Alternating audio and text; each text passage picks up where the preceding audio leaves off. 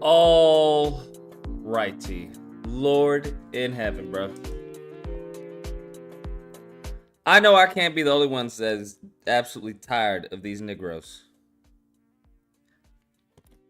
I know I can't be. Excuse me. Sorry. I know I can't be, bro. These mofos. These ninjas, bro, getting on my last nerve, bro.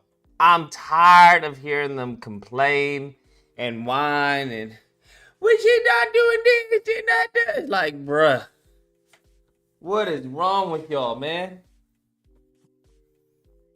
What is wrong with y'all? Why y'all just sound like a bunch of bitches? Goodness gracious, man. She comes out with a plan for black men, and these Negroes are talking about, well, it says others. Lord in heaven, bro. Lord in heaven.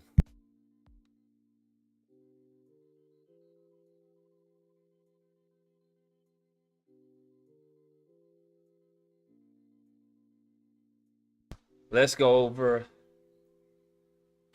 some of the interviews that she's done, because I know she had an interview on Roland Martin and then also on the Shade Room. So she's been doing like a little media blitz. These Negroes are still crying. These mofos just making up excuses just not to vote for it. Listen, if you don't want to vote for it, by all means, but stop with the bullshit. Is it so hard? Like, stop with the nonsense, bruh. Well, she not black. Well, she don't have a black agenda. It's like, broski, come on now. Come on, bro. Get with the program, fam. Get with the program.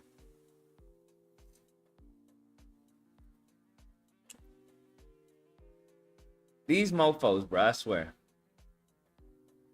They really get. Let me taste this hot sauce. I mean, it's all right, but yeah, she's right. It is Korean. Oh, girl. These mofos are just whining and whining and whining. Whining and whining and whining.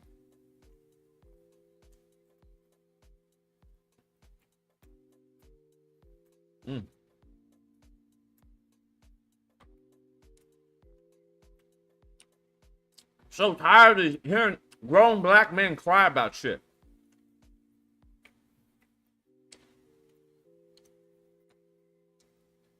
These mofos want to be upset because it said others.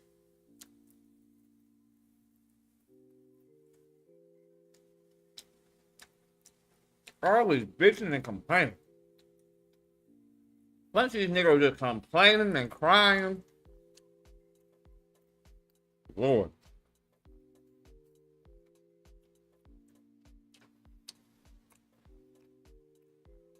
My crazy cousin went to Coachella too. He left out the stranded part. Yeah, they were stranded, bro. For hours.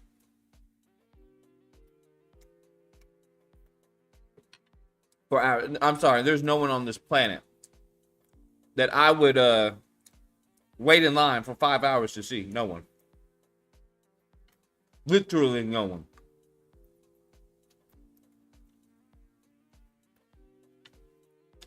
Much less to hear Trump say the same thing he always does.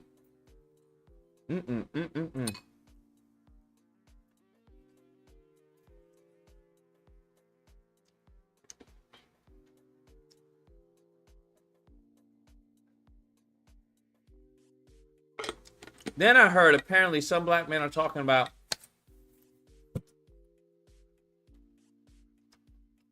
why didn't she bring up what was it? What's it called? Oh, child support. I was like, there's no fucking way.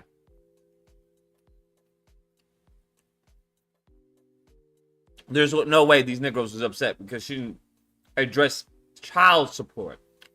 Let's hear some goofy talk. All right, we got the Shade Room. We're going to hear that. Let's see, Kamala Harris, Black Klan. Let's see what the goofies got to say. 951, you're on the line. Yeah, I'm just out the corner of my ear. You are in favor. Well, you have a problem with black men asking as a demand family law and child support, or family law and or child support reform? Child support reform? What are you talking about? You upset with child support? What issue do you have with child support?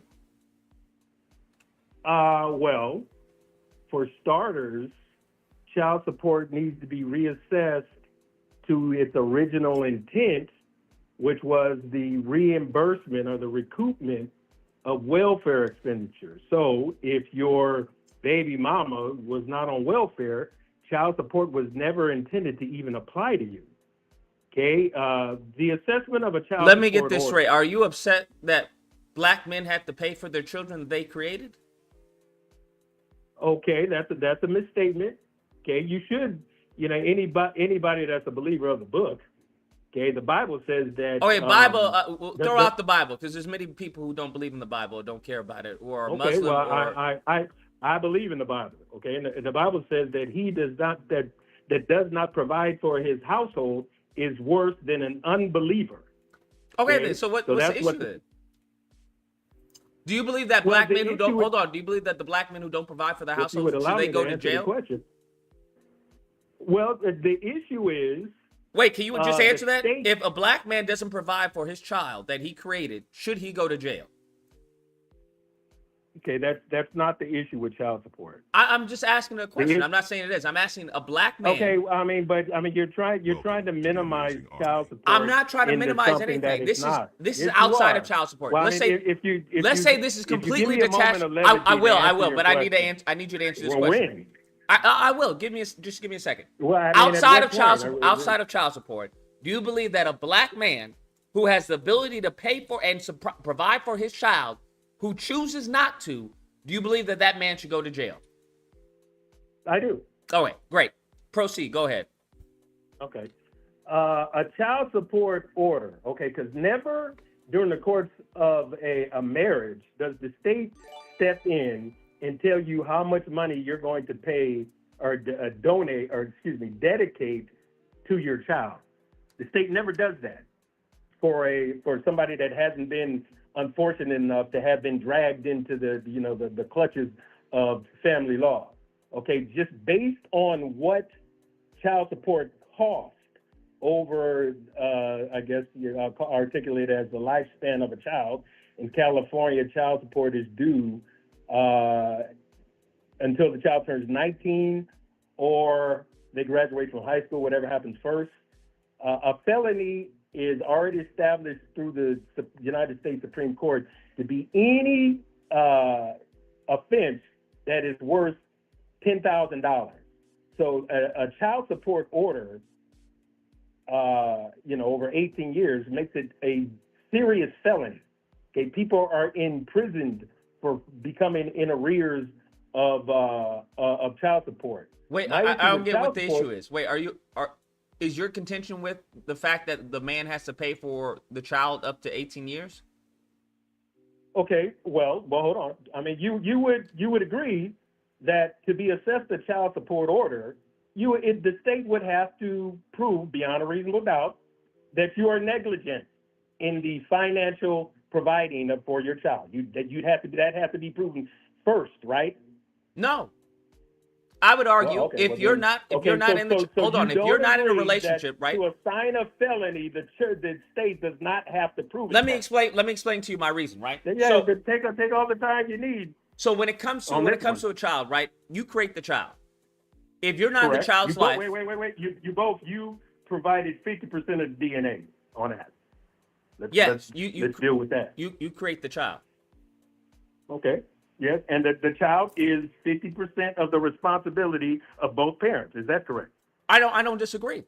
But if you're not in the picture, right? So now we have one person.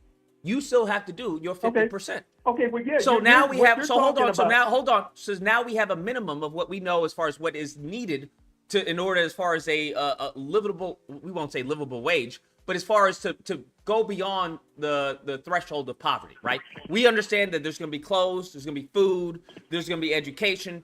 All of that costs up. It adds up, right? Then based off of all these, we can do as far as a median of all these expenditures, we can come to a conclusion of how much this is going to cost. Based off of the area, based off the income of the mother, that's what we can do. So yes, I think we can actually deduct how much you should be paid or how much you should be paying in order to provide for the child. Okay, well, what about a father that says that I'm willing to provide for this child half the time? What do you mean half the time? There's no such thing as half the time when it comes to fatherhood. Okay, I don't think this is a difficult topic, Lucas. Okay, if apparently it is for many black men. No, it's not. No, it's not. It's quite simple. Okay, if undoubtedly we're talking about a couple that's no longer a couple. Okay? If the child is with the father half the time, that's what joint custody means. Mm-hmm. He is responsible. Well, the mother and the father, in this case, they're financially responsible for the child when the child is with them. Here's what I don't understand. You brought up the scripture, right? The scripture says the man is the head of the household, correct? That he's the provider. So how are you going to say you the provider when it benefits you, but then it's 50-50 when it doesn't benefit you? How do you parse that? How do I? Look. The cat catch your tongue? I'm curious. We are talking about the legal. I quoted the Sir, Bible. no, I talked about the legal. You the one that brought up the scripture, right? Did you not bring up the scripture? Hold on. Lucas, you cannot even pretend that you're being an honest broker. Sir, did you bring? Hold on. Who brought up scripture in this argument? Who brought up scripture? Was it me or was it you? I was trying to make a point. Okay, so you tried to use the scripture. Hold on. You're doing now. You tried to use the scripture to make a point. I'm doing the same thing. I'm using the scripture to make a point of your hypocrisy. No, that's what I'm doing. You were trying to divorce a man from being there for their child, and I was saying in the bigger context, yes, a father is supposed to. That's correct. And in the bigger context, there is no 50-50 when it comes to parenthood, right? When it comes to the scripture, the man is the head of the household. He's supposed to provide for that child and the mother. Okay, but Lucas. So you want to have your cake and eat it too? Which one is it? Are we going to hold on? Are we abiding by biblical standards or are we not? Wasn't I the one that said that throw out the scripture? You the one that made it a point to bring up the scripture. I said throw it out because most people don't. They don't either follow the scripture. They're not Christian. They don't abide by it. You made the point to bring up the scripture. For real, this is what you do for a living. Sir, you just got embarrassed right now, and now I got you stuttering. 15-minute hour. No, I did not. Sir, we have it on video. You were stuttering like a child, I don't know, who's asked about E equals MC squared. What are you talking about? You're bombarding somebody with a whole bunch of questions. What question did I ask you, bro? I didn't ask you any questions. I merely stated, right? Hold on, because now you're lying. Hold on. Now you're lying. You're lying. Hold on, you're lying, bro. We got this on video, bro. I don't have to lie. I asked you. I don't think you have to lie either. It's not that big of a deal. I asked one question. Hold on. No. I asked one because you are lying. I asked one question. I'm not lying. Why don't you take your head off? Hold on. I didn't bombard you with any. Hold on. You are lying because the lie was. Yes, you did. Take your head off. I'm gonna mute you if you can't calm down. I'm gonna mute you if you can't calm down. I'm talking. Your head off so we can I'm gonna mute you if you can't calm down. Right? I don't care. You're going to mute me. Okay. If that's what we need to do, if you can't control yourself as a grown-ass man, then that's unfortunate. I can control myself. Okay, so let me tell you how you lied. So let me tell you how you lied, bro. Okay? Because you said you didn't lie. I beg to disagree. Take your head off. You lied. I don't know what my hat has to do with you lying.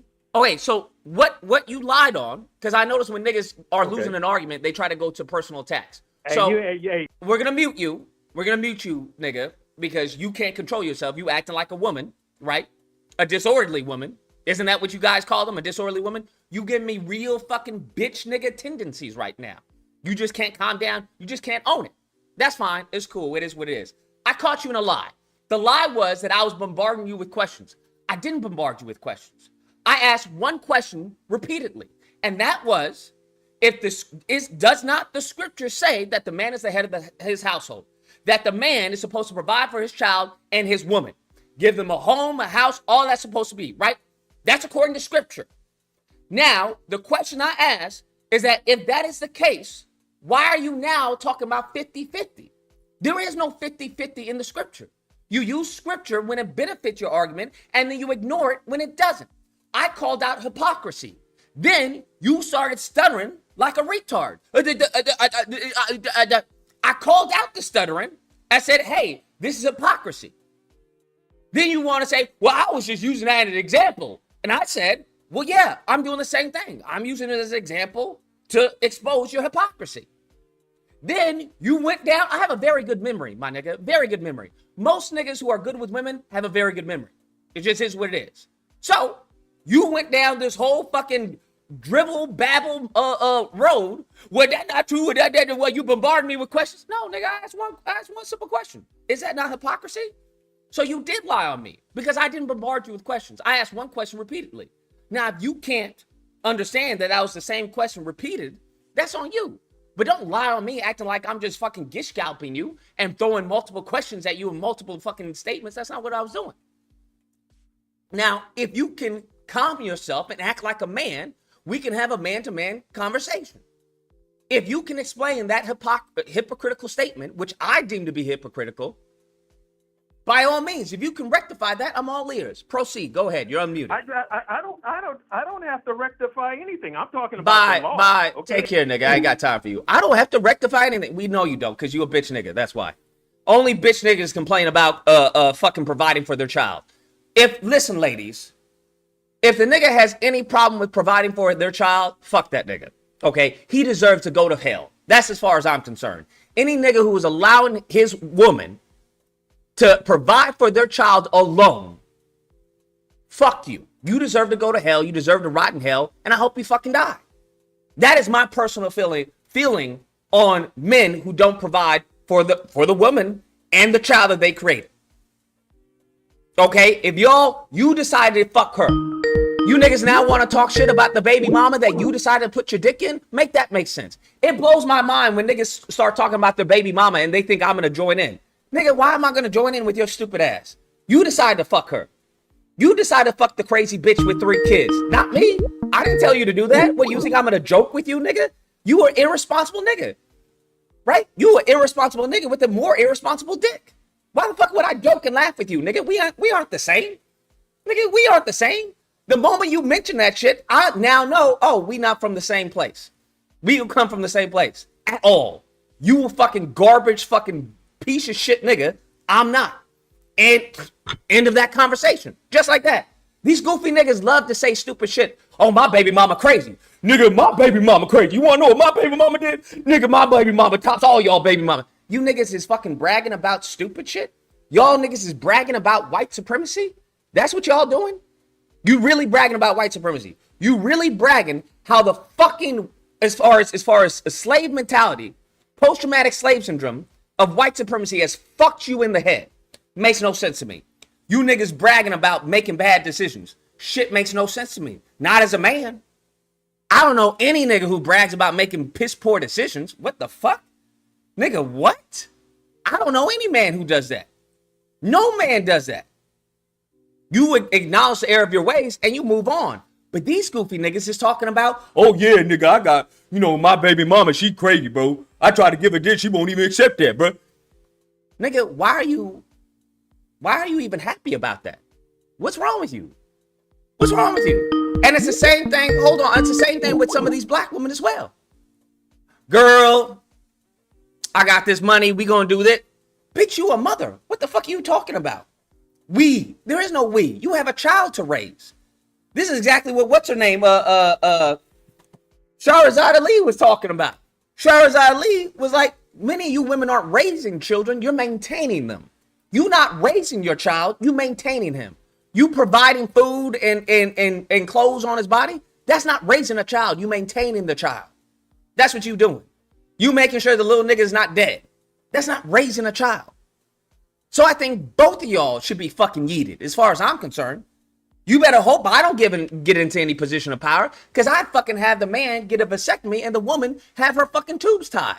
Better yet, removed. Because you shown that you have been irresponsible with your fucking womb. Bitch, you give life.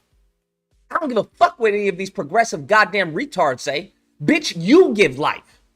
And you gonna give life to a piece of shit nigga offspring like this? You gonna allow this nigga to reproduce? Shame on you, bitch.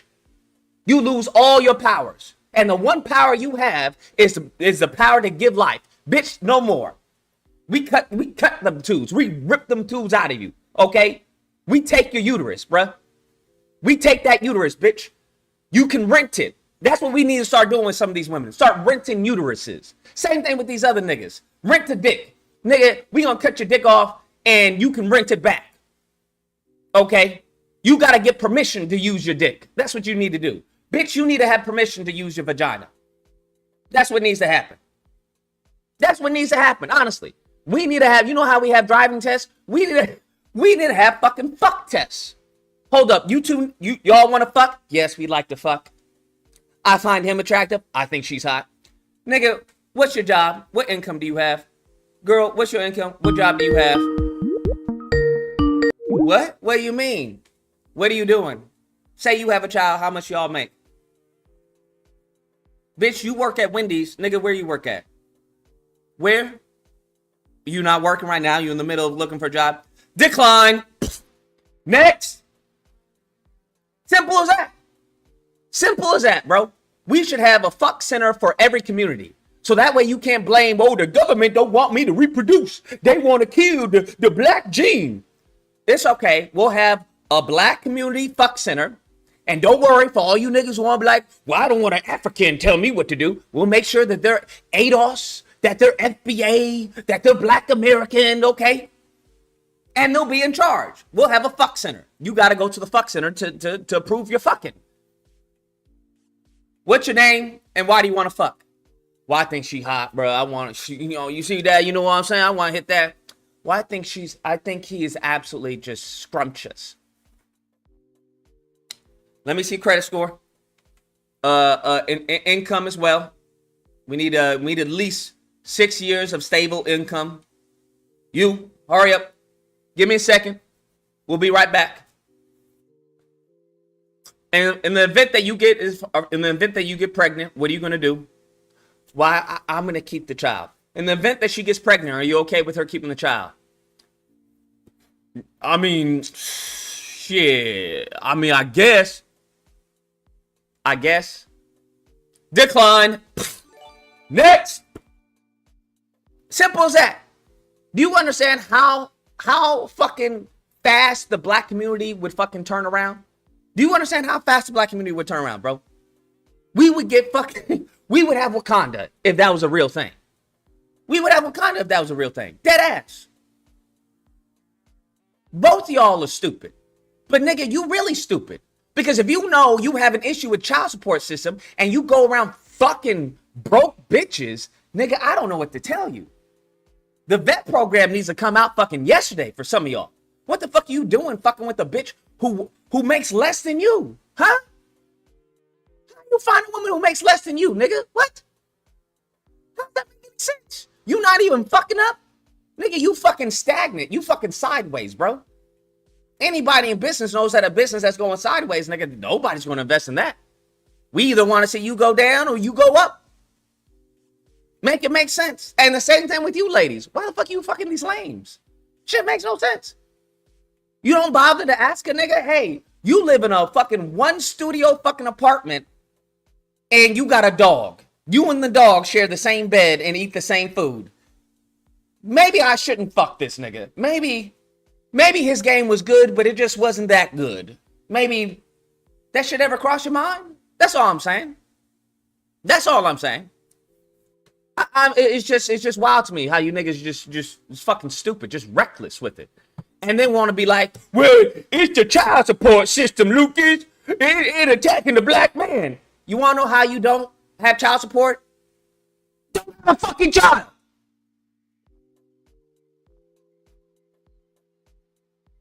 Am I missing something?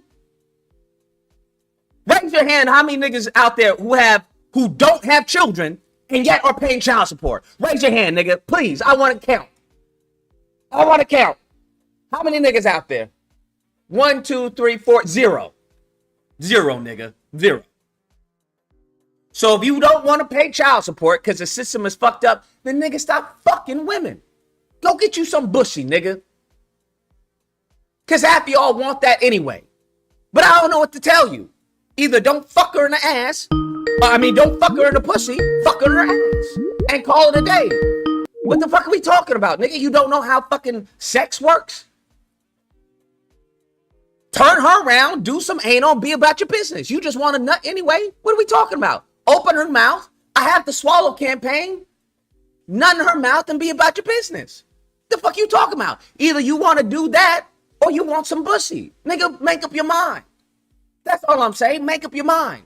But if you know the system is against you, then nigga, you should be a little more careful with who the fuck you choose to inseminate. What the fuck are we talking about? It's the same niggas, hope tap niggas talking about, you know what? My seed is fucking God. It creates God. Nigga, if you a king, why are you fucking all the paupers, bro? Why are you fucking the dirty peasants?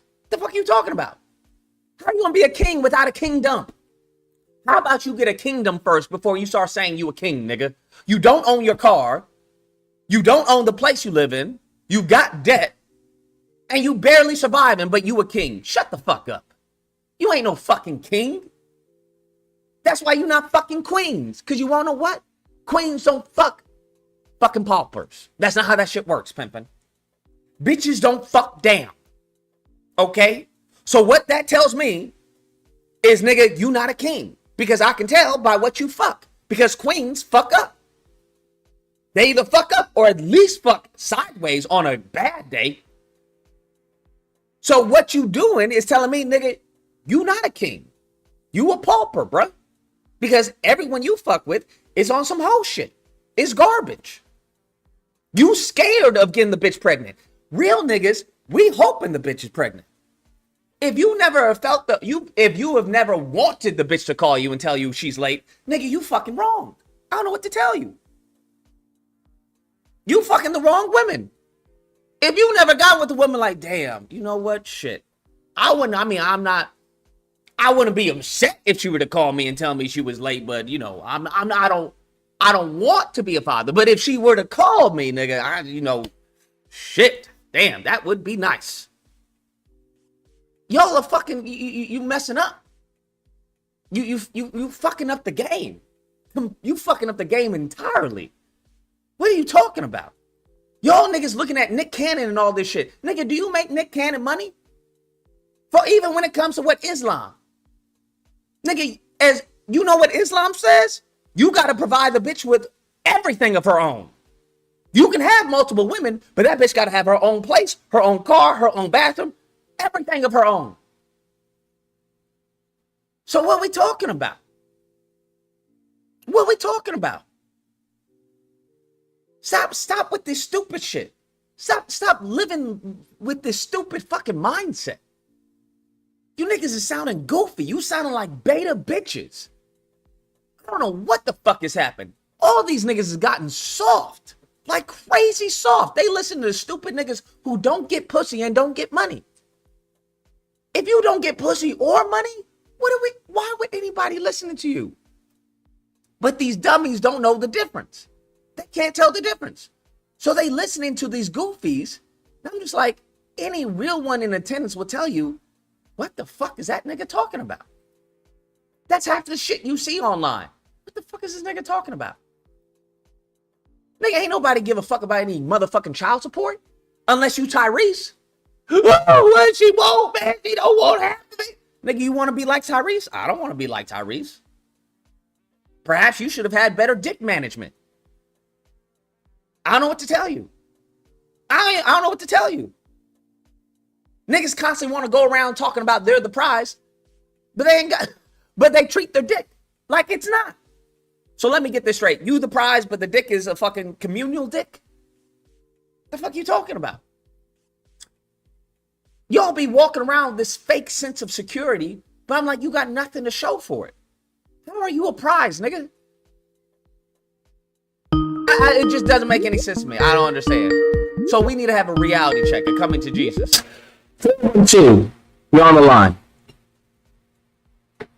Yeah, just a couple things I wanted to talk about.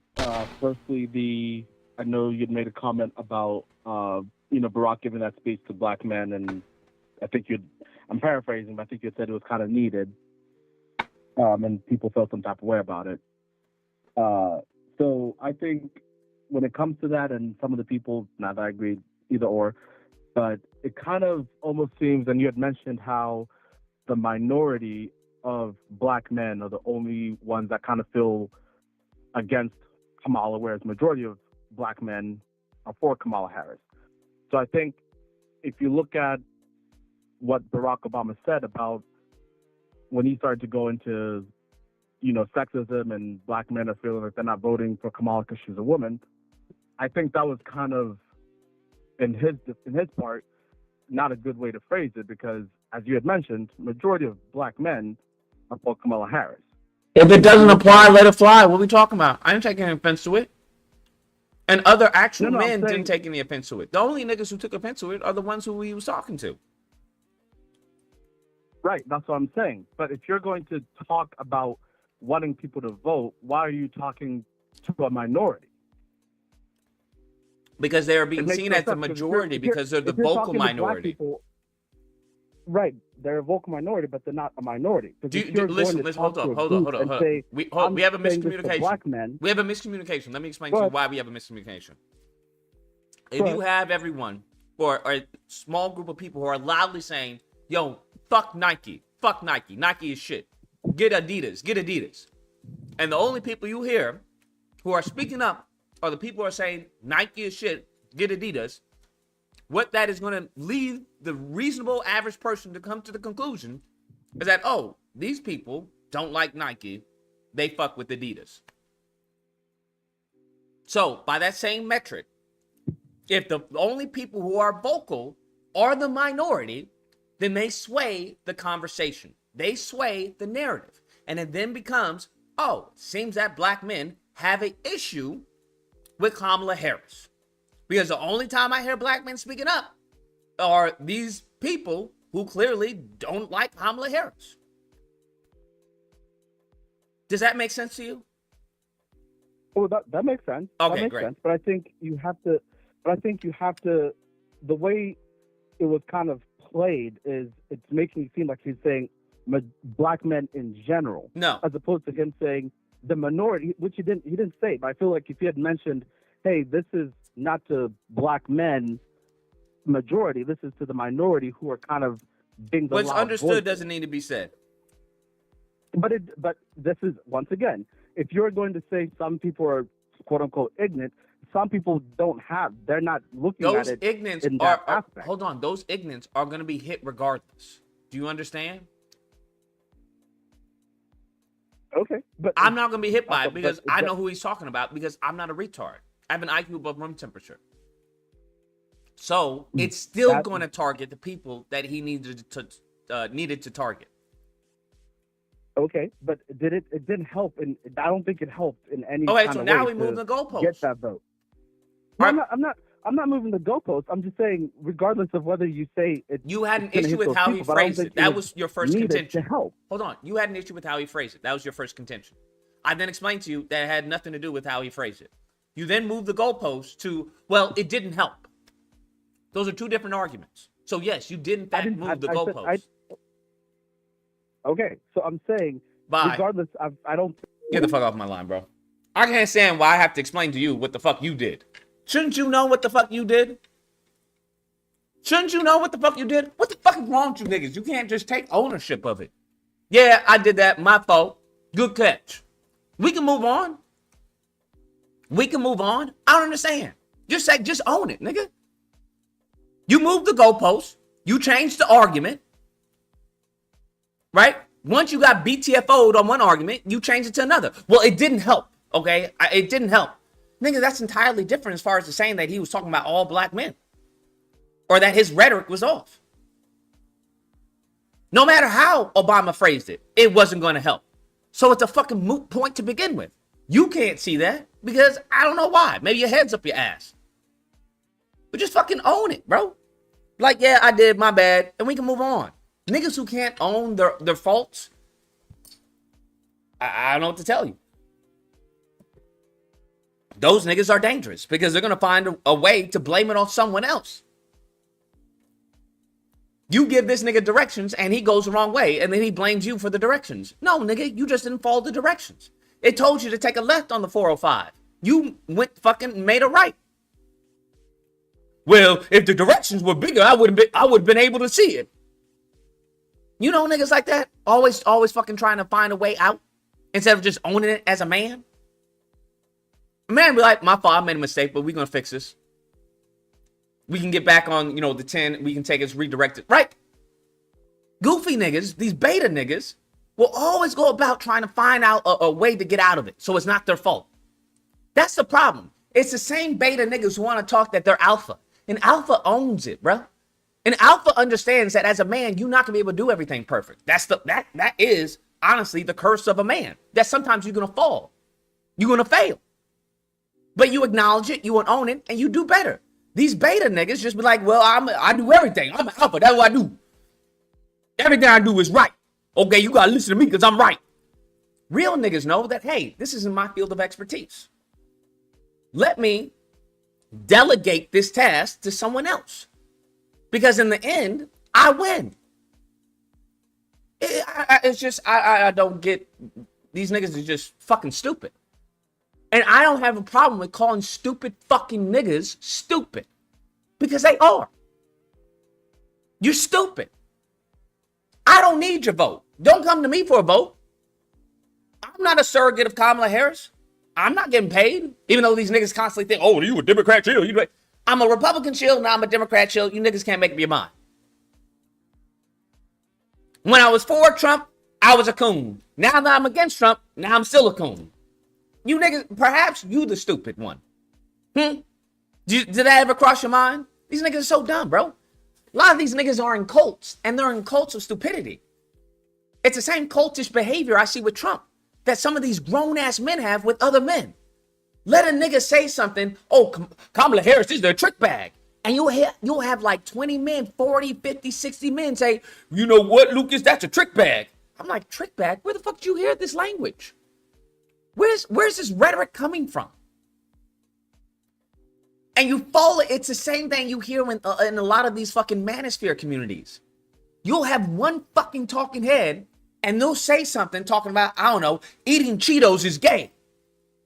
And then you have all these fucking betas talking about Cheetos is gay. Yeah, I don't eat Cheetos. And then I'll be on stream eating fucking Cheetos, right?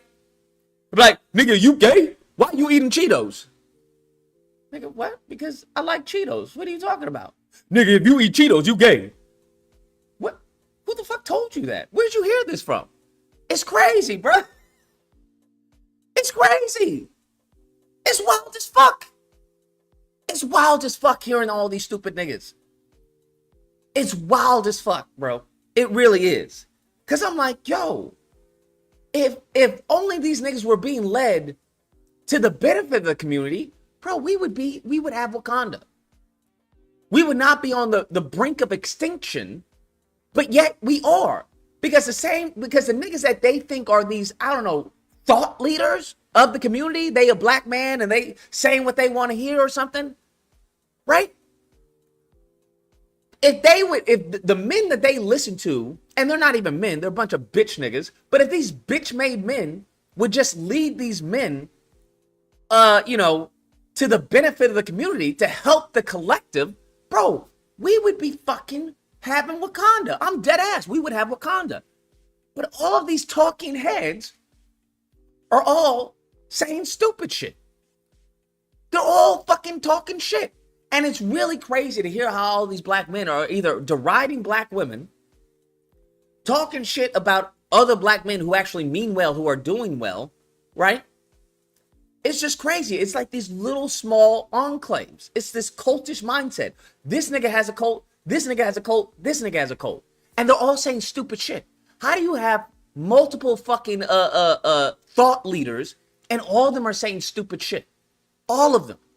You got a nigga who has never done anything in politics. A nigga who makes stupid movies, bro. Who is now trying to opine on reparations. who is now trying to tell niggas, oh, that's a trick bag, family. Look, it says others. We not falling for that. This nigga has, his political IQ is that of a fucking gnat. You have all of these niggas, no political background. None whatsoever. None. Zero, fam. Zero. And they just be talking about politics like they were just, they were born in politics. Saying ignorant ass shit. Ignorant, stupid shit. Before, I used to think it was like an echo chamber. But now I'm realizing, no, it's not. It's not that these Negroes are going to these men who are saying this stupid shit because they like what they say. Because they can switch it up on them. The same nigga who was talking about Trump as a white supremacist is now talking about, well, I like Trump. Trump hasn't done anything to hurt the black men. Trump hasn't done anything to hurt the black community. I'm like, there's no way that the same niggas who was rocking with you when you were calling Trump a white supremacist are still rocking with you when you now talk about, well, Trump hasn't done anything to hurt the black community. That goes to show me that, oh, these niggas are stupid. That's what it goes to show me. These niggas is dumb. That's what it shows me. Oh, these niggas is dumb. They looking for a father figure. That's what it goes to show. It shows me that they're looking for a father figure. And it's a really sad sign to see in all these talking heads. Because I've heard their content. Right? You send it to me. I don't go searching for it because I don't give a fuck. But y'all be like, Lucas, check this out. I'll listen to it like a few seconds. A few seconds. Like a real one knows a real nigga from a fake one. All you need is a few seconds. Mannerisms, eye contact, the words they use, the rhetoric, the cadence. You can just tell. And I'm listening to these motherfuckers. I'm like, this nigga's full of shit. Not only is what he's saying is fucking stupid and inaccurate, but it's just wrong. He's just lying to people. And it goes to show that so when I hear niggas who are talking about, like the dude who I put in the video who was talking about, well, I don't need no mentor. Nigga, I already know that you're on food stamps. You don't have to tell me that. I already know that you are struggling. Because any man, any black man, anyone needs a mentor.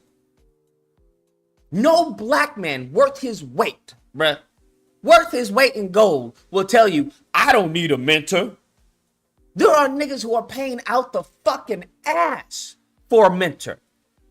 To be on a 1-hour call, a fucking weekend seminar, to be around like-minded people, to mentor them. How do I grow my business? How do I expand? I want to grow this. I'm making 100K. I want to make 600K. How do I make that happen?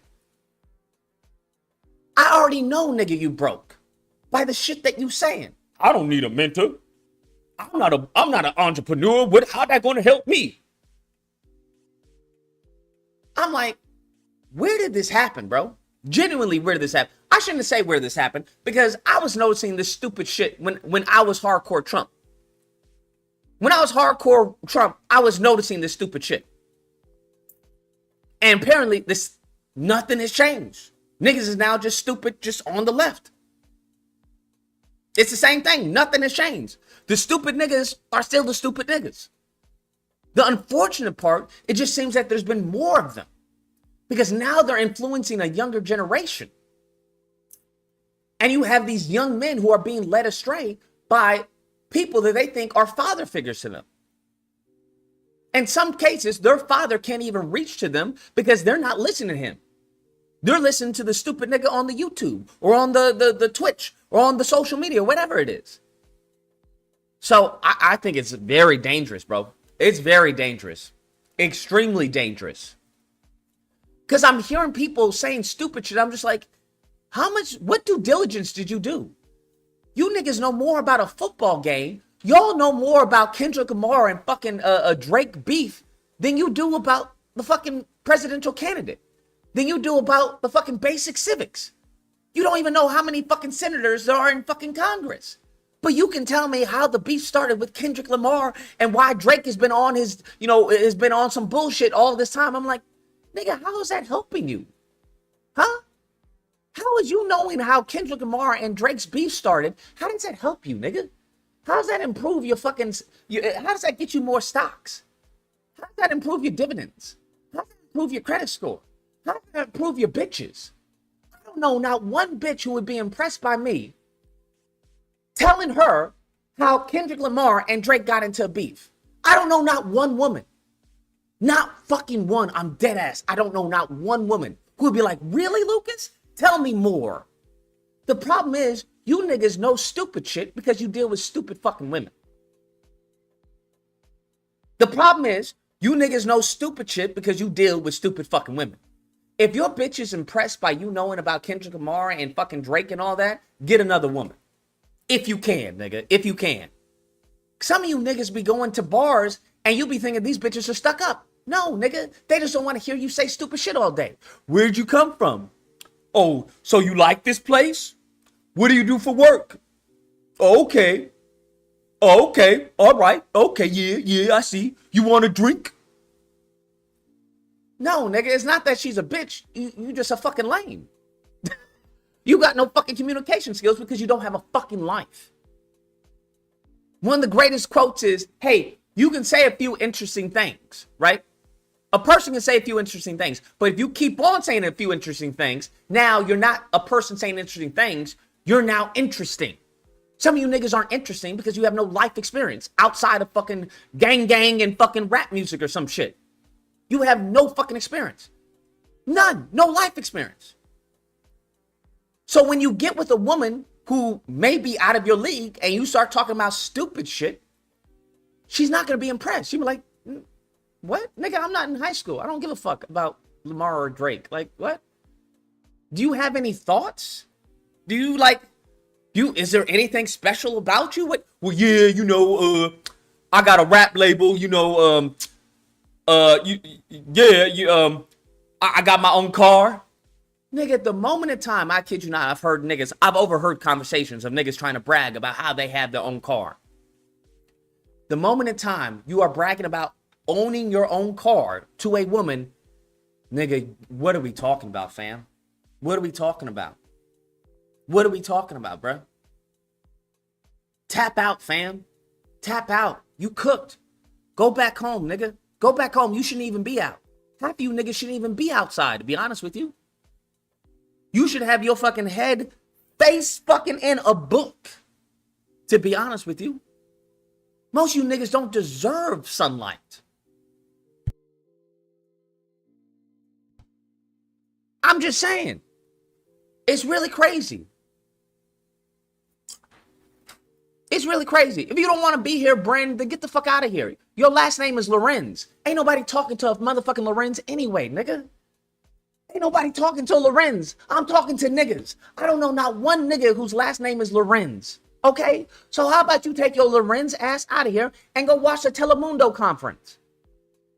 Okay? I'm not trying to be mean or anything, but I ain't trying to hear what the fuck you have to say. I'm not talking to you. This message isn't for you. Nigga, go watch some Univision. You got a whole network dedicated to you, and you watching a nigga talk to other niggas. What the fuck are you doing with your life? What are you doing? What are you doing?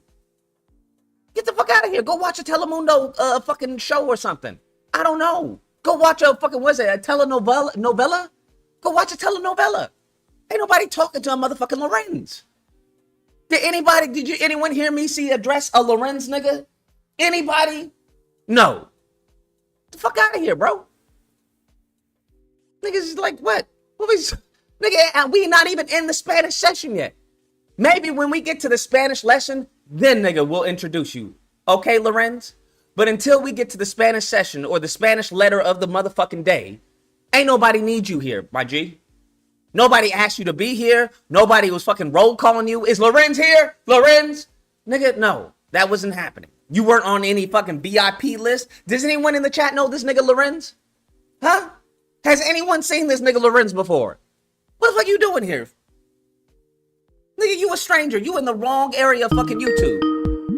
You on the wrong side of YouTube, my G. What are you doing here? You about to get banged on. Get the fuck out of here. Lorenz? When I called you, when I need you, I call you. When we get to our Spanish word of the day, okay? Mano, I don't know what it is. Trabajo. Could be trabajo. Then I'll call you, nigga. But until then, take your ass somewhere else. Okay?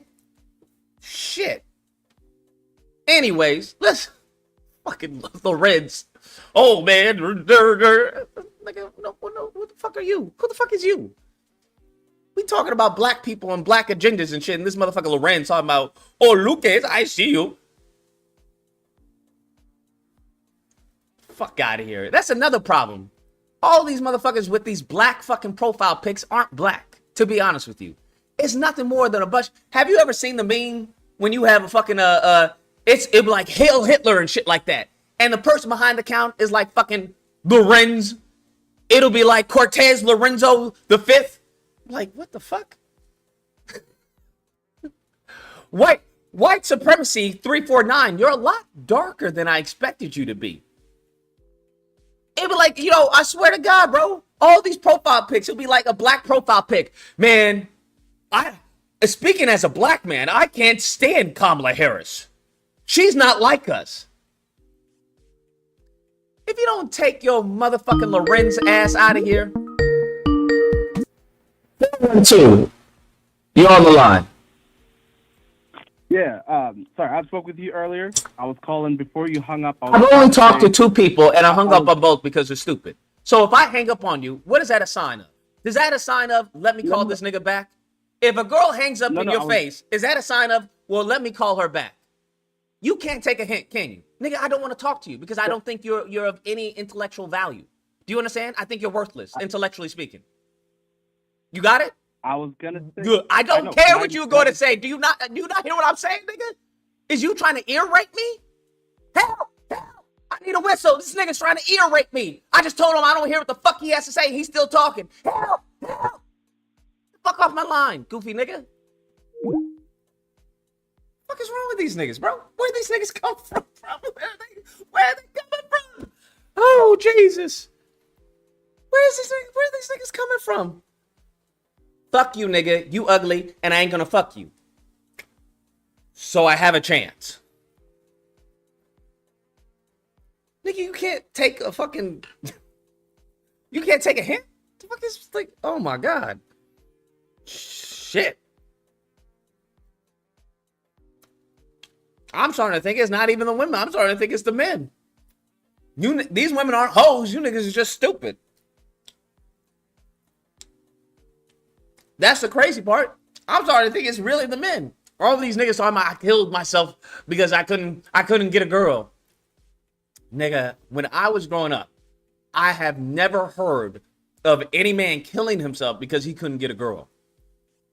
Like, never. Now, these niggas is fucking offing themselves. I can't get a girl. Nigga, how old are you? I'm 22. Nigga, Nigga, what? What? What? You can't get a girl at 22? What? Sir, that's a you problem. You need to figure some shit out, bro. I don't know what the fuck. You can try and claim, oh, it's the modern woman and shit like that. Nigga, what? Some of these niggas were fucking at like 16 and shit. These niggas is fucking offing themselves. I can't do it, nigga. The world is too cruel. Why is the world cruel? Where's your mom and dad?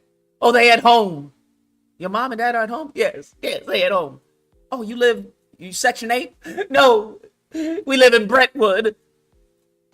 You live in Brentwood? Yes.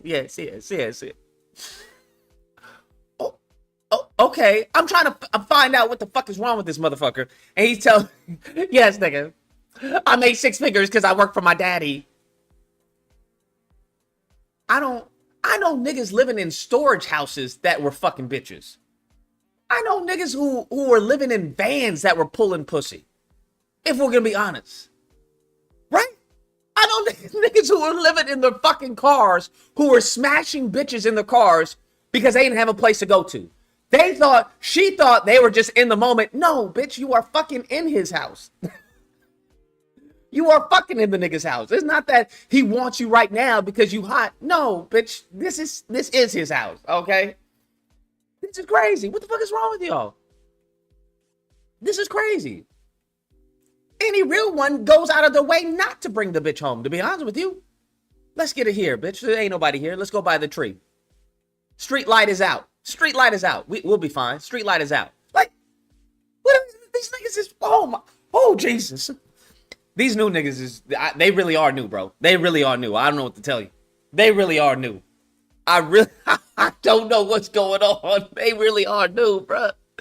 I don't know what is going on, bro. What is going on? Someone help me.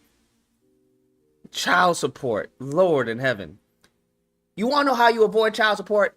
Fuck a rich bitch. A rich bitch can't ask you for fucking money. You ever fuck a rich bitch? In many cases, she gonna owe you child support. That's what. If y'all actually were on some pimp shit, you would fuck a rich bitch, and then make sure she didn't want the child, right? Make sure you get her to have the child, and then be like, "Do you really want to deal with this? Is that really what you want to deal with?" And then have her pay you child support, nigga. You be making fucking 8-10 racks a month. Like, I don't even understand. Like, if you don't like the child support system, then nigga, use it to your benefit. What are we talking about? You niggas are so stupid that you complain about a system that you can exploit. What? Do you know how many niggas I know that are getting child support because they broke and they just happen to slip their dick into some rich pussy? The problem with you niggas is you fucking down. Like I said in the beginning. Like, man, you niggas is too stupid to even figure some shit out, bro. That's the crazy part. You niggas is too dumb to even put one and one together. I swear to God, if y'all were cavemen, we'd be dead because niggas wouldn't evolve. Niggas wouldn't evolve, bro. I'm like, I'd be bringing fire. Y'all be like, fucking fart on the fire and shit. Throw shit on the fire. What are you doing? Fire. Warmth. You niggas is really fucking stupid. Y'all can't put 2 and 2 together. This is crazy. That's some real shit. Get you some fucking child support. The fuck? I don't understand. Which woman gonna protect her womb with her life? Let me just tell you, fly by, that's factually untrue. That's factually untrue. A rich woman does not protect her womb with her life. That's factually untrue. Some of the most wealthiest women have been reckless. Now, I will say they will protect their womb with their life around dumb niggas. Absolutely. A dumb nigga? Absolutely. But if you just present yourself, listen, let me tell you, there's some niggas out there that are living in fucking Radio Shack, okay? But they got a clean pair of Jordans. They got a clean suit on, okay? They got some cologne. They got it's a sample package. It's a sample package, but they know how to spray it. And they will go out to the club and fuck a bitch and have a full fucking weekend or a month in like Spain or Brazil. Don't tell me how I know. But trust me on that. That is not true. If you know how to present yourself, if you can present yourself like you part of the family, like you've been around rich women before, right? That you not just some fucking dumbass nigga from the hood. Oh, yes. It is open sesame. Best believe it's open sesame. Because a lot of these women, they want children. They want families. That's what y'all don't understand. All these stupid fucking women, hold up on the calls. But all these stupid niggas talking about, oh, the modern women want this. No, nigga, you stupid. Any real nigga knows not to listen to what a fucking woman says half the time. Not all the time, but half the time. These women will say shit all the time. Well, I want a real, I don't need a man.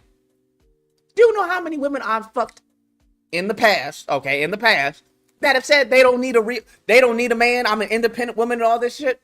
And I got this bitch cooking me fucking breakfast in the morning, knowing that she has to go to a trial, at 10 or some shit, because she's an attorney. They want to be a woman. They just haven't been around a man. They've been fucking around with you fuck niggas. But once they get around a man, I don't know what happens. All pieces just fall into play. They fall into play. Their aggressiveness, man, fuck this shit. Well, what would you like tonight? Do you want pancakes or waffles? I can get waffle mix. I think, because I know you don't like that syrup, so I can get the syrup. I can have the doorman get the syrup. They have some in the back. You niggas don't know about that life, bro. You niggas don't know about that life. You niggas don't know about life. I'm just telling you. That's what I'm saying. A lot of these niggas who are talking, they've never experienced that. I have. You can't tell me, bro. You can't tell me. Nigga, I got like fucking $20 in my name. And I'm at a restaurant where I can't even pronounce. Like, what the fuck am I doing here? But I act like I've been there before. Hey, how you doing? After you. No, go ahead. I'm faking it like a motherfucker. I know the hostess probably makes more than me. That nigga probably got more money in his account. But no, absolutely no. Appreciate you. Where's the restroom? Oh, straight there. Thank you. Head up high, fucking chest out, letting them bitches know. Right? Nigga, I got fucking, like I said, $20 in my account. $20 in my motherfucking account. She's treating me because, you know what? I've just been a blessing to her. You know what? I've just been stressful. You know, it's just, you've been dealing with all these cases and everything. No, it's okay. No, absolutely. You know what? How about this? You can get dinner. I got the tip, okay? Okay, all right. Knowing damn well, bitch, that is all I can get is the tip. Okay, that is all I can get. Y'all don't know about that game, bro. Y'all niggas don't know about that game, bro. Y'all never been in that position, right? You got $100 in the account. You like, nigga, okay. If I get valet, nigga, that's all I can get is fucking valet. How do I make sure that I can get valet without looking like a broke nigga? How do we make this work? How do we make this work? Niggas don't know about that. So, yes, when it comes to rich women, no, absolutely. They won't fuck a dumb nigga. That's what they won't do. And if they do, they'll make sure to abort that bitch with the quickness. You won't be getting any calls from if you a broke dumb nigga, you won't be getting any calls, okay? But if you not a broke dumb nigga, and she's just like, you know what, he's just having hard times. He's just having hard times. He's like, he's a good man and everything. Oh, best believe she'll want a baby from you. She want a baby from you because she got the money. She don't need you for the money. She just needs you for you to be a man. All she wants, what she's really paying for is that masculine energy. That's it. All she really paying for is that masculine energy. Some of you niggas don't know how much money that's worth. How much money a man, an actual man, is worth. Y'all niggas don't know how much that. Bro, you can have fucking nothing in the bank account. And nigga, you a rich mofo. You a rich mofo walking into some of these places. A rich mofo. Some of these niggas don't know how to talk to women. They don't know how to behave around women. They don't know how to treat women. You get a woman who's been fucking traumatized by these fucking goofies, and you show her how she's supposed to be treated, bro, you will have to beat her away like a stick. With the stick. Get away. Get away. Get away. Stop calling me. I've changed my phone number 3 times. Bitch, stop calling me. Y'all niggas don't know anything about that. Y'all don't know anything about that. Still not voting for Kamala. Well, first off, her name is Kamala, not Kabbalah. So I don't even know. Nobody even talking to you, Mr. Cole. You a dumb nigga. Nobody wants dumb nigga votes, to be honest with you. Unless you in swing states. But for the rest of you niggas aren't in swing states, so I don't even give a fuck what they say. Nigga can't even write her fucking name right. How'd you get B? The B? How? Like, nigga, what? How'd you type B when it's an M? How stupid are you? Right? These niggas still be talking about, well, I'm still not gonna vote for her. Nigga, I don't give a fuck. You stupid doesn't make me stupid. These niggas be coming out, putting out comments. Nigga, I'm still not gonna vote for her. Like, I don't know, like I get paid whether or not you vote for her. Nigga, I don't give a fuck. I'm just delivering the message. You don't have to agree with the message, and you sure as fuck don't have to agree with the messenger. But they be vocal with it. I'm not gonna vote for her, Lucas. I'm not gonna do it. Okay, nigga, cool. All right. Did you hear me? I'm not voting for the bitch. She not black. Okay, she not black. I think you fucking stupid, but oh yeah, well, I'm not voting for her. Oh, okay. Okay. These niggas, this is what I'm talking about. These niggas want like a friend. This is a cry for help for many of them. Because they just want someone to acknowledge them. A lot of these bum niggas just want somebody to acknowledge them, if we're going to be honest. The reason why these niggas will fight you, because that's their way of acknowledgement. Think about that. That's some real shit. A lot of these niggas who are really ready to scrap, go down and they just want acknowledgement because they've been ignored the whole fucking life. They're ignored at their job. They're probably ignored by their mom or their parental figure. They're ignored by bitches. And they're ignored by men because either they are seen as a threat or they're docile. That's the binary choice for a lot of these men. So what do they choose? Instead of being treated like a docile, right? Like a nobody. They want to be treated like a threat. Because at least if I'm a threat, I can get respect, I can get fear, right? I can get acknowledgement. They'll know that I'm a threat. It's like, nigga, no, what you need is fucking therapy. That's what you... nigga, that's what you need. Okay? Genuinely, that's what you need. But they be so quick to go off, bro. So quick. I'm not voting for her, Lucas. I don't give a fuck what you say. I'm still not voting for her. Okay, nigga, you stupid. I don't know what to tell you. Just because you stupid doesn't make me stupid, nigga. Like, what? Like, okay, cool. And then they come with these bullshit reasons. Well, she not black. What the fuck does her not being black have to do with you not voting for her? Well, that's a trick bag. And all the stupid shit. I want to hear some of the stupid shit that they have to say. Anybody have a good video of a dumb nigga saying some stupid shit about the fucking plan that she has? What were they saying? You remember when she did the first interview? Or do you remember when she wasn't doing interviews? That's what I wanted to see. I want to see Roland Martin's interview as well. Remember when she wasn't doing interviews and all these goofy niggas were talking about, she hotting, bro. She hotting. She ain't going to do no interviews. Why ain't she doing interviews? Now she's doing a blitz, bro. And I was saying, hey, she talking to black men. She talking to black women. That's what they saying. Now what they saying? Oh, I don't believe her. It's always you didn't believe her to begin with, nigga. Why are you acting like it was possible for you to be convinced? That wasn't the case.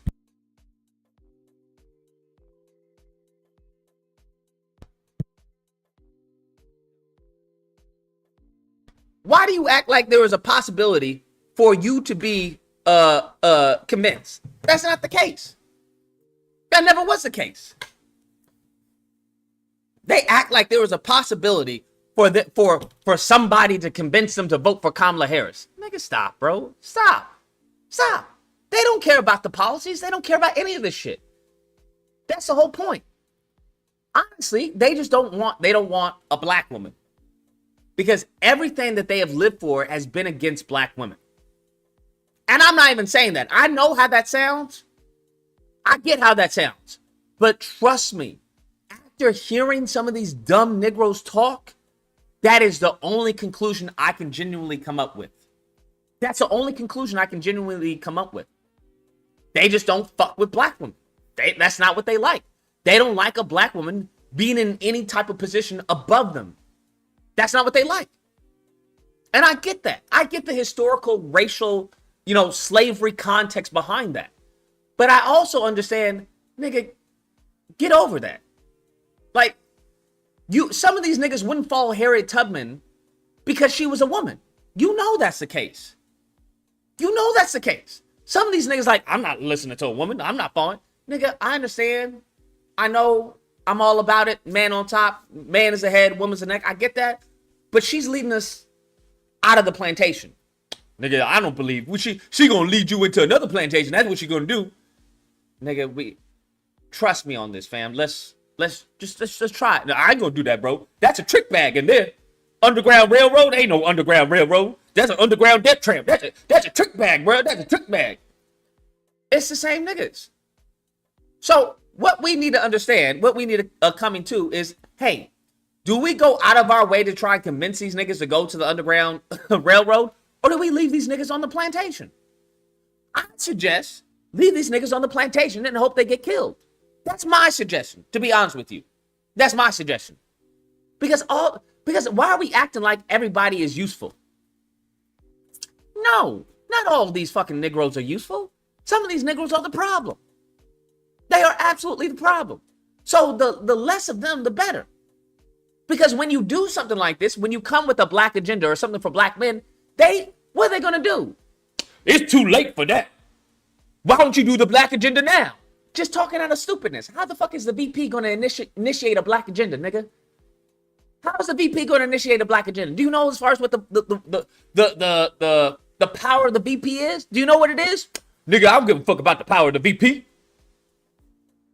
This is what we dealing with. Now you telling me I have to tone down my rhetoric? I have to tone down my rhetoric. That's what you want me to do. I need to tone down my rhetoric to convince dumbass Deshaun? No, fuck Deshaun. Fuck these niggas. Unless you want to tell me that Deshaun is a representative of a bigger group of black men, then no. Let Deshaun be stupid, bro. That's what I say. 706, you're on the line. Lucas, I'm just calling to ask one question. If these men say they want to know what Kamala's policies are and she's required to tell them her views before they vote for her, why don't they do the same with Trump? They don't ask him what his policies are and have him state them before they vote for him. That's all. I agree. I appreciate the call. I agree. This is a point that I brought up multiple times. Because you have to understand, if it quacks like a duck, if it looks like a duck, if it walks like a duck, then that bitch is not a cow. Okay? You can't be saying that's a cow, Lucas. I want a steak. Nigga, that's a duck. That's a duck. Because at the end of the day, first it was reparations, nigga. We want tangibles. Isn't that what these goofy niggas were saying? And they not goofy because it's tangibles. They goofy because that's not what they want. That's why they're goofy. Nothing wrong with tangibles, but they goofy because that's not what they want. That's just a smokescreen. We want tangible, nigga. Okay, what tangibles? Reparations. Reparations. Reparations, nigga. Reparations. Okay, bet. Kamala comes out in favor of reparations, right? Hold up. Kamala comes out in favor of reparations, right? She's like, yeah, I think black people deserve some form of reparations. I'm about reparations. If the bill, HR 40, comes to the desk, I will definitely sign it. What do these niggas say? Oh, that's a trick bag, nigga. That's a trick bag. I don't believe her. Okay? That's a trick bag. She talking about a bill, Lucas. She talking about a bill. You see? That's a trick bag. Sir, that's how you get reparations. That's how the Japanese got reparations. You need a bill first in order to then get a commission to study the redress that's needed for the reparations to take place. And then it goes through, to see if people agree on it. And then the president signs off on it. That's how that works. That's a trick bag, though. Now, Trump comes out and says, fuck your reparations. This bitch is trying to give you reparations. What do they come out and say? I don't trust her. She don't have a black agenda, though. Is this not what the rhetoric has been? Is this not where the narrative went, right? It went to reparations. She said she's not going to do anything for black people. I saw the video. Okay, that's a trick bag. Okay, I saw that video. You a Democrat shield. Lucas. That's what you are. He comes out, does an interview with the Root. Comes out, not only even when she was not even a presidential candidate, talking about, yes, I will sign that bill. Trump then says she's for reparations as a negative, as a pejorative. Then what these Negroes do? That's not the point. Black agenda. Weren't many of them saying that they were a one-issue voter and the one issue was reparations? And then when she came out and said that, what did she say? What did these Negroes say? I don't believe her. So now she agrees with you on reparations and you don't believe her. Okay. Now you want a black agenda. Yeah, black agenda. Okay. Nina Turner. I don't know what the fuck Nina Turner's on. Okay. Everyone has a bad day. But Nina Turner comes out on some bullshit on the Breakfast Club talking about, oh, they prioritize black women and they emasculate black men and all this. She got her ass handed to her by the fucking, the Fruit Loop dude. And I don't mean to be disrespectful, but I just don't know what his name is. So Fruit Loop is, I think that's an apt name because nigga is a little fruity. So he comes out and says, hey, the leader of the House is this. All these black men who are in higher positions in the Democrat Party than black women. Right? Because that's what they're saying now, right? Oh, the Democrats, they don't fuck with black men. Okay? They want black women. They're not going to work with me. I'm not going to vote for her. She's not even black. Right? Because after reparations, went to black agenda and she's not black. She's not black. She's Indian. That was the whole argument. Now, I don't know what the fuck her being black or Indian has to do with you getting reparations. I don't give a fuck if she was Vietnamese, bruh. If she's down for the cause, let's fucking go. But in the meantime, between time, what the fuck were they saying about Trump? Not a goddamn thing. What were these goofy niggas actually doing? They were trying to use a Republican. You had one of these goofy niggas interview a Republican who wasn't about reparations, who presented the bill for reparations in California. Or tried to. Was that not what they were doing? Oh, she not even black. She Indian. She not even black. When she ever been black? I thought the issue was about reparations. Well, she not black though. But she not black. She not one of us. She not one of us. Okay. All right, got you. Now she comes out with a black agenda. An agenda solely directed at black men. What do these niggas say? Oh, that's a trick bag, family. That's a trick bag. I don't believe that. Look in the words. It says others. It says others. See, it's not even for us. It says others. So the agenda she had specifically for black men, after you were crying about her not having an agenda for black men, her talking down to black men and all this shit, she comes out with an agenda for black men and how to help black men. Now it's still a trick bag. It's a nothing burger. I had one fucking doofus ass nigga talking about, oh, it's a nothing burger. It's a nothing burger. Family, let me tell you something. It's a nothing burger. That's what this is. This is some old trick bag that the Democrats are trying to throw out. It's a Hail Mary. Sir, let me understand something. You niggas asked for this. She gave it to you. Now it's a trick bag? Nigga, make it make sense. Meanwhile, the niggas you talking about, Trump, he ain't for reparations, and he's not doing any platinum plan, which also included others in his language, right? And he has no black man agenda. But somehow, this woman is the bad guy? Yeah. She's setting up black men in prison. We look into the story, didn't happen. Oh yeah, she locked a black woman for truancy. Look into the story, no fucking arrest. No one jailed. No one in prison. Didn't fucking happen. So then it comes. Listen, I'm not the smartest, sharpest tool in the shed, but nigga, I can spot basic patterns. Like if someone gave me 1, 2, 3 and said question mark, nigga, I'd be like, there's a good chance the next one is 4. Nigga, I'm no Einstein, but I'd be like, nigga, I definitely put in 4. Okay? Definitely put in 4. These Negroes have asked for certain things, gotten those things, and still upset. So what does that tell you? What does that tell you? Ladies, if your man, right? If you had a man and you were trying to fuck, and you were like, well, you know what? I want your original hair. And so you were like, fuck these lace fronts. I'm going to do my original natural hair. And they were like, what about now? I don't like the color of your nails. Okay, well, let me change the color of my nails. What about now? I don't like the thong. I like regular panties.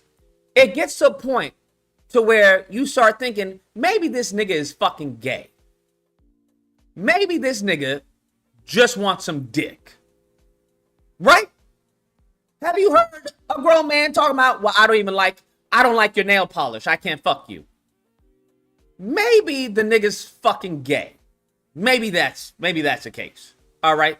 Don't get me wrong. I'm not a fan of a lace front, but I will definitely fuck a bad one with a lace front. Like, what? What are you talking about? I can't fuck with you. You got a lace front. No. I may not pull on it as hard, but yes, we will definitely be fucking. So then it gets, like I said, it's the same thing with Kamala Harris. Maybe it gets to a point you just don't want to vote for her. You don't want to vote for her, and it has nothing to do with her policies, the fact that she's married to a white man. This is another stupid shit I hear. Oh, she married to a white man and wants black men to vote for her. Most of these niggas have either fucked non-black women or either married to non-black women. One of the main niggas who's talking about this shit, he got a white woman in his family. His woman is biracial. She's a mixed woman. She got fucking white and Haitian DNA in her or Jamaican DNA. And you want to be upset that she married to a white guy? What are you talking about? What does any of this have to do with anything? And you got these niggas who are married to like white Hispanic women talking about, well, she married to a white woman. I can't fuck with that. Nigga, your wife is fucking a white Hispanic. What are you talking about, G? What do you mean? That's crazy to me. That's crazy to me. So they coming up with all these excuses. And I'm just like, nigga, just say you don't like her because she's a black woman. And if you don't want to add the title of black onto it, just say you don't want to fuck with her because she's a woman. I don't want a female president. I don't think a female president would show off as far as the type of authority that a male figure would present to the rest of the country. Fine. By all means, just say that. But stop. I can't stand when niggas make or women make men jump through hoops just to not fuck them. That's evil. That's mean. Why do that? You ever seen a man jump through all these hoops? She's telling him to do this and do that and do this, and at the end of the day, she's not going to fuck him anyway. Nigga damn near ruined his fucking life trying to appease this woman at the hopes of him possibly getting in a relationship with her or trying to get the cookie. And everyone in attendance will be like, nigga, she's not going to fuck you, bro. Nigga, you don't know what you're talking about. She said if I take her to this dinner, that there's a high chance that she will fuck me. You don't know what you're talking about. She said she'd be down to go to the dinner. Nigga, just because she's down to go to the dinner doesn't mean she's gonna fuck you though, bro. Bro, you just a hater, bro. You a hater, huh? You a hater because you're not taking her to dinner. No, nigga, that's not, I'm not trying to, I'm just trying to help you save time and money. That's what the fuck I'm trying to do. That's what they do, bro. It's the same thing. Just say you not gonna vote for her because she's a woman. I may not agree with that, but at least that's a better position than bitching and crying about things that you want, and then you get it, and then you still bitch and cry. Because then you just start to look like a bitch. You just look like a fucking bratty child who's just never happy.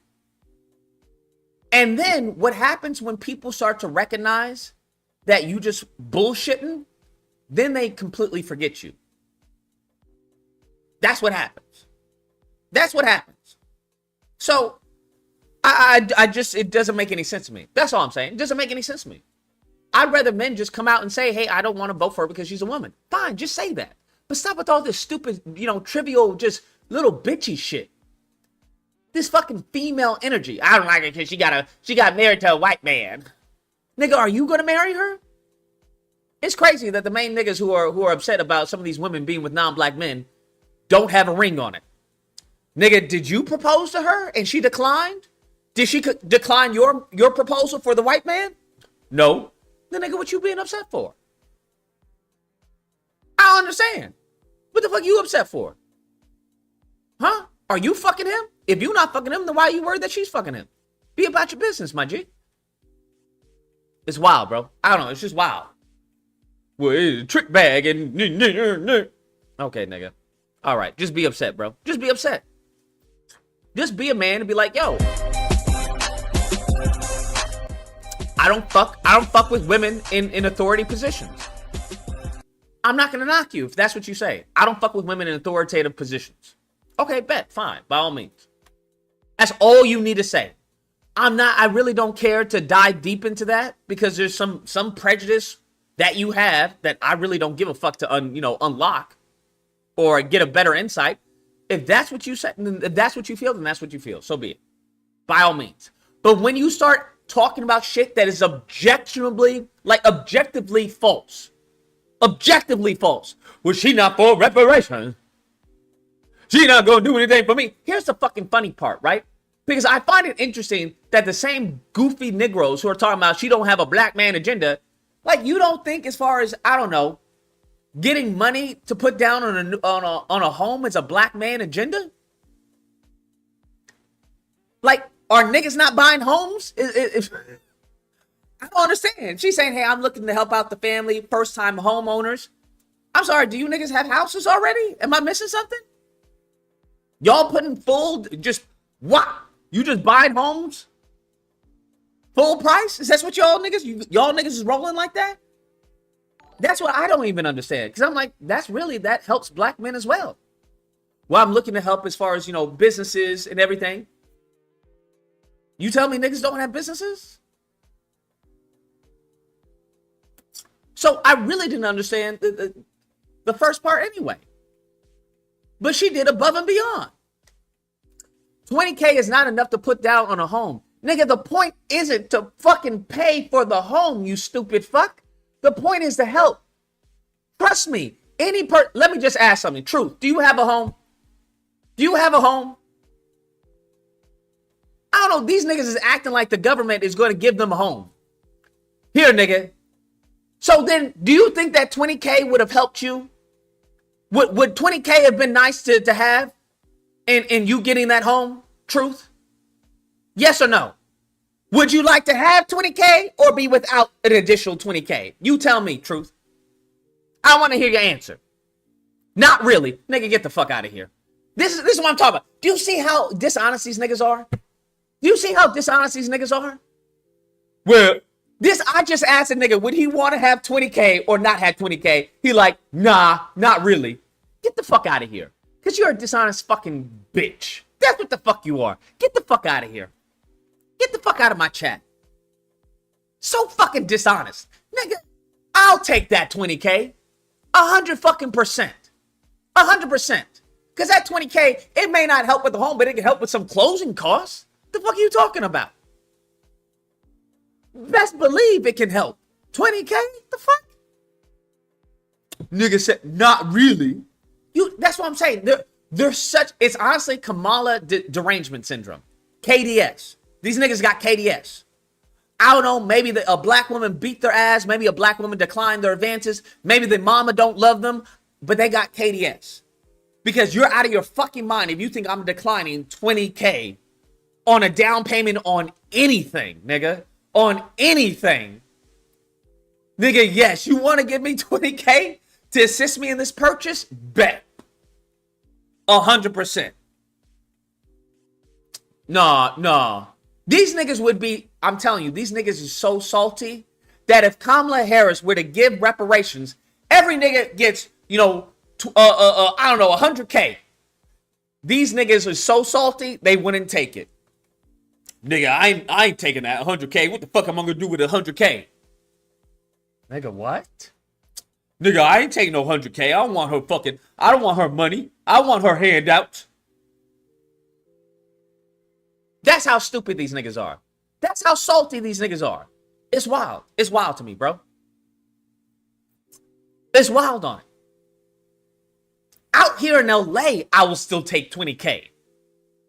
But why are we acting like, listen, if you need 20K, that 20K is going to make or break you, then you're not buying a home, stupid.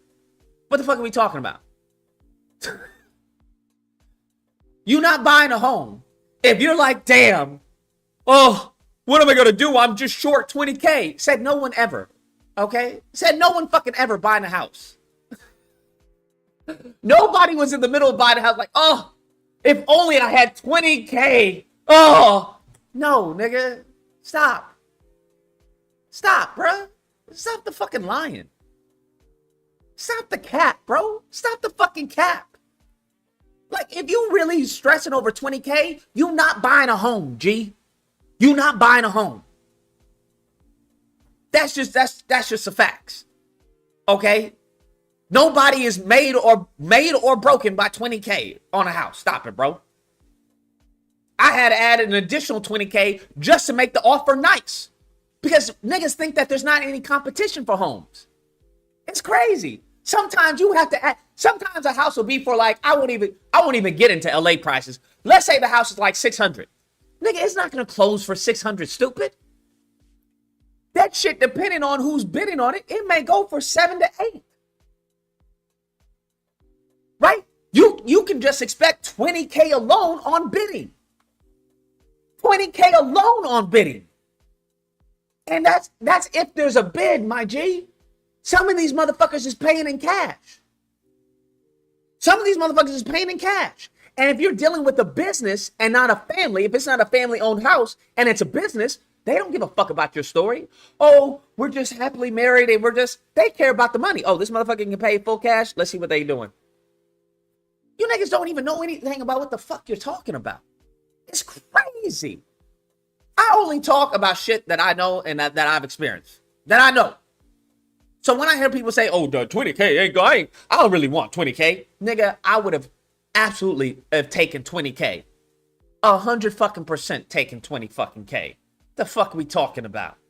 Okay? Because depending on the closing costs and everything, depending on what you get back in the write-ups, you're going to want to redo some shit. And if you're not going to want to redo some shit, then that means the house is in pretty new condition, meaning that you're not stressing for 20K to begin with. But I don't know why these niggas walking acting like they just dropping shit, just boom. I want a $5 million house. Sure, in a $5 million house, yeah, you're right. But chances are you probably not stressing for 20K in a $5 million house. Lord in heaven. Anyways, these niggas just want to be bullshitting. They just want to be bullshit artists, bro.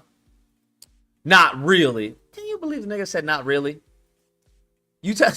Would you have liked 20K or not like 20K? Not really. It wouldn't have done much. All right, let's see. Rolling. Hear me out. Wait, doesn't he call him what? Uncle Roro? Isn't that what he calls himself? Uncle Roro. That's what you call yourself. I don't call you that. But Roland, nigga, we got to work on this intro. Don't get me wrong. I'm one to talk with my oh my goodness. I get it. Don't get me wrong, but that shit's, it's been with us for years, bro. It's been with us for years. But nigga, you have the money to change your shit. Now, if you like it, you like it. But this shit just screams dated to me. But I guess maybe that's his audience, right? That's his audience. But I don't know, man. To me, it's not hidden. Best believe he's knowing, putting it down from sports to news to politics. With entertainment just for kicks, he's rolling. It's Uncle Roro, y'all. Yeah, Uncle Roro. I'm not one to hate. It just is what it is. 404. You on the line? Hey man, how you doing? I'm still alive. What's up? Hey, I'm watching your show, man. But hold on, let me turn this on. I got an echo. All right, man. Listen, I'm tripping, man. Just answer me one thing. How you gonna give black men $1 million?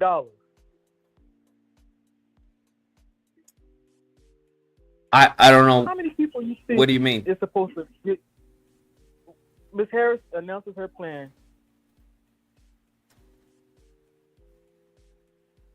Uh-huh. And she says that she want to set aside $1 million to help black men set up businesses. How many people are supposed to get a hold of that? Where did it say $1 million? I just looked at. Matter of fact, I heard her. I heard her doing a. Let me look at it again, because I heard it on she did a town hall with Was it $1 million or was it 1 million loans? 1 million loans, yes. 1 million in loans. Wait, So, 1 million loans all or the 1 black million in loans? 1 million in loans to all the black men. $20,000. Where is that? Because I don't see that in the plan. I see 1 million loans. Yeah, not $1 million now. I'm talking about $20,000. Listen, I have the plan pulled up. Million. I see 1 million loans. Okay, so you see 1 million loans? Did you read the plan, sir? Yeah. Listen. Where did you read the plan? I'm going to say it again. Hold on. Where did you read the plan? On MSNBC. Look, 1 million loans to black entrepreneurs. Where's you read the plan on MSNBC? Did you actually see the plan? Or did you get a regurgitation of the plan? No. This is straight. What I'm looking at is straight from KamalaHarris.com.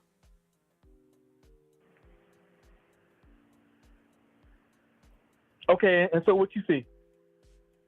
I see the plan. Okay, can you tell me what the plan says?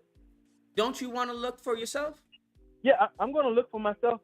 When you tell me, I'm going, because that's what I do. I hear it and then I got to go research it. Okay.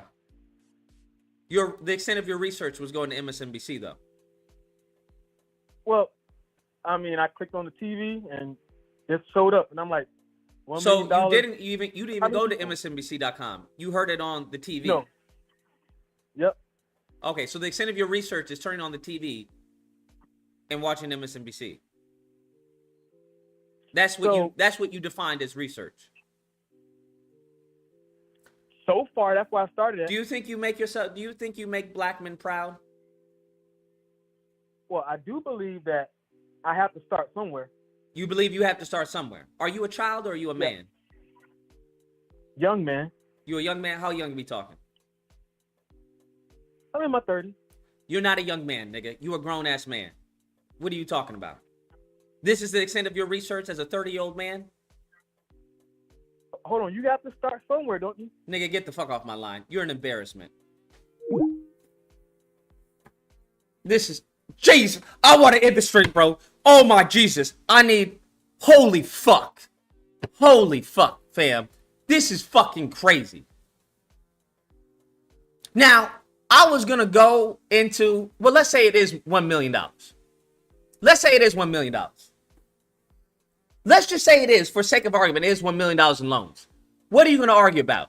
Why is it $1 million when she done do it all day for the immigrants?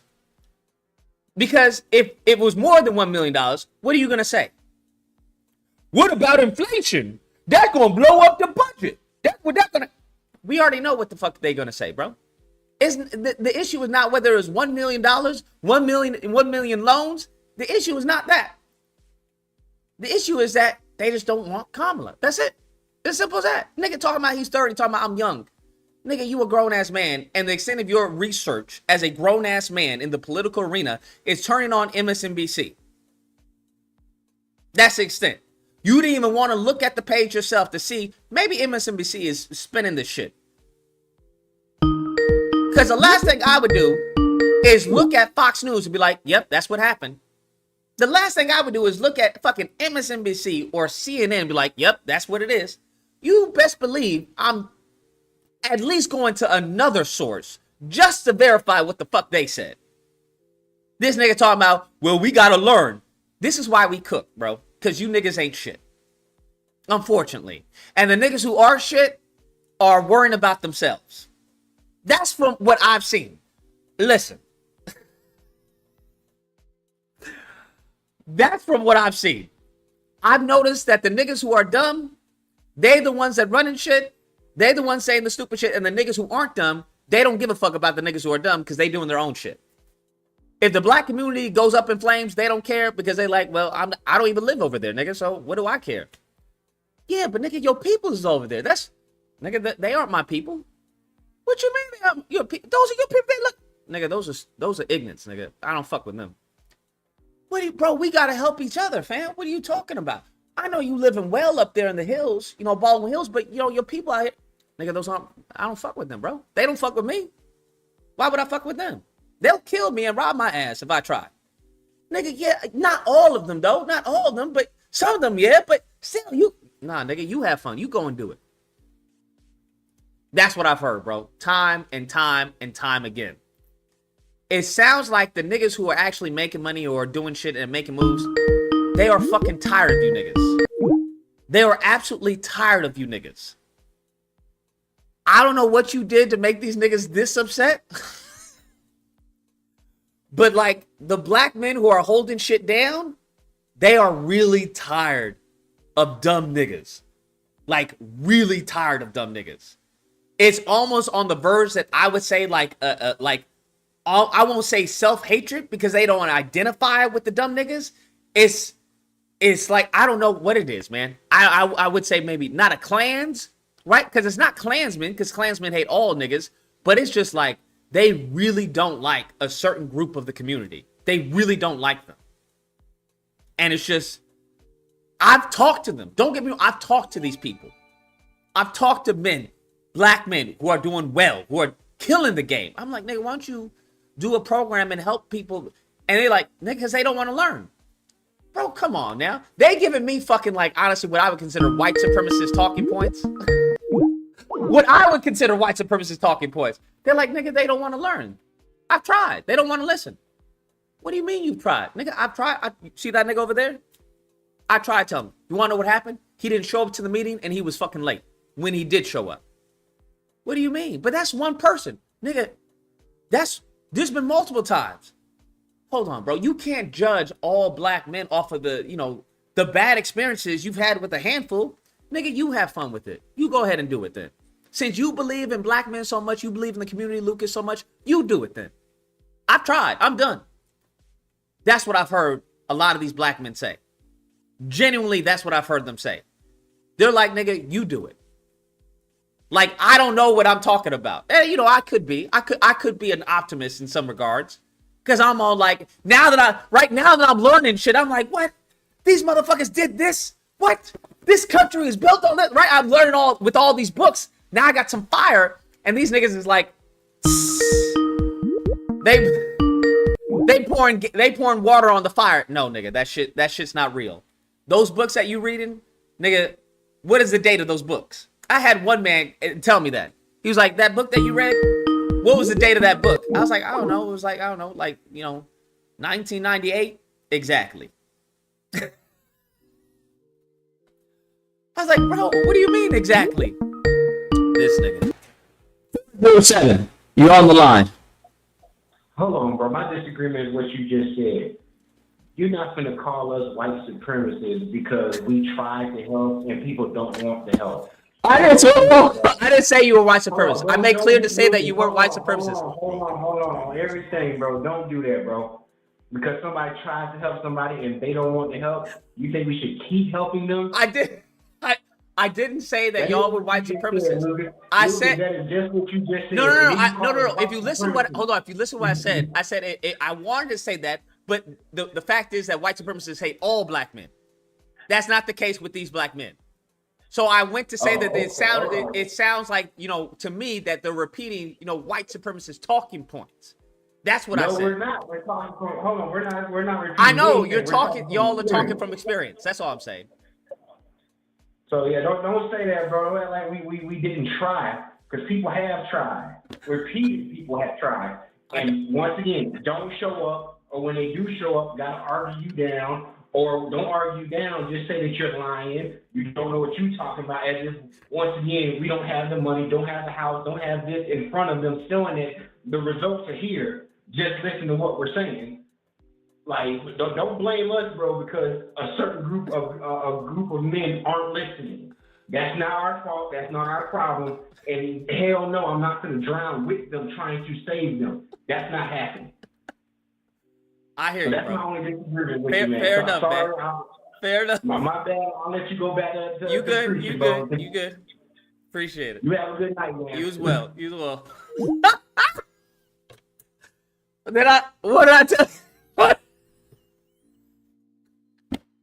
They be quick with it too. Wait, hold up, nigga. That's not true. I tried helping that nigga, okay? You can go to him right now. Go talk to him right now. Go talk to him. Right now. Go ask him. Ask him if I didn't try and help. Go ahead. No, nigga, I know you tried. I tried. Nigga stubborn, won't listen. Okay? Trying to help him put money in his hand. This nigga was smoking a blunt. I hear you. I am not putting this on the black men who are doing shit, bro. I'm not putting this on y'all at all. I'm not. I really am not. I'm just relaying what I've heard from y'all. That's all. 718, you're on the line. You deserved every bit of that just now. It's not like we don't want to help. It's not like we don't want to help them. We tried. I've tried. When I worked for the railroad, everybody wanted help. I was like, I'll put you on this. I'll put you on that. Every time I turn around, niggas don't want to show up. Keep on asking me the same motherfucking questions. Multiple times, after I tell them what the fuck to do. So, what do you want us to do? What do you want us to do? We've tried. We have to wait for that person to actually show up, do the work. I'm not gonna hold your hand. I'm not gonna put a word in for you until I see you show up on time. I don't know that dude until I see you put in the work. I don't know. And when I see you here, all right, now let me show you the ropes. There you go. That's how we do it. I'm not reaching down there. Because a lot of these niggas are too impressed with the street life. So what the fuck you want us to do? It's like, yo, you asking a black woman to fucking tell a long-haired, don't care, white toenail asshole to stop being hoeing around. Hey, what do you expect her to do? It's her coochie. Let it go. The fuck do you think we're supposed to do, Lucas? Please, if you have an idea, Lucas, explain to us. Please, the floor is yours, Lucas. Please tell us what you want to do. No, you're right. Brother. You're right. No, I hear you. I hear you. I hear you. I got nothing. I got nothing to say. You right. No. You had a lot to say. You had a lot to say no, now. I was just saying what I heard other people say. That's all. I'm not disputing that y'all are wrong. I'm just saying that's what I've heard, so that others may understand why things are the way that they are. Like, bro, I was telling guys, I'm telling like, yo, I don't know why y'all don't want to like say fuck this game. Like, nigga, this is what we know. We're gonna get this money, nigga. Are you fucking serious? So you rather run from the cops all the time, look over your shoulder, and actually do the shit that makes you have a retirement plan? I've literally heard young black men say, nigga, I might as well get it while I can get it now. I don't know if I'm gonna be alive. They're depressed in themselves, thinking they're gonna die next year. So if you already have black people that's already accepted death, hoeing, multiple kids, what else can you do? But wait until you move away from that situation and you want different, then, all right, welcome to this side, brother. Let's talk. Let's do this for the community. Then you're talking. But trying to help the hood, hold up. Matter of fact, Lucas, you live in fucking California. Los Angeles, to be exact. When I was over there, I couldn't believe y'all niggas actually killed each other and you got all this fucking beautiful weather and good-looking women. What the fuck is wrong with y'all? So you expect us to help them? I'm like, they're in love with the street. What the fuck are we supposed to do? I hear you. I hear you. No. You put the Martin Luther King face on the chat. Because what we're supposed to do. We've tried already. We marched, stop the violence, all that shit. Now we can probably come down when we see some unfair shit. But as far as it goes, Lucas, what the fuck do you want us to do? No, that's fair. We can only help those that actually reach out and start climbing. And once you see them get halfway, all right, now let me help you up. Come on. All right, man. All right, you here? You ready to go now? All right, good. Oh, what about him? That nigga ain't even fucking climbing. Let him fall. He gave up. We need strong will.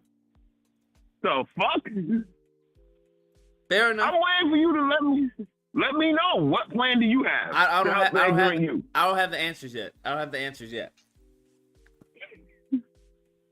I'm still working on it. You have a lot.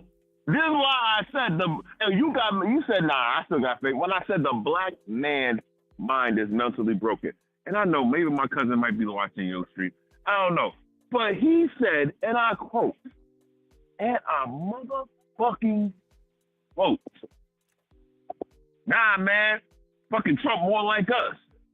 It is. He hangs out with the black niggas. This and the third. I'm like, oh my fucking God, you niggas. Why are you even bothering anymore with you niggas? That's my family, my nigga. I love that man to death. But if that was the most ignorant shit in the motherfucking world, niggas are more impressed with how motherfuckers treat them, how motherfuckers act like them. You think that's a good image that this nigga got all them fucking indictments? Over shit that he actually did when his brothers that didn't do shit and they're in jail? So how do you expect us to help shit like that, Lucas? My niggas is already lost. Yeah, I hear you. You hear me, but you don't hear me. No, right, I hear you. There just has to be something better than extinction. That's all. I'm not saying, whoa. See, that's your problem right there. You didn't hear what we're saying. We help those who actually are doing for themselves, and we put them on. There's just not enough of those people. That's the only problem. What do you mean? There's not enough of those people who are doing that. That when somebody gets close, that we actually help them and look out for each other? Yeah. That's not true. That's not true. Oh, there's a lot. Wait, true. no. I'm not talking about people who are helping. I'm talking about people who are seeking that help. Genuinely. Genuinely seeking help? Yeah. That's because they're impressed with the street life. What the fuck do you expect? That's Bro, what, you that's what I'm expect me to saying. fucking try to help somebody that got a tattoo of tears and gang signs all over their face? Them niggas done. They gave their life up to the devil.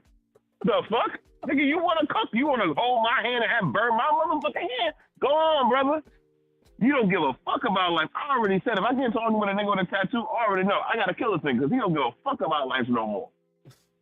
Oh, well, bye-bye. Oh, and in the words of how to, boom-bye, motherfucker. That's it. That's just what it is. We live in a world of ignorant shit. You look at these poor white people, and you look at them, oh, just a waste of your motherfucking whiteness. You see how those white people got it? They're like, fuck it. Fuck y'all. We'll deal with this upper class white people. We damn sure hate the niggas, but fuck this white motherfucking trash. I'm just saying. Fair enough. All right. Well, I appreciate the call. All right. Later. Yeah. Let me be clear. I do not blame anything on the black men who are holding it down. I got nothing but respect for y'all. Nothing but respect for y'all. I'm just thinking, how do we replicate that? That's all. That's all I'm doing. I'm just trying this. That's the game plan. That's really the game plan. How do you do that when you don't control the media, you don't control any major industry, and you don't even control your fucking own communities? That's the thing. Like, how do you go about that? Because the only other option that I see would be extinction. That's the only option, where the mofos who can survive, and the rest perish. And I don't know, man. That's just it's not the. I don't know if that's the best solution available.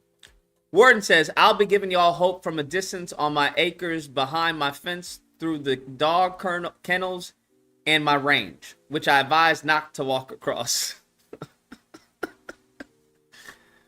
Oh, man. Tank Demolisher says, I dare you to open a restaurant in a black neighborhood. God, dog, bro. This is why I noticed, bro. It comes full circle. I feel it goes full circle, bro.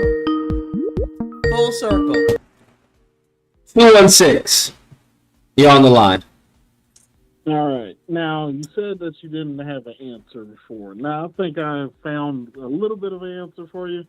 Is that some niggas must drown, so the rest of us may breathe. I think that's a good example of what we must embrace, because that's how it's looking. And there is no replicating this type of person. The dumb niggas will stay dumb. There's nothing more? No, the smart niggas stay smart, the dumb niggas will stay dumb. And the only way we can survive is let them drown while we're over here walking uphill to avoid the water. What happens if there's more that drown than there are that walk uphill? Then we must find a way to start to produce a lot of offspring in a very, very short amount of time, and then teaching them the right way. We must have a mass reproductive stage, like another baby boomer. But this time, instead, we have to cut all the dumb niggas out and bring in the smart ones. The only niggas that should be having in his baby boomer stage are smart ones. The smart ones stay in. The dumb ones, just let them drown slowly. Let the police pick them off one at a time. Or as we've been seeing a lot of them at a time, because they've been getting picked off like roaches. But let it happen. And then hopefully, well, I don't think their numbers are going to dwindle any soon. They're always fucking like rabbits, producing little ignorant children. But we can use that for an advantage. We, as their focus on them, we can build Wakanda in secret. Build Wakanda in secret. That is wild. They don't need to know that. The only ones that need to know are the ones we give the secret passwords to, and that we vet heavily. Like our group, me and Big Dog are part of, we like to say, the Scorched Earth Party.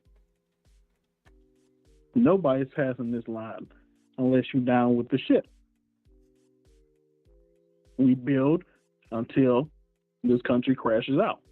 And then everybody can legally then crash out. Because as soon as America falls, this whole planet will surely follow its path. And I don't mind that. Because we'll still be building Wakanda in secret.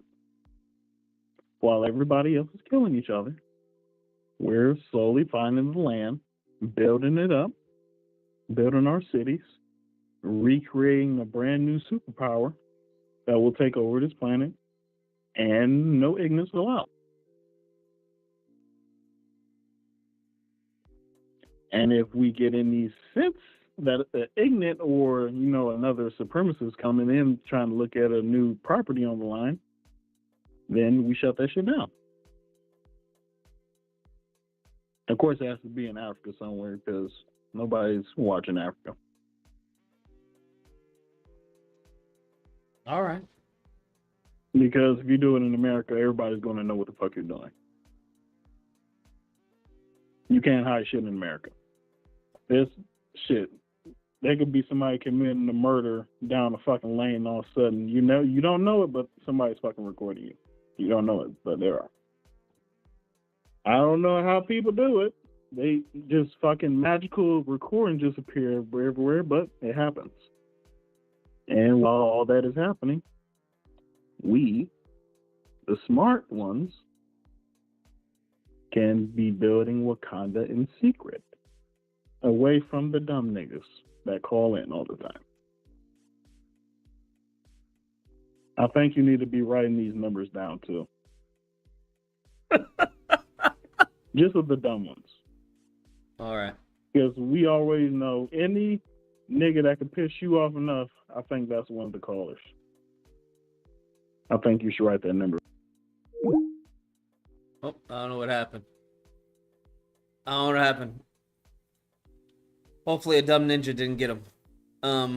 That's wild, bro. That is wild. What a time to be alive, bro. What a time to be alive, man. Oh, man. I don't know, man. Maybe that is wishful thinking. Maybe it is wishful thinking. But I don't know. Because I'm like, then what's the point? What's the point? How do you have a black media company if there's no black people? Right? Like, what's the game plan at that point?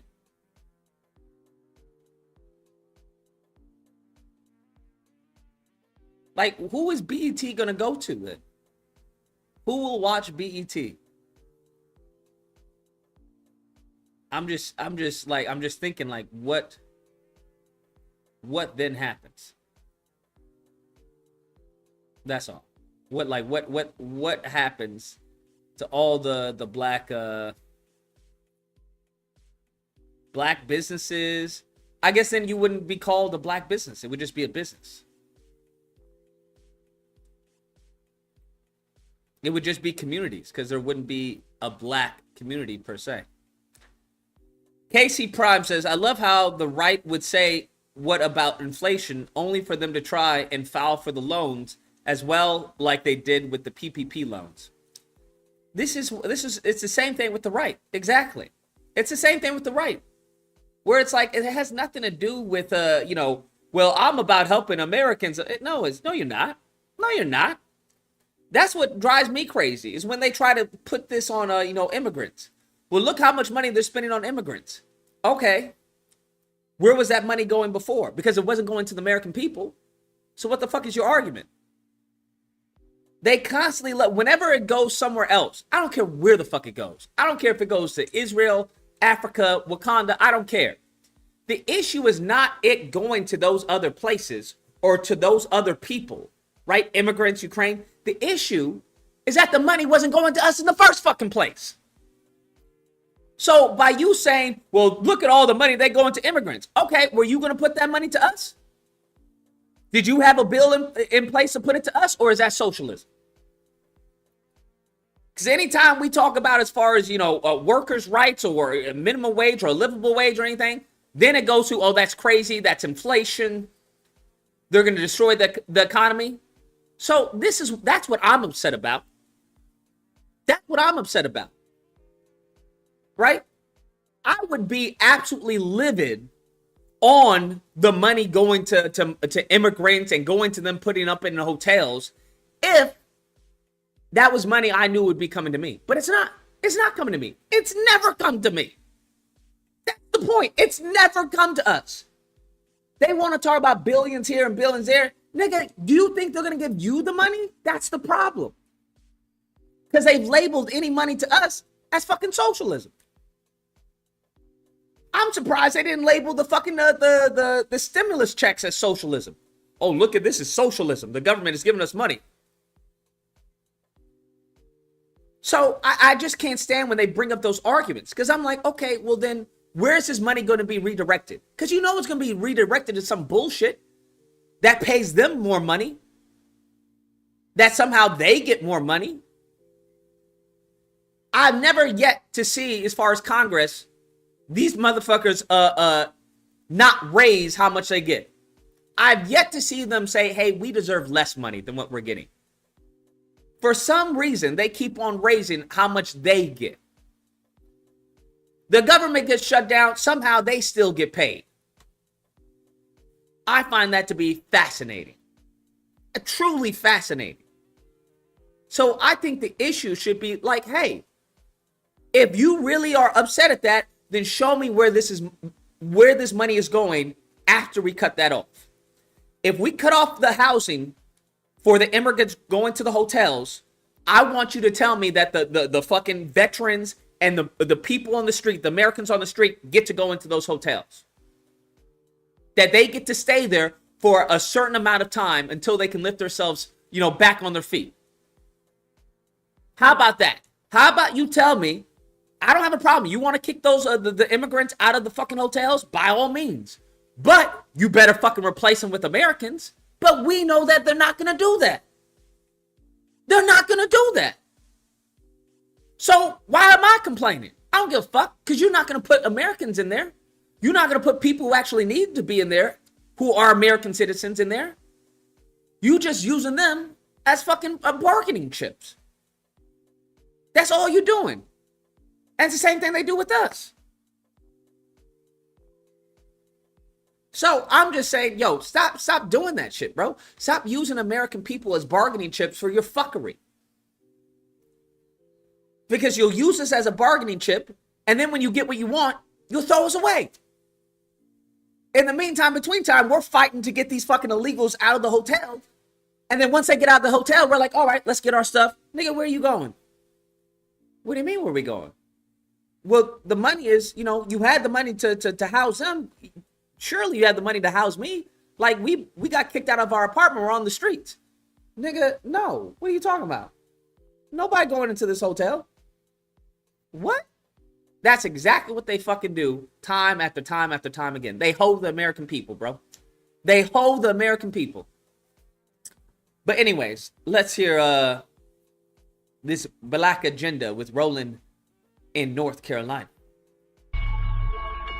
Madam Vice President, glad to have you here. So I just want to make my stance clear on that.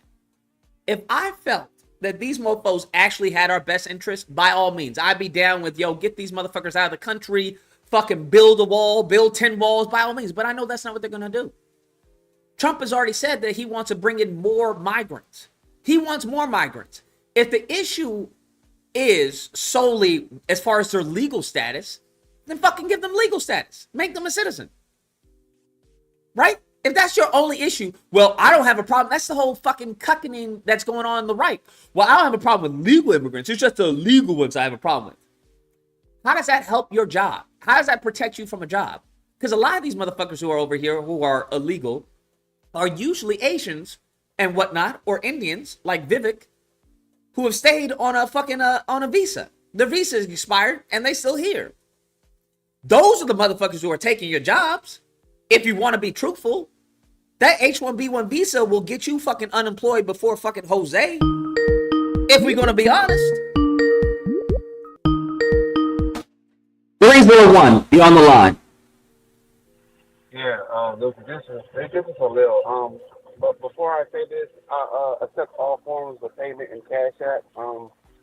When I say the same thing you just said, y'all told me I was being hyperbolic and I'm being a defeatist. Everything you just said, I've said before, and y'all came from my third.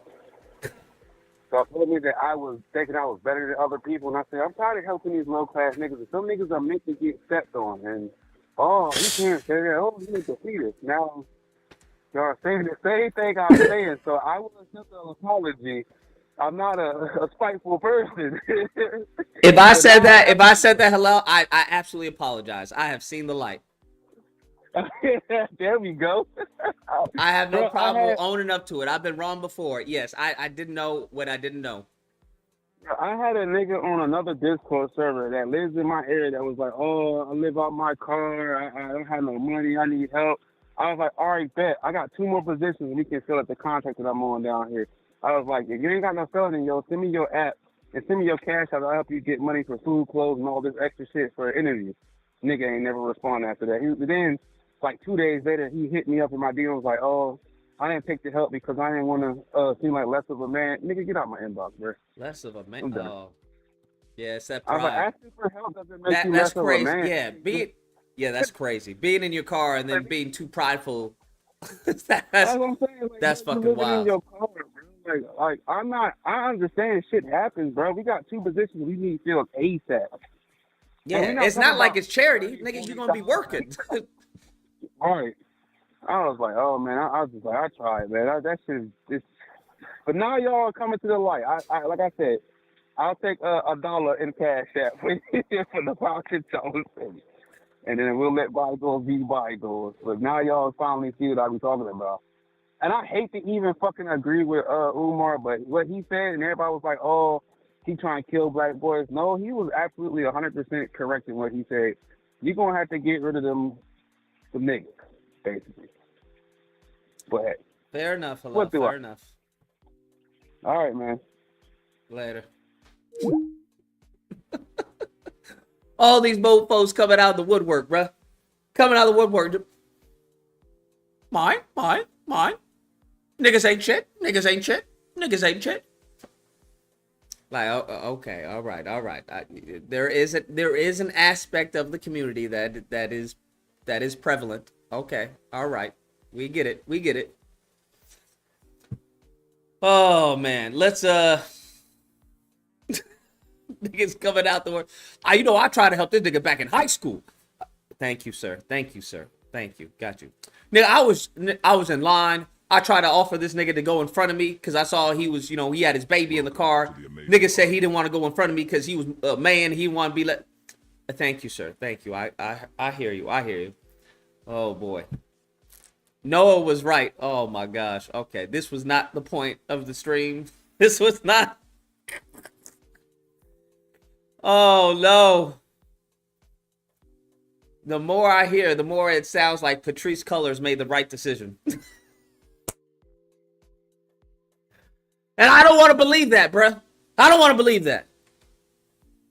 I don't want to believe that. The more I hear, the more I'm like, these niggas and their passport. I don't know. Maybe they were onto something. Maybe they were onto. I don't believe that. Okay, I don't believe that shit. Take that fucking anti-black bullshit somewhere else. That's crazy. They really fucked us up, man. They really fucked us up. They really fucked us up. Hold up. I gotta hear this. Actually, let me use the restroom. Give me a quick 5-minute break, bro. I gotta use the restroom. This broccoli is hitting.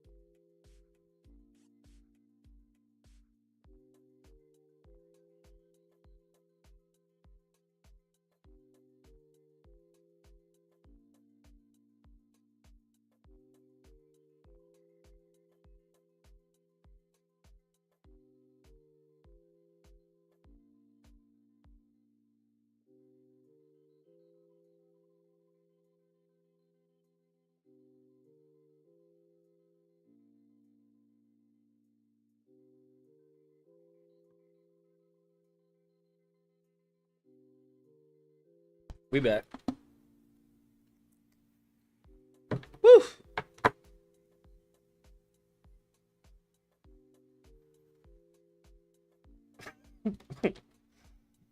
Lordy, lordy. All right, let's see what this is about, bro. Let's see what this is about. Ready to bring the funk? I'm trying. Bring the funk. Let's get right to it. So right before I walked out there, someone posted a clip, and usually the clip. I'm not going to sit here and say I'm going to do anything specifically for African Americans. But folk don't talk about what you said right before when you said that public policy that benefits black folks, it benefits everybody else. Right. Even we look at historically, Civil Rights Act, Voting Rights Act, it actually didn't just impact the African Americans, it impacted everyone else. But talk about that, because so many people have only clipped that one part without. That is true. It's the same thing when it goes for any law. Do y'all understand they made a law that you can't make a law based off of race? Y'all understand that, right? That you literally can't make a law based off of race. Now, the fucked up part that I think is really fucked up about it is that they made laws based off of race, and they didn't make any laws to redress the impacts of those laws that were based off of race. That's the problem. I don't know how you make a whole bunch of laws based off of race, then you make a law that says you can't make laws based off of race, and you expect to fix the problem from the laws that were actually based off of race. But that's the lineage of evil that we're fucking dealing with. Just want to put that out there. Understanding the public policy implications. That's too bad. That's too bad. I'm sorry to hear that. Right. So you know that, I mean, going back even before, but Dr. King was very clear, right? If you have certain policies that recognize, one, that not everybody starts out on the same base. If you have public policy, and I'm talking about economic public policy specifically at this point, but if you have public policy that recognizes historical barriers, and what we need to do then to overcome, first speak truth about them and then overcome them, that in the process of doing that, not only are you directly dealing with the injustices and the legal and procedural barriers that have been focused on black folks, but by eliminating those barriers, everyone actually benefits, right?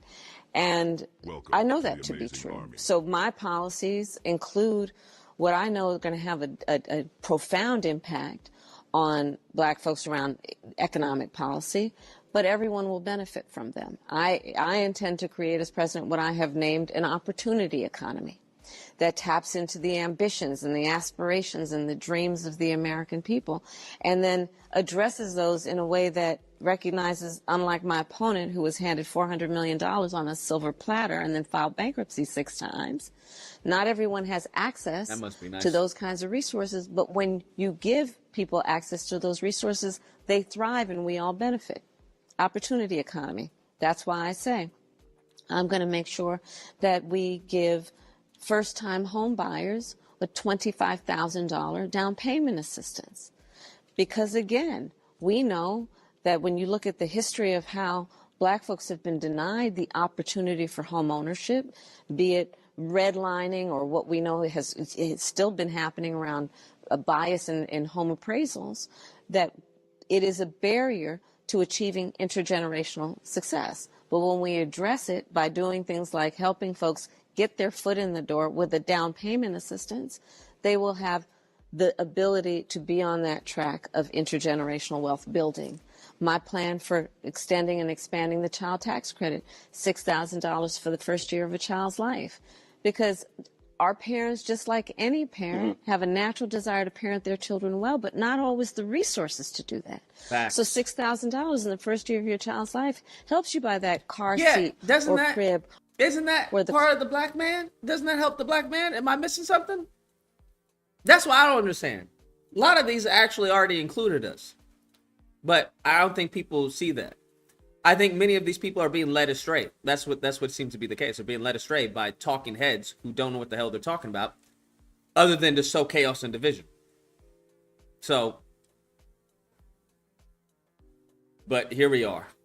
Clothes that are necessary to build the foundation for that important phase of their development that gets them on the right track. I do want to do the housing piece because what I think is not being talked about, the building of new housing stock. Yes. And so because of the home foreclosure crisis, we literally built under 9 or 10 million homes in 2010, 2020. We're underbuilt now as well. The fewest homes being built since the 1940s. Yes. So a huge part of this problem with housing is that we don't have the stock. So talk about that piece there, because you got demand, but you don't actually have right now the available homes. So, and I'm glad you actually presented the point. Because you don't have because let's the also available go back homes. to what you know in my history on Price this in and terms demand. of being Attorney General. When I took on the big banks, and because they were doing predatory lending, and a lot of the folks who were targeted with that predatory lending were black folks who were being told, oh, you don't need to worry about it. We're going to give you this money. And so you can buy a home without actually doing the analysis to figure out if they'd be able to afford to pay it back, right? That's cold-blooded. And folks trusted the banks that if you're going to loan me the money, then you must have determined I have the ability to actually, be able to see it through. And the foreclosure rates for black homeowners during that crisis. 53% of black wealth wiped out. That's exactly right, Roland. 53%. And I took on and sued the big banks and ended up delivering $20 billion for the homeowners of California. The former President Obama recently mentioned the fact that I actually took on the Department of Justice and the administration, saying, I'm not going to do a deal that brings crumbs to the table. But not just when you're Attorney General, because even right now, the DOJ, Civil Rights Division, the redlining lawsuits, mortgage discrimination. We have been taking all of it on. Mortgage discrimination, also discrimination in home appraisals. We've taken on the fact that, you know, those stories about a black family is trying to get their home appraised. They want to get a second mortgage, they want to sell the house, whatever. And they bring in the appraiser. The appraiser looks around, looks at the family pictures, and appraises it for less than it's worth. The family knows that. They're not stupid. Real story. Got to remove photos, so books, then they DVDs, remove photos and everything else, right? They remove strip all the blackness. all of that. And then they ask a white family that's a friend of theirs, come in, they put up their pictures, and the house gets appraised. It actually for happened. more. That's the crazy Racial part. bias. We're taking that on for the first time. And I want to give due credit to former Secretary of HUD, Marcia Fudge, for being a leader on that.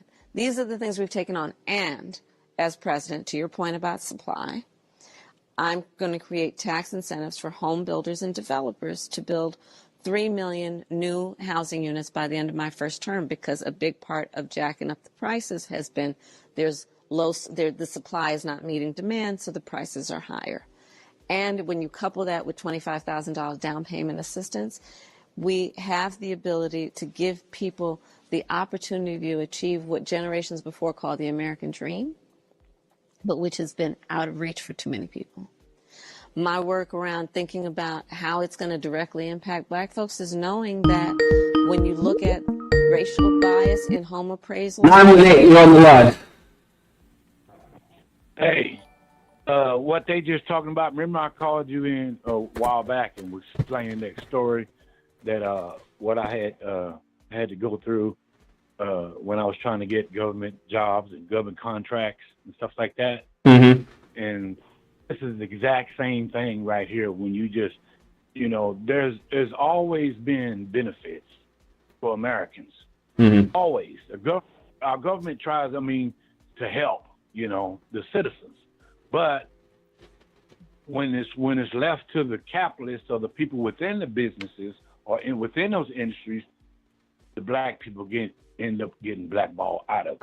That's the way it is. Just like I was telling you. Remember when I told you I was trying to get on getting me some government contracts and I couldn't get it, and there just wasn't no way to get it. I was blackballed out of it. And then like I said, and then years later, you know, remember I told you that those companies put the businesses in their wives' names and their daughters' names so that they could, you know, they meet the criteria for the 8A loan. And then but you have some people that have called in that were talking, that you said were helping, you know, try to help pull black people up. You know, the ones that you know, get some help.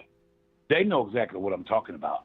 Those brothers, I'm sitting there listening to them, and I'm like, these brothers know exactly about the opportunities that America has to offer its citizens, but the black people never see it. We never get a piece of it, you know. And it's a reality. And what she's talking about and what Roland's talking about right there is the exact same thing. There's always been opportunities, and like they were saying about the house, you know what happened, you know, get an estimate and all that. That stuff is real, you know. It's not made up. This is real, you know. And but for people to think that government is not for American citizens, they're wrong. And for black people to think that, they're wrong, because that's not the case. I mean, like I said, there's circumstances within those, benefits or whatever, opportunities that keeps them out of it. But it's not that the government isn't making an effort to help its citizens, which they always do. And another thing, since we talking, this is politics. Mm-hmm. I'm surprised nobody hadn't really pushed this, or even you pushed this. You know how the Republicans always say Reagan this and Reagan that and Reagan this and Reagan that. Reagan was, if you can go and find where he's always said, the government is our enemy. You heard him say it many a times. The government is our enemy. And he was the first politician to really say that, before Trump come along. But Trump liked him and everybody else liked him, and they praised him. No, Reagan this and Reagan that. Yeah, but Reagan he was against government, but they don't ever talk about it. They still put him on the pedestal. He's this and that, but he was not for the government. He was against the government. When the government tried to help people, he wasn't. He kept saying the government was in the way, and which he was wrong. But nobody never pushes that. All your viewers can go in there and they can do a search right now, and they'll see some stuff. They're like, yeah, he right. Reagan did say that kind of shit, And why nobody never talk about it? All you hear is Reagan did this and build that wall and blah blah blah. But he was against government. Reagan was, and then like I said, my main point was the government wants to help American citizens, and they're not against black people. And like I said, once it, the system that they set up to try to help isn't always perfect, and we, like I said, we get excluded out. And that's not because of the government did it. It's just they didn't set it up right. And then they got the people that's in charge, that exclude us out of it, That's just the reality. But like I said, some of your callers that are business people, like you said, and that are trying to help black, they know exactly what I'm talking about. They've had to deal with this, They've witnessed this, those guys. They might not have said it to you, but those guys have even witnessed exactly the same thing that I'm saying right now. Government ain't bad. Government is not against black people. Not like that. They for a government that tries to help all citizens. But you don't hear that from Trump. Trump is against it. Like I said, he's like Reagan. He's taking the Reagan stance. He's against the government. That's why he's trying to shut everything down. And they saying, oh, socialists this. Now you got to help them. It's no different than when our government helps Elon Musk. Look how much money the government give him. He don't even need the government money no more, but he still wants it. He's still looking for it, and he's complaining now because the government ain't giving him no more money. He's the richest man on the planet now, and he still wants his hand out. Now, tell me how that makes any sense, Lucas. The richest man on the planet, but he still wants handouts from the government. What the fuck? And then complaining about everything else. Man, it's like I said, that's one of them things where it's all jacked up, And now he done went full MAGA, Yeah. So, okay, that's all thanks. Keep up the good work, brother. No problem, man. Appreciate the call. When you look at the disproportionate rates of black home ownership to other people having home ownership, it's too low. And it's not because we don't aspire to have a home or buy a home.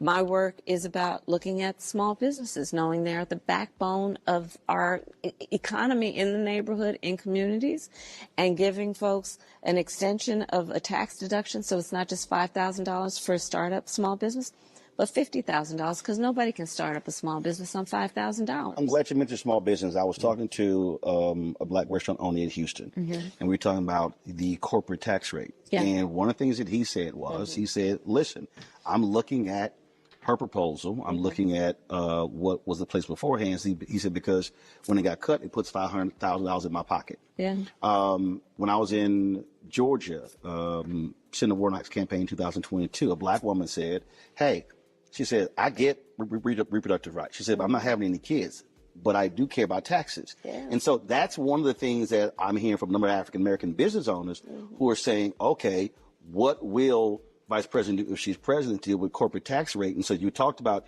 increasing it. Will that mean a certain cap? So let's say if you 50 million, 100 million revenue or less, will that go up? Or will that corporate tax rate apply to all businesses? So first of all, the corporate tax rate years ago was in the 30s. So I'm not doing that. But in terms of tax cuts for middle-class families, my agenda is all about tax cuts for middle-class families and no tax rate hike for anybody making less than $400,000 a year.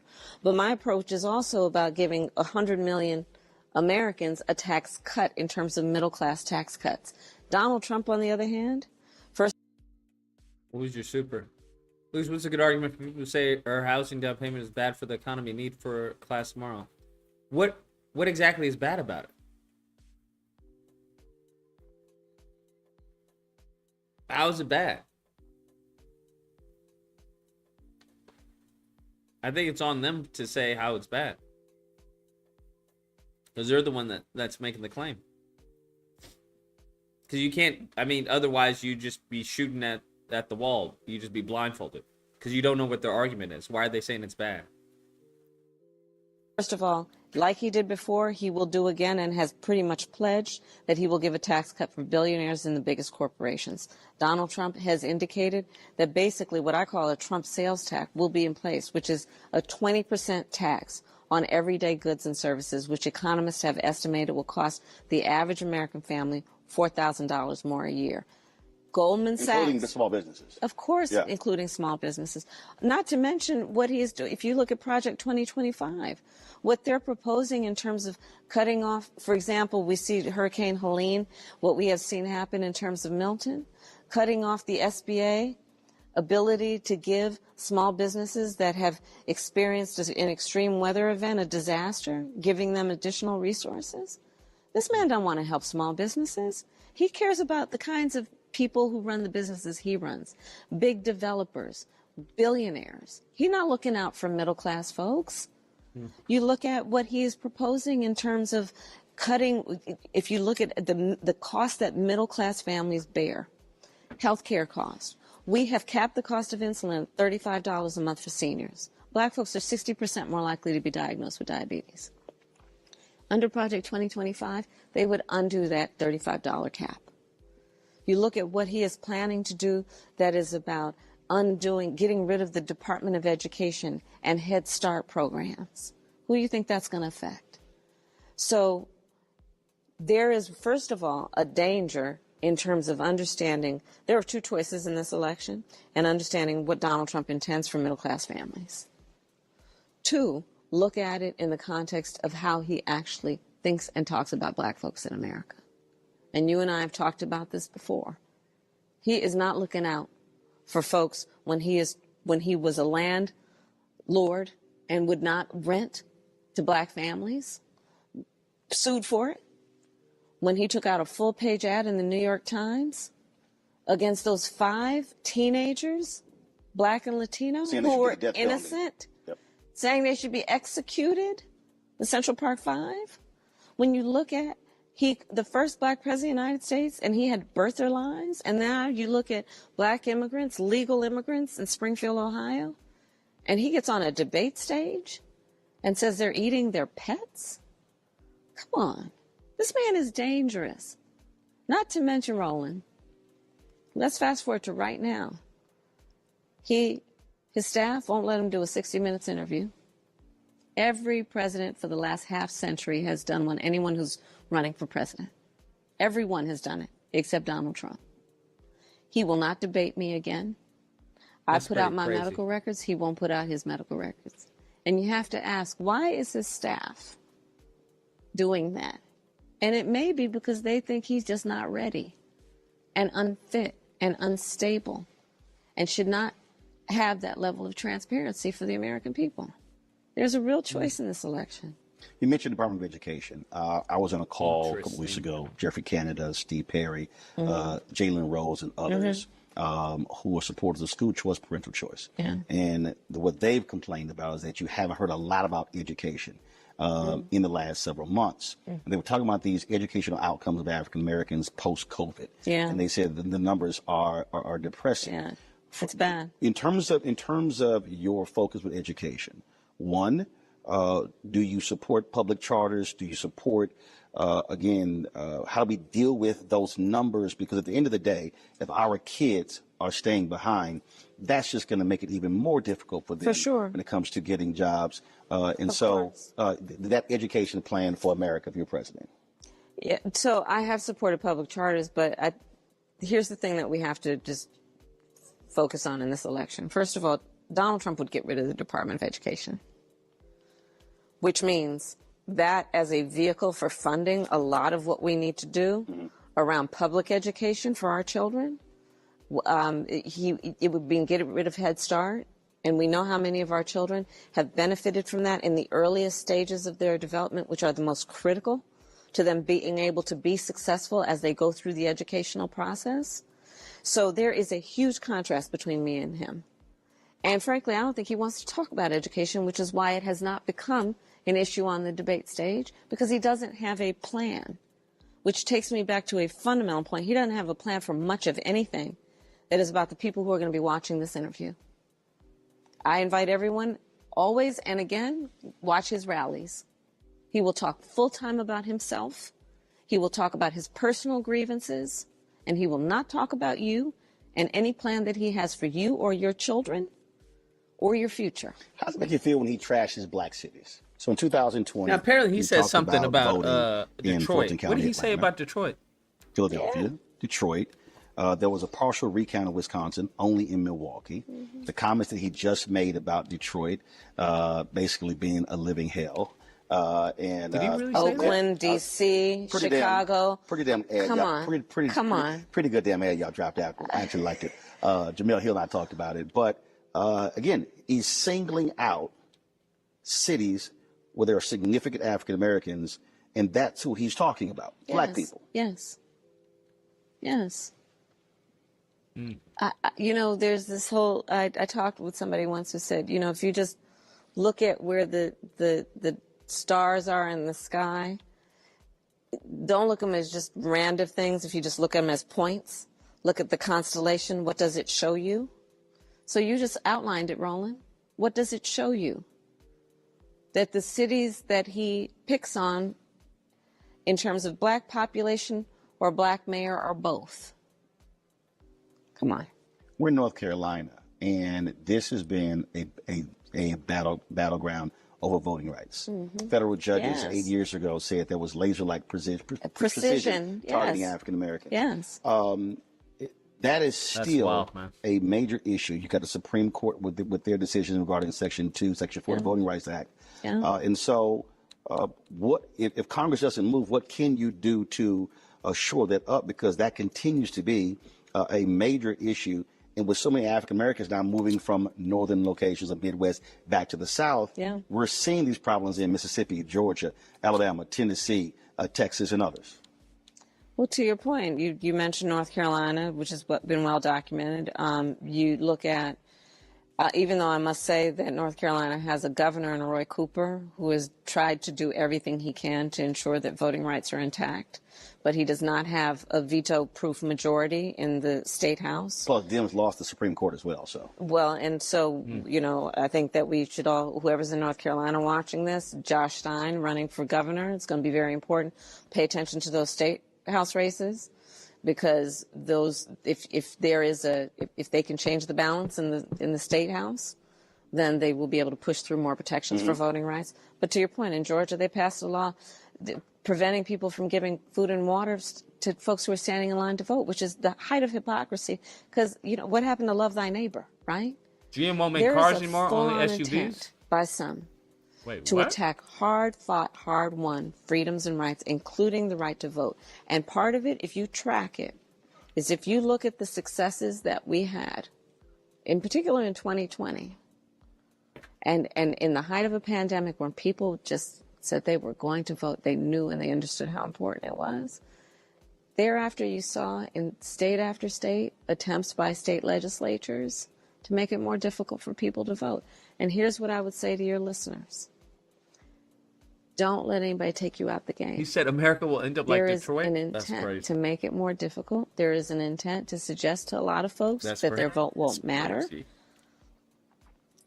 With the intention that people will not vote, which is an attempt to silence folks. And what we know is the greatest progress we have achieved is when we jump over those obstacles that have been purposely laid to do what we know is about progress. And this election is going to be no different. They've already started with the misinformation and the lies.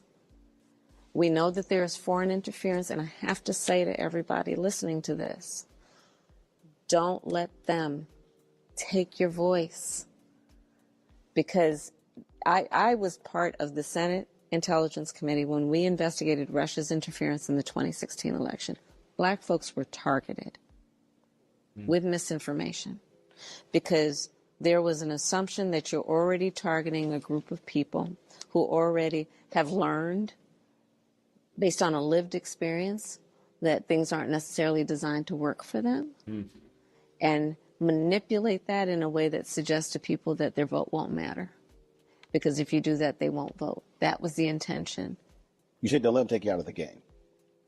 What do you say to a young black woman, a young black man out there who is seriously considering the couch, who says my vote doesn't matter, who says that I have not seen policies that have changed my life, because that's there. That thought process is there. Folks 65 and older vote the highest, but as you keep going down, as you get that number just goes even lower and lower and lower. So what do you say to that young brother or sister who's watching? Why they should vote, but why they should trust you to be the 47th president? So first of all, your vote does matter. It is because folks voted that we have capped the cost of insulin at $35 a month, that we are on the path to doing what I intend to do, which is saying that your medical debt cannot be on your credit score, putting $16 billion in HBCUs, having the lowest black unemployment in recent history. The work that we have done that has been about investing in black businesses, the work that we have done that has been about understanding the importance of having representation at every level, including a black woman on the United States Supreme Court for the first time. It's because people voted and demanded that. And the reality of how this system works is that we each have many ways that we are powerful. And one of those ways, very significantly, is through our vote. People sit down and they'll watch and say, okay, well, those folks aren't going to vote anyway. I don't need to listen to them. That's how this works. I don't feel that way. I'm going to go everywhere. That's why I'm in rural parts of North Carolina and Georgia and other places where people say, oh, your votes aren't there. But my people are there. People are there. That's how Obama won the state in 2008. Well, but 14,100 votes. The point is that I'm saying that not everyone, and not the system doesn't necessarily work that way.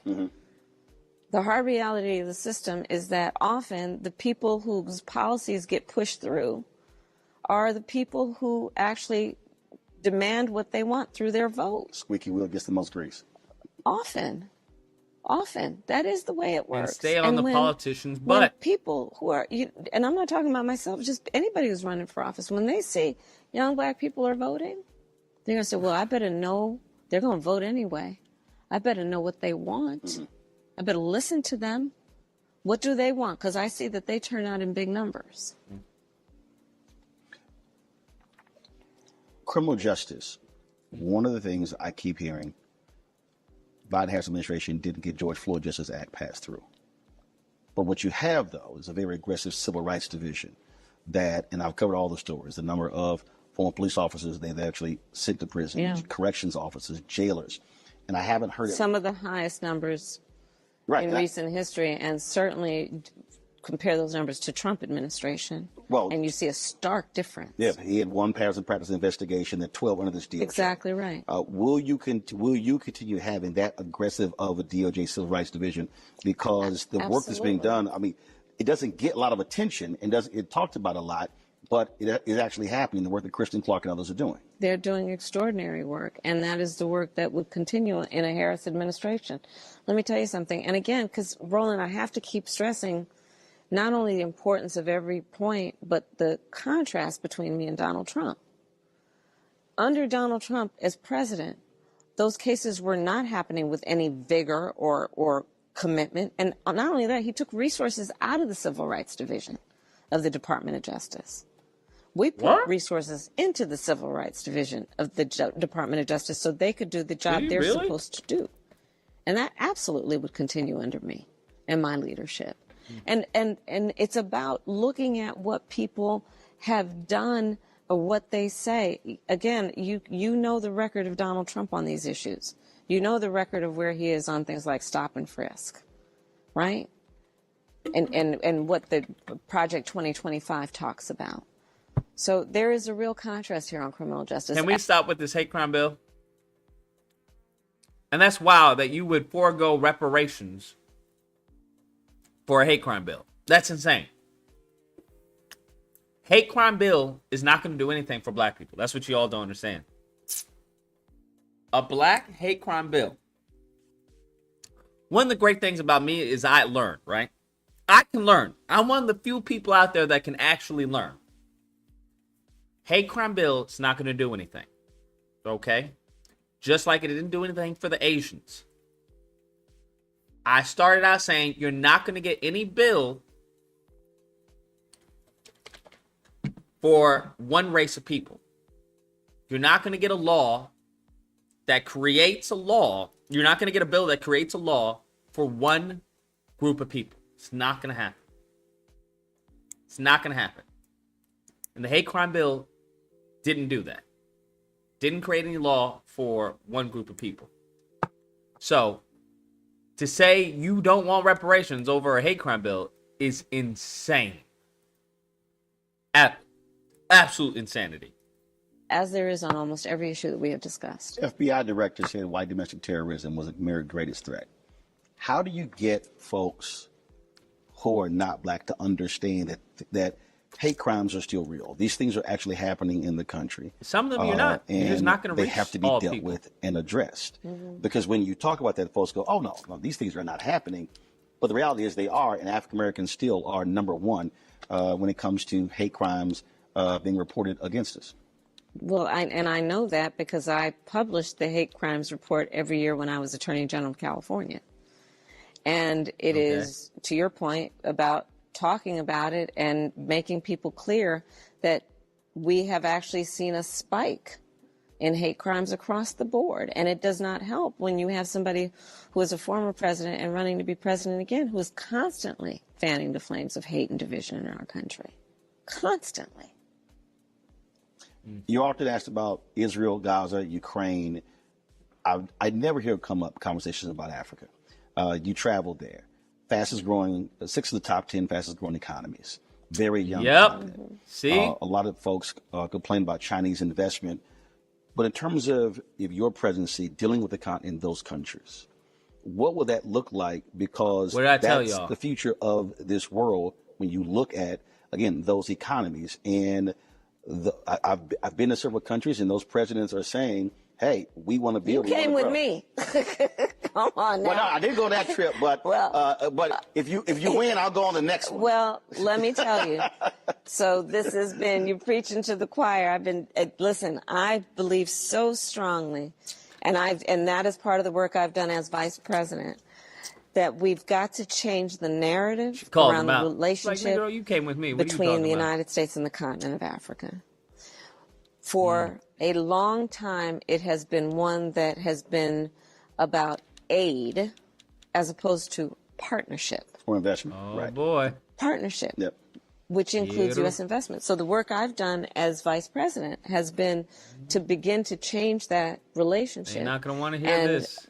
including the delegation that I took to the continent, which was focused on, I brought billions of dollars and have worked on billions of dollars of U.S. investment in the continent and in countries on the continent of Africa, looking at what we need to do around. Also, I've been partnering with technology companies around digital inclusion, so ensuring that folks have access to fintech, to financial banking and sectors. But to your point, the median age on the continent is 19. By 2050, 1 in 4 people on Earth will be on the continent of Africa. That is so exciting. If we see it in terms of global policy, for the opportunity. Let's rewind that. It has 19. Digital inclusion, so ensuring that folks have access to fintech, to financial banking and sectors. But to your point, the median age on the continent is 19. The median age on the continent is 19? Are you serious? The median age on Africa is 19? For real? By 2050, 1 in 4 people on Earth will be on the continent of Africa. That is 2051, 1 in 4 people will be on the continent. 901, you're on the line. Hey, Lucas, what you were saying about Africa the other day, Mm-hmm. I wanted to tell you that Africa is the new hotspot. It is the 6th growing economy in the world. And also, the United States has to make these investments because China is making a lot of investments. And basically, everything you've been saying is correct. Basically, what she just did and what she's proposing, if you think about it, that's Black Wall Street headed toward reparations. If you look at the investments of the $1 million, imagine 1 million Black American men with businesses. Not only that, she said that she's going to open up where we can participate in the crypto and also the marijuana dispensaries and all the rest of those. And people really overlook that because marijuana dispensaries, I know friends who are making monies off of marijuana dispensaries, like crazy money. Millions. And then she said she's going to legalize it. Yeah, that would be an insane market. And for Black people not to own any dispensaries, that's just a travesty, bro. And the thing about it is, here's the thing, she has to open it up because African Americans are the ones who's been discriminated in that industry, and we're the ones who's been locked up. So if you actually listen to what she's saying, you can tell that Howard education is actually kicking in. She's basically offering Black Wall Street rebuilt with the means of procuring the reparations if we do what you said. You have to vote them in and keep the foot on the neck. But here's the cool thing about it. She just said that they have been and want to invest in Africa. Hello,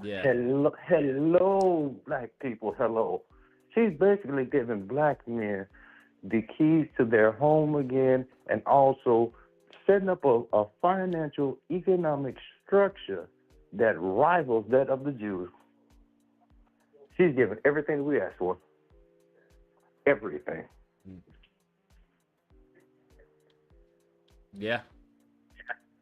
I think many people are underestimating that. I think especially with this whole division of, oh, you not Black, you not this, and they missing it. And they're missing it, and everyone else is getting it. That's the problem. Every other group of people, they're going to take over Africa, and it's going to be like America 2.0. And see, that's exactly what you was actually saying, and you've been saying that it's amazing, and I've been watching you. One thing about it is that N-word, you use that too much. I have love for you. I would never call you that. I would never call you. That's one thing we have to work on, is how we speak to each other. But the thing about it is, I think you're brilliant. You're a young, brilliant man. And to be honest with you, that power economics and the things you're saying are actually true. But I think what it is, you have to break it down to them and explain to them She just cannot come out and say that I'm going to give you reparations. She's putting pieces out there for you to see. It's for you to connect those dots. Because the truth about the matter is, with those laws of those businesses, do you understand that we can pool that money together and also open up investment firms, banks, things of that nature? She's actually literally offering Black Wall Street. It's amazing. Mm. Yeah, I hear you. I just don't think people have the same vision. Unfortunately. People perish for the lack of knowledge. That is true. That is definitely true. But man, keep on rocking it out. The thing about it is, when you were saying it about Africa, I was like, I wonder if you actually know. I think you need to do some research on that, because there's a movement in Africa. They have these strong brothers and sisters over there, man, that's holding these people accountable. They told these people, look, we want our land back. We're going to take it by force, or we're going to take it by vote, but y'all got to give us this land back. There's a real movement, and to be honest with you, the infrastructure over there is amazing. And if it don't turn out that way it's supposed to turn out, it's going to be, for me, it's going to be either Thailand or Africa, but I'm out of here. Because the truth about it, man, here's the things that are going to happen, and then I'm going to let you go. The very people who are going to vote this man in will be the very people that will be shot down by those police officers and given immunity. The very ones.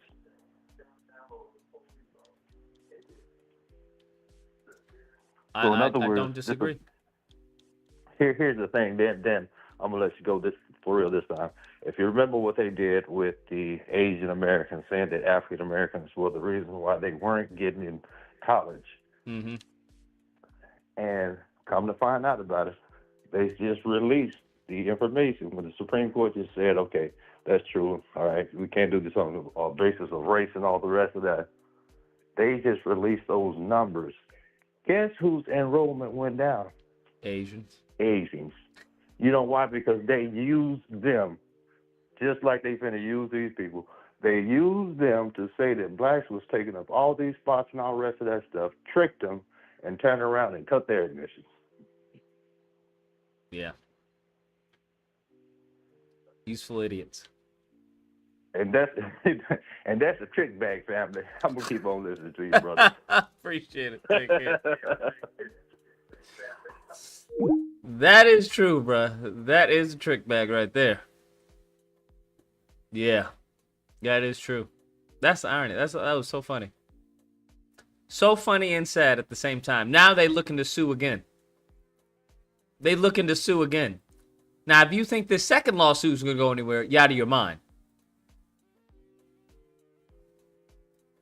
If you think the second lawsuit is going to go anywhere, you're out of your mind. That first lawsuit, oh yeah, absolutely. Absolutely. Negroes is getting way too much help. They're getting way too much help. Now the Asians are like, wait, hold up. This isn't right. They're like, yo, get out of here, bro. Scram. Skedaddle. Get out of here. We ain't gonna, nah, we don't believe in this lawsuit.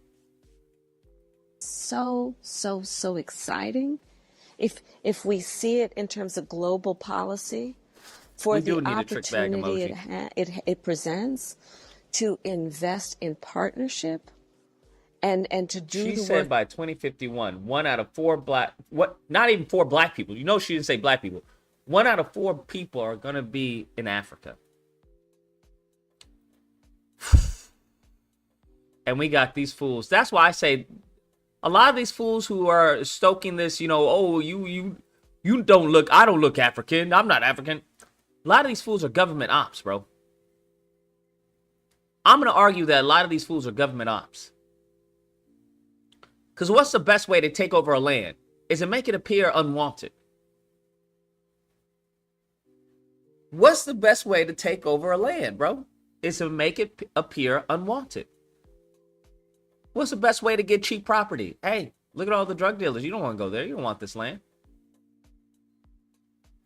You don't want any of this. This land is horrible, bro. Look, it's occupied. Man. I'm telling you, bro, they are hustling people, bro. They are hustling black people.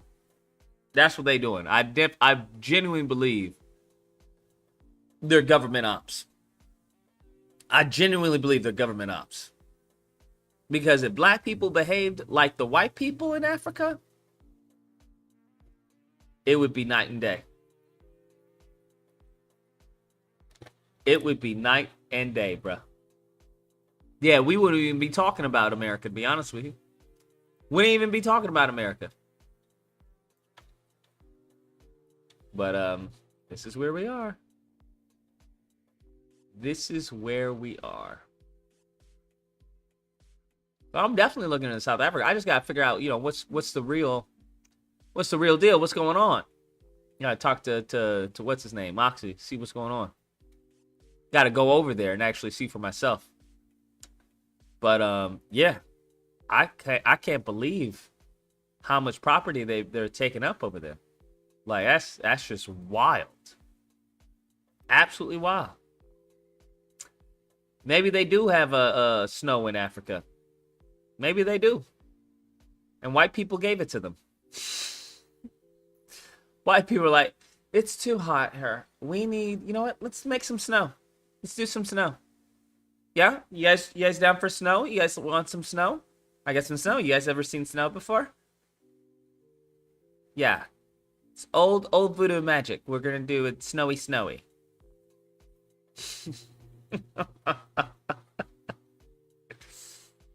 That is about understanding the mutual benefit. So that is very much on my agenda as a priority. It has been as vice president, and it will continue to be if I am and when I am elected president. And mentioning those countries, when we talk about immigration, it has been. Yeah, I'm talking to wifey to like, yo, let's go to Africa. The only thing is the trip to Africa, that's like fucking 8 hours or some shit like that. I'm like, ugh. 8 hours, bro. If I go anywhere that takes 8 hours to get there, I'm just staying there, bro. I'm not even going back. Extremely contentious. And I've said, wait a minute, there are people who are coming from African nations, who are coming from I wonder Haiti, if he's going to ask about reparations. From Bermuda, who are coming from different countries. And you have these battles happening in Chicago and New York. What do you say to African Americans specifically about immigration and how you're going to deal with that? Because there was a reason folks were being sent to various cities to create the tension. But it's talked about. It's there. It is a real concern. You said we are the new colonizers of Africa. That's what we should be. Who say, shut it all down. Folks can't come in. Close the border.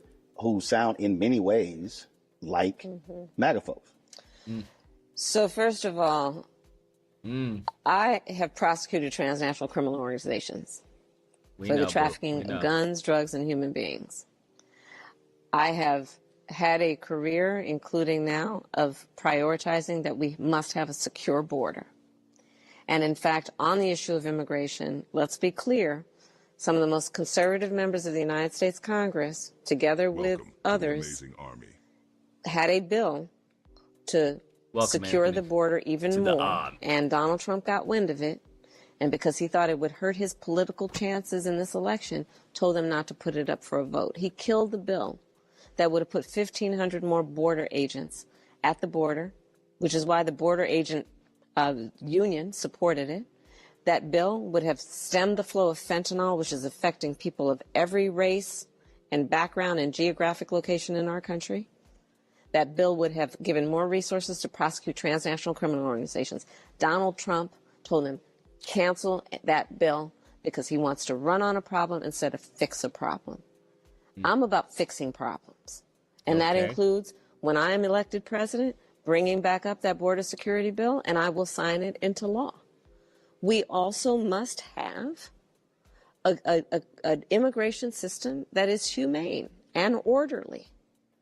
We have to increase the number of asylum judges. We need to make sure that people who are fleeing harm, that we give them a chance to explain their situation in a meaningful way, because America also is a place that we have said we will receive people who are fleeing persecution. They got to make their case. And then they got to be on a path where they earn the right to be here and become citizens. That's which fair. means we need to have a comprehensive immigration policy that includes requiring people to earn and work hard to earn their citizenship. The last question, since your folks are dancing back here, so I see them all in my periphery, so y'all can relax, Cedric. Congressman. Huh? Well, you know, he's a Saints fan too. We won't talk about that. Why do you want this? Why do you want? She was like, hold up, Congressman Cedric. There's somebody who's saying, why should I trust her? She's like, you a little too friendly, a little too friendly. I love our country, Roland. I believe in the American people. And I know we are a people who have the character, that have ambition, that have aspirations. Yeah, he getting a little too friendly. She's like, And hold up, Negro. We not like you. I intend to be a president who meets people. We not like you. Let's get one thing straight. Opportunities for them to not just get by, but get ahead. I believe in our country and the importance of its strength in terms of what that means to the world. As Vice President of the United States, I have met over 150 world leaders, presidents, prime ministers, chancellors, and kings. I know the importance of America retaining respect as a power around the globe. And that's why I am putting in the hard work of working to earn every person's Yowzers. Casey Prime says, Roland doesn't think we should focus on reparations, but money we can obtain now, like government contracts, advertisement dollars, federal forgiveness loans, and grants. He feels reparations will be held up in the courts. He's 100% right. He's 100% right. We shouldn't give up the fight, but I don't think it should be the focus. That's like going to the final boss of a game. Nah, you don't want to go to the final boss of the game or you and get your ass whooped. You want to go up against the smaller bosses and then build up to the big boss. Because right now, we're at everyone's mercy. You don't want to be fighting from a place of weakness. You want to be fighting from a place of strength. Now, but in order for Roland to fight for, government contracts, advertisement dollars, federal forgiveness loans, I'm all for that. But there has to be, regardless of what the focus is, there has to be a focus. There has to be a united front. That's the issue. The issue is not even what you fight for. The issue is having a united front. And that doesn't seem to be the case. That's the problem. It doesn't seem to be the case that there's a united front on really any issue. There may be a united front online, but when it comes down to it, when it comes down to boots on the ground and stuff, the real world is in the internet. So it falls apart real fast. But I agree with what he says as far as when it comes to advertising dollars and all that government contracts. Because that, to be honest with you, that's where the real fucking money is. You get a government fucking contract, bro, that's fucking money. And they always gonna pay you. They always gonna pay you. It's the fucking government, bro. The best thing you can do is get a job with somebody who prints fucking money. That's the best thing you can do is get a job there, bro. So getting a government contract, bro. Anyone who's gotten a government contract will tell you, yes, that is definitely the way to go. Because here's the thing. Once you get in, you are in. It's the breaking into that's the difficult part. The breaking into that, knowing the right people, knowing who to contact, knowing how to phrase things and all that. That's the difficult part. But once you are in, bro, you Gucci. You set. Definitely set. Yeah, he has held several segments on a show about the subject. His chat sometimes turn on him when he talks down about reparations, but I understand what he means. Yeah, people aren't getting it. They think that reparations means you're going to get like $1 million or some shit. That's not what's going to happen. Even if you look at the Japanese, I forgot, what was the Japanese? I think they got like 20K or 50K or something like that. I think each Japanese person, if you take into account inflation and everything, how much it would be now. So it wasn't a crazy amount, though. That's what they have to understand. It wasn't a crazy amount. It was 20K. It was 20K, so I was right. Yeah, that's not a crazy amount. I don't think people understand that. The same thing they were talking about, 20K ain't nothing for a house. That's what they're advocating for when it comes to reparations. Now, obviously, they would want more than 20K. I understand that. But you have to look into well, who's going to grant you that, bro? Who's going to grant you that? If everything's a trick bag, right? If everything's a trick bag, and you can't trust her, you can't trust him, then who you gonna get it from? These Negroes never ask that question. They never think about it. It's like, okay, well, if everybody's against you, then who's gonna give you this reparations? Huh? Who's gonna grant you this money? So this is something I definitely agree with, is starting small and work your way up big. Because you want to build those inroads and build those connections to make it easier for when the fight comes, because it's definitely going to go to the Supreme Court, I guarantee. And if you don't have those people in the Supreme Court, if you don't have a good argument, or if you don't have your ducks in a row, they definitely going to be like, they're going to strike it down.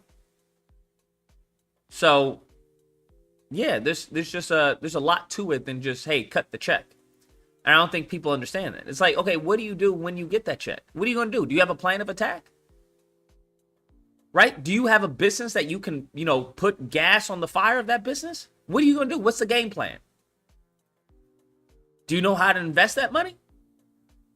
Do you? Because if you don't, it's going to be taken from you. Like, what's the game plan? That's what people also needed to take into account. And I don't think many are thinking about that. They just thinking about cut the check. I'm like, yo, we got to think beyond that. That's all. We just got to think beyond that. And I don't think many of these talking heads are promoting that discussion. They are silencing that discussion, and what that's ultimately going to do is going to give black people, or the black people who listen to them, false hope. But it's also going to make them, it's going to screw them over. That's what it's going to do. It's going to screw them over. And, it is what it is. Nothing, there's nothing you can do. There's no talking to some of these people, unfortunately. You just talking to a wall. So was Steve Harvey was in the wrong when he said the same thing Roland Martin just said? No, I think Steve Harvey was in the wrong by giving Kamala Harris softball questions. That's why I think Steve Harvey was in the wrong. When it comes to reparations, when he's talking about these people ain't going to give you no reparations, no, he's absolutely correct. He's absolutely correct. The issue is, I hear that, but how do we go about getting it then? That's the issue. And you don't go about getting it by giving softball questions to a presidential candidate. Yeah, I think that's where my focus was on Steve Harvey and what he said. I thought that was foolishness. Softball questions, and they ain't going to give you... Because I agree. They definitely not going to do that, bro. They definitely not going to do that. So that's why you have to play the game. But these mofos are like, I don't want to play the game. And then you got those who are like, well, we got to build our own. We got to start our own party. I'm just like, you going to start your own party? How are you going to start your own party when black Americans, whatever they want to, if you want to make sure that it's void of any immigrants, right? Like, what do you think? Who's going to be in that party, bruh? They can start the party. There is nothing stopping FBA or any of them to start the party right now. They can file the paperwork and start the party. Go ahead. Knock yourself out. It's the same thing when they talk about, well, we want a grant specifically for black people, for black Americans, not the immigrants, not anyone. Okay, then start it, nigga. Right? Then start it. They acting like some of these places. I haven't come across one that's government funded. You can get some government grants, but I don't know about it's government funded. It's usually a private organization. What do they think the Fearless Fund is? Do you think the government created the Fearless Fund? No. It's a private entity. So create this entity that's only for black, FBA or whatever. Do it. Knock yourself out. And see if you can get some government contracts. But that's the problem. They don't know anything about that. So they're like, well, I want Kamala to do it. How the fuck is Kamala going to do it? What's she going to do? What do you want her to do?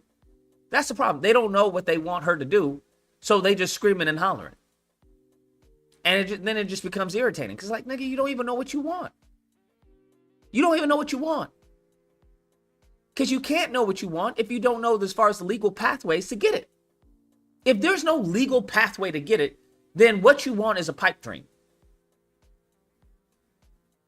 So you're literally just screaming at the sky.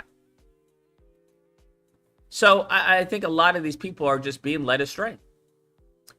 And they're being, a battery's being put in their backs by some of these other people who are just exploiting them. So you have those who are exploiting the dummies who are now being, running around with batteries talking about, she ain't gonna do this for us. Like, she can't do that, bro. Nobody can do that for you. Well, what about the age of hate crime bill? The age of hate crime bill doesn't do that, fam. Like, we can't talk about solutions if we're not even on the same page. We can't discuss the solutions if we're not even on the same page. If you think this is a problem, that's a problem. It's like, no, that's not what we're doing, bro. So it's what they have done is, like I said, is Tower of Babel. That's what we're experiencing as black people, is a Tower of Babel. You have a whole bunch of people who are on different fucking pages. And it's because of these chaos agents. These Negroes who are not looking for change, they're not looking for solutions, they're looking to sow chaos. And they're coming under the guise of pro-black, and they just want what's best for black people, and that's what we got to do. And for some reason, I just find it suspicious when the Negro always has to have the solution, right? No one else has the solution except him. I know what we got to do. You got to fund my next movie. What? Nigga, how is that going to help us in fighting anything? Oh, shut up. You a Democrat shield. What? I always find it, that's the problem with many people in the community is this pride, bro. Everybody wants to take credit. Everybody wants to be the person that does it. But nobody wants to do it. So, you stay where you stay stagnant. That's what happens. Chaos pimps. That's what we'll call them. That's a good line. Good name. They're chaos pimps, bro. They cause chaos so they can, fatten their wallets. In the meantime, between time, out of all the movies that have been created, out of all the documentaries, out of all the museums, where our niggas are? Where are niggas? You tell me, where are black people? Did any of those films, decrease the wealth gap? No. Did any of the products, your t-shirts, right? Your Ogun juice or whatever the fuck it was, did any of that decrease the wealth gap? No. Did any of that change as far as the political trajectory? No. Did any of that combat white supremacy? No. So it gets to a point where it's like, okay, well, how many times are you going to get got before you understand that you're the joke here? The joke's on you. But here we are. Vote so we can actually turn the page on what has been otherwise years of an attempt to divide us as a nation, to have Americans point their fingers at each other. Years of... But I tell you one thing. If they started rounding us up and throwing us in camps, I guarantee Negroes would wake up real fast. They'd wake up real fast. If they took you out of your home and started to put you in chains and said, Negro, get to work. Oh, I bet us as a collective would wake up real fast. Would wake up real fast. Best believe that. But that's exactly why they won't do that. That's precisely why they won't do that. Precisely why. Why the hell would you want to take someone out of their fairy tale land? Why the hell would you do that? Why would you antagonize the fucking lion? Nah, you gonna let that lion sit in that cage with the meat you throw into it, appease the lion, right? You're gonna do everything in your job to make sure that lion is comfortable to an extent. That's what you're gonna do. And that's what they have done. That's exactly what they have done. Of belittling people and promoting fear. People are exhausted with that. They're ready to turn the page. They're ready for a new generation of leadership that's about charting a new way forward. And that's what I intend to do with a sense of optimism and being clear-eyed about the challenges that folks face and the opportunities that we have to address those challenges in a way that strengthens our nation. I would certainly appreciate it. And let me wish you a happy early birthday. Thank you. I'm not going to say the age because I'm not trying to have all these sisters get an attitude. I can't believe you did that. But, Yeah, But, I would, for your well-being, I would advise you not to do that. but it'll be published anyway. So we appreciate it. Thanks a lot. I appreciate you. All Thank right. you. Folks, Black Star Network. Oh my God. Bounce that audio. Fair enough. There we go. Now, she also did one with the Shade Room. It's 20 minutes. We got time. We got time.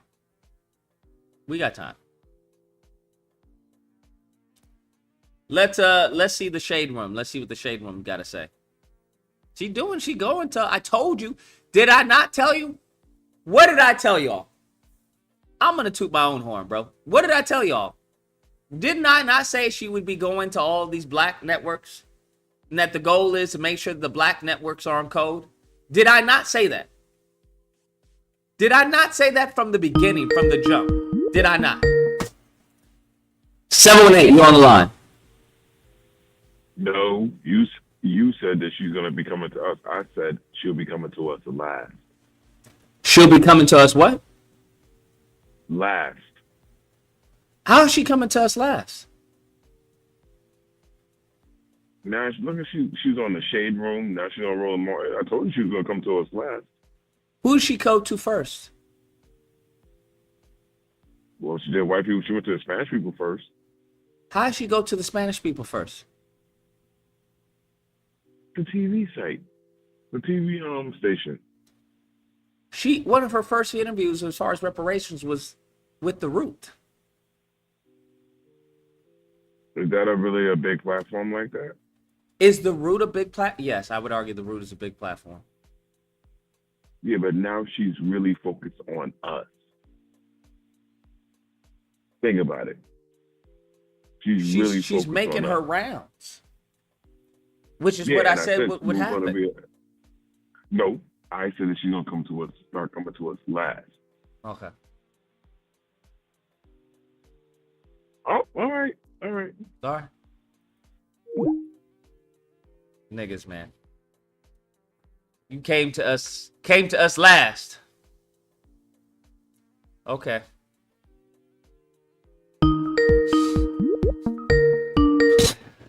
$901. You're on the line. Hey, Lucas, I had to call back. I'm sorry. Did that girl, man, just said she came to us last, man? Did he just say that? That is correct. That's what he said. No, my TV was messed up. I didn't even say that. No, that's what he said, sir. That's what he said. Wow, look, check it out. She's going to Fox News also. She's going to Fox Wednesday. Yeah, that's correct. I saw that. I couldn't believe it.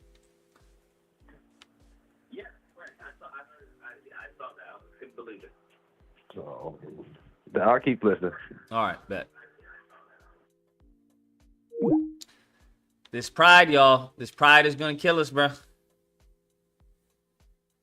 This pride is gonna kill us. It's gonna kill us, y'all. Came to us last. Oh boy.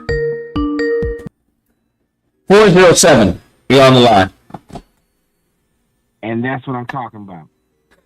What? So we don't remember that she tried to go to that Black Reporters convention bullshit, and they canceled on her because they didn't let her call in. That's correct. The NABJ. Yeah. But these are the niggas you talking about we need to stop and try to save and drown with these niggas. She came to us first, and we canceled on her. Come on, bro. This is what. But you want us to reach back for these niggas. This is what I'm talking about, bro. Which is surprising to hear from you. And once again, maybe what I said to you when I first started calling in about a year or two ago, it stuck with you. But, bro, I didn't mean we not drowning with them niggas. That ain't what I meant. That ain't what I was telling you to do. I said stop saying we was going to eradicate them because we can still use these dumb niggas. That emotional nigga calling in and talking, she came to us last. But then when Obama just said something to you niggas, well, why he talking at us?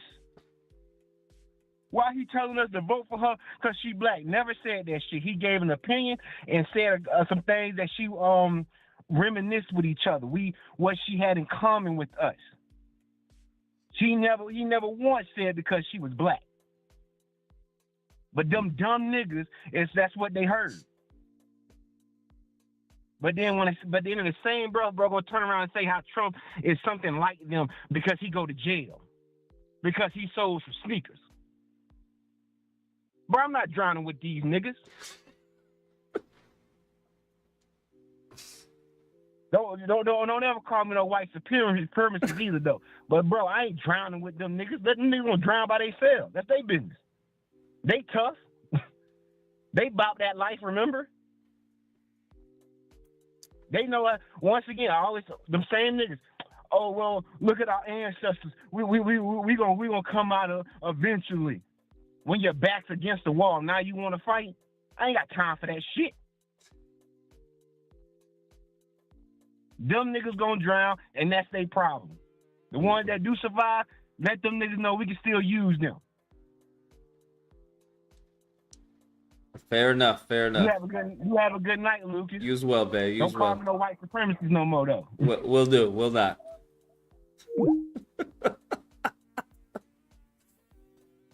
Oh, man. So good, bruh. So good.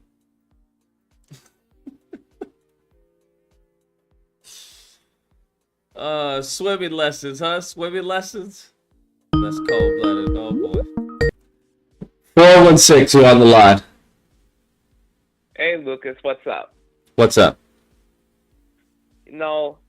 I agree with all what you're saying, and I was the first one I was the one who wrote in the chat, chaos pimps, and it's true. Not all can be saved. Some people will die in the wilderness. Moses went through that experience, so we will go through that experience. So those are my thoughts for the night. Take care. You as well. Oh boy. The 718, you're on the line. Hold the fuck up. Hold the fuck up. When I said she was gonna come to us fucking last, I meant that she was gonna start really cleaning up all the bullshit that we have a problem with. She was only gonna hint on certain things. Now she has to focus on us because we're the main ones making the bigger problem. I never said that. She was not gonna come to us at all. I never said that. I said, yo, I remember this ahead of time when you said that she's gonna run as a black lady. She's gonna do this and that third. I said that I feel that she's gonna try to work with us last. Like really focus on us last because she has to do it that way. She has to go to everybody else first, but then she's gonna really focus on last because we're giving her the biggest problem right now. That's what I fucking said. Niggas don't fucking listen. I never said that I'm not happy that she's fucking acknowledging us. I just said I knew that she was gonna probably do it last because, as you can see, niggas don't listen. Niggas make up their own fucking mind up when it comes to her. That's all I said. Oh fuck. All right. Glad.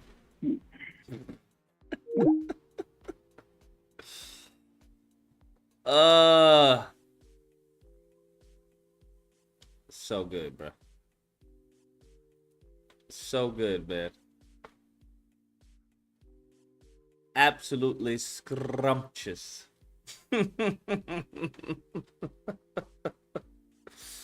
Scrumptious. Okay. Hope we all understand that. Let's go on. Let's hear. Obama, he was campaigning for you in Pittsburgh. Oh God. Why can we get? Never mind. I'm not gonna say anything. people gonna say, "Oh, you're homophobe and everything." I'm just saying, bro. Hold on. Let hear me out. NABJ, right? National Association of Black Journalists. When they finally had to sit down with Kamala Harris, it was 2 gay black men. 2 gay black men, I think 2 black women. The only straight person that has interviewed Kamala Harris has been Roland Martin. And Roland Martin, I mean, apparently he gets, dating show ads with man's butt and everything on his app. I don't know. I'm just saying, can we just have a straight black man ask some questions? That's all. That's all I'm saying. Can we just have some representation? I'm all for. I hear you. If you a gay black man all there, by all means. But can we just have one straight black man? Just one. That's all I want. Just one. Just something. Because I know gay black men probably got different issues than straight black men. I understand. Right?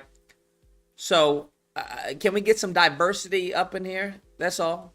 Is that too much to ask? I just want some diversity when it comes to the question askers. That's just me. She interviewed with Matt Barnes and Steven Jackson. Oh, was that the basketball players? Kamala Harris. That was a while ago, and they were roasting her for that. Yeah. They were roasting her for that. Oh, why is she interviewing with the athletes and everything? Okay, bet. Okay, got you. Was that any good? That was 2 weeks ago. Damn. 2 weeks ago. Okay, but all right. MP's like, well, she did speak to straight black men. All right, my fault. I missed it. My fault. I missed it. My fault. And here's the thing. Sometimes these Negroes not even gay. Sometimes he's just a soft-spoken black man. I've come across those people like that. Like, nigga, what's wrong with you? He'd be like, no, this is just how I talk. I like pussy, though. I just talk like this. Oh, okay, my fault. So I'm not judging. I'm just saying, right? You know why come on now. We've all run across those dudes who just, nigga, you all right? You okay? No, man, this is how I talk. Yeah, I just talk like this. But I'll fuck a bitch up. I'll tear that pussy up. Yes, I will. What? That bitch over there, she's fine as fuck. Let's go holler at her. Okay, nigga. All right. Something. The only reason I say that, because I thought this one dude at the gym was like fucking just straight. I thought he was gay. And he ended up talking about how him and his girlfriend, I was like, wait, you got a girl? I like, no disrespect. I thought you were gay. He's like, no, I get that all the time. I'm like, all right, bro. I don't know if you are. You say you not. Maybe you one of those who's like, I am delivered. Okay, I am delivered. But like his mannerism and everything, I mean, that's why I was like, he could be bi. That's why they ain't no bi, bro. You either like dick or you like vagina. They ain't no fucking double dipping. For me, okay? I speak for myself. Now, if y'all into that fucking bi and double dipping shit, knock yourself out, all right? Knock yourself out. That's why a lot of these women are on the fucking edge, okay? That's why they on the edge, if we're gonna be honest, because you niggas talking about, I'm straight. But weren't you fucking a dude last week? Yeah, I don't do that anymore. What? I'm just saying, I noticed that a lot of these women are on the edge because these niggas is, double dipping and they playing games, they playing semantics. Right? No, I only fuck women. Yeah, with that Malik Yoba shit. No, I only fuck women. Like, I definitely saw you with a fucking trans person. Yeah, that's a woman, bro. Don't be a bigot. Wait, you mean the nigga with the dick is a woman? Nigga, you a fucking transphobe. Okay, all right. That's why these women is really they on edge right now. They on edge right now. They really on edge. That's why I don't understand what the issue is. Like, I would expect that a man would be able to kill the game right now. You got these women paranoid, right? They making money and they don't know they got cats. Imagine having a full bank account and a fucking cat. Come on now. That is ripe for the taking. 407, you're on the line. Hello? Yes. Bro, merge me in with this nigga, bro. Call in, bro. Sensitive ass nigga, call in. Yo, 718, call in. That was 2 weeks. That was 2 weeks ago that she went to them black dudes, the black athletes. So what is this nigga talking about? She came last. Call in, sensitive. I'll wait, bro. You can start back up the thing. I'm waiting for sensitive to call in. All right, bet. 718. You'll call in. We trying to have. He clearly has a disagreement with you. Regards your take of Kamala Harris and calling in last. Now, word on the street is that New York individuals are sensitive. That is word on the street. I don't know. But I'm just saying that's word on the street. So Z, if you can call in, because it sounds like, that Z is the Z in, sensitive, right? Instead of the S, they changed it to Z. But if you call in, Z, I will definitely link you up with 407. We will have 407 and 718. So I'll wait for the call. I'll be listening to the call. In the meantime, between time, let's hear what this potentially. Actually, I don't know. Let's hear what this man has to say. That's all we're gonna say, bro. You don't know anymore, really. You really don't know anymore. I used to think that I knew. I could tell. I could still tell. But nowadays, you don't know anymore. You get a dude, 2 pink nails, a black nail, freaking a nose piercing, talking about, yeah. Let's let's go hit up the ladies. What? Hit up the ladies? Sir, you're in a dress. Let's continue. Before some students at the University of Pittsburgh, which is my alma mater, and he said some things that really ruffled some feathers in the news. He said, "It makes me think you aren't just feeling the idea of having a woman as a president. You're coming up with other alternatives and other reasons for that. We have not seen the same kind of energy and turnout in all." Hold up. Miss Hilton said, Lucas, if you slow down the playback speed, you can deepen his voice. That's wild. But I also want to see if that's true. That's crazy if it's true. We'll go to 0.5. Let's see if that works. Corners of our neighborhoods and community, as we saw when I was running. No, he sounds like some fucking jail babble. You know when Negroes talk slow because they don't know a lot of words?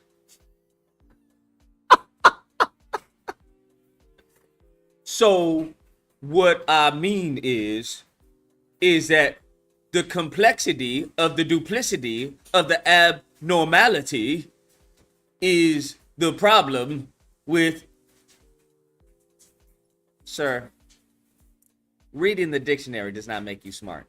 Let's go on. Let's continue. You aren't just feeling the idea of having a woman as a president. You're coming up with other alternatives and other reasons for that. We have not seen the same kind of energy and turnout in all corners of our neighborhoods and community as we saw when I was running. So when you hear those words, I'm sure you were briefed on the situation. A former Ohio State Senator, Nina Turner, she came out on CNN and said, why are you, putting black men up against the wall and pressuring them into something that possibly, they don't want to do if they want to vote for you or not. So my question to you. Now, one thing that is the benefit when it comes to gay dudes is that they can ask like the more sassy questions, right? He could get away with asking her, so when it comes to reparations, we've heard you say this, then you said that earlier. What is your stance? Because we don't really know what it is. Like, it's been all over the place. They can get away with that shit, bro. They can definitely get away with that shit. So I would say to all the gay gay black men out there, weaponize your gayness for the people, bro. That's all I'm saying. Weaponize your gayness for the people. If you do that, then we have no problems. We got all W's. But best believe, weaponize the sassiness. Weaponize that bitch. Do you think that what President Obama said was the right thing to say?